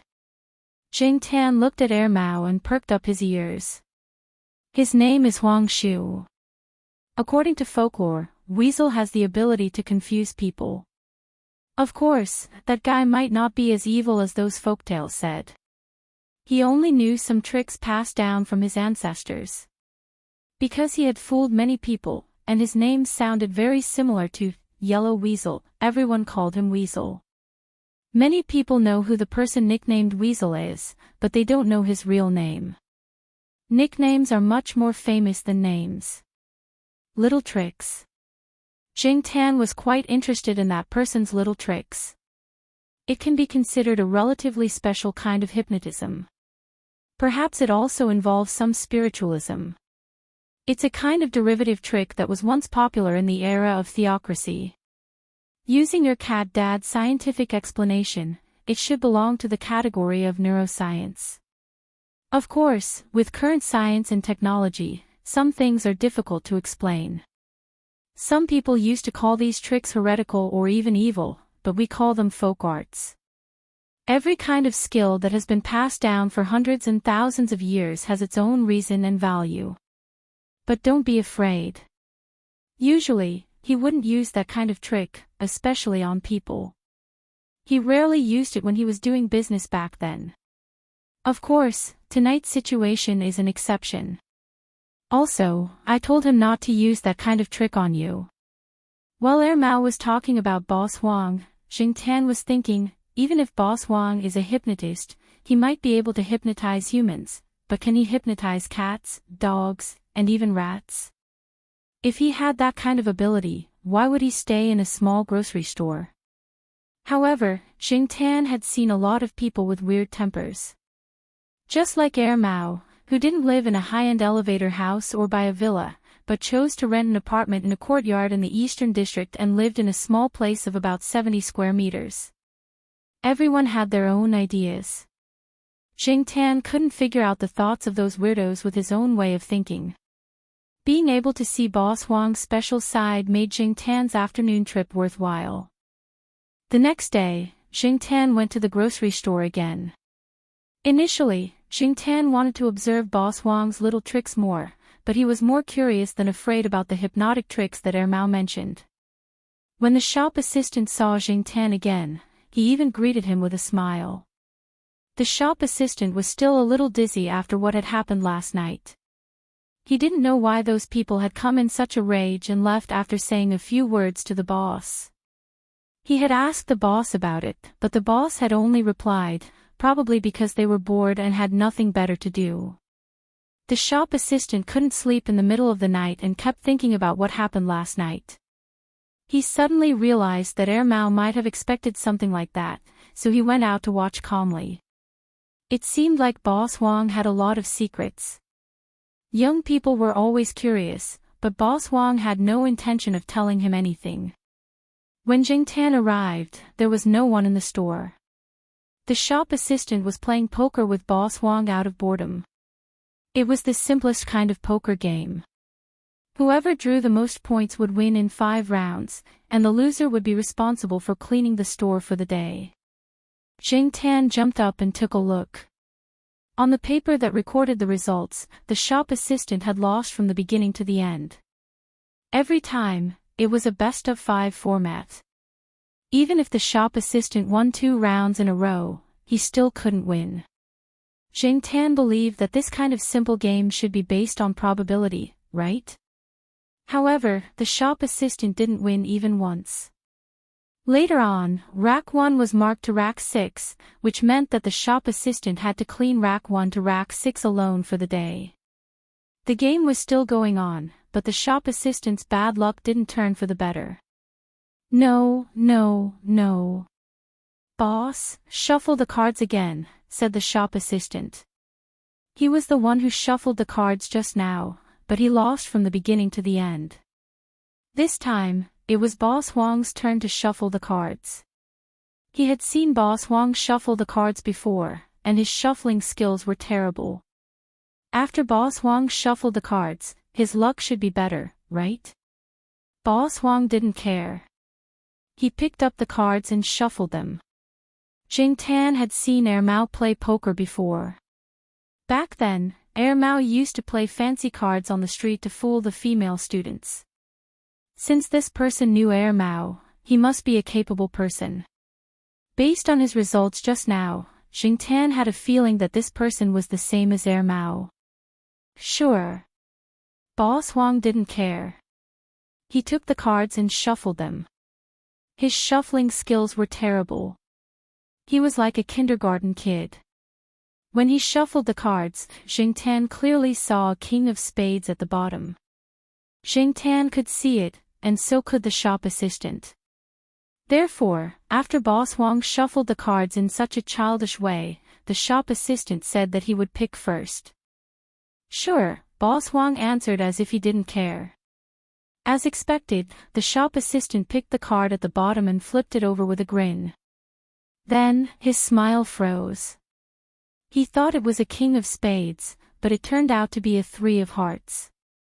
Boss Huang simply picked a king of spades from the middle.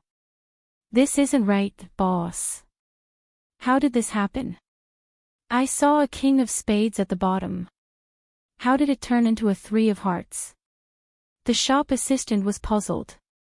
Boss Huang chuckled and wrote "Shelf 7" on the notebook beside him. He then said, "Eyes can also lie. You cheated." The shop assistant complained. "I'm talking about evidence. If you don't have evidence, don't spout nonsense." "This is called being a sore loser," Boss Huang pointed out as if he was an experienced person. "I'm not playing anymore. This is too much." The shop assistant put away the cards and planned to buy some lunch. If this continued, he would die of exhaustion from losing. The shop might not be big, but it was tiring to clean all the shelves alone. It was summer, and every little movement would make him sweat.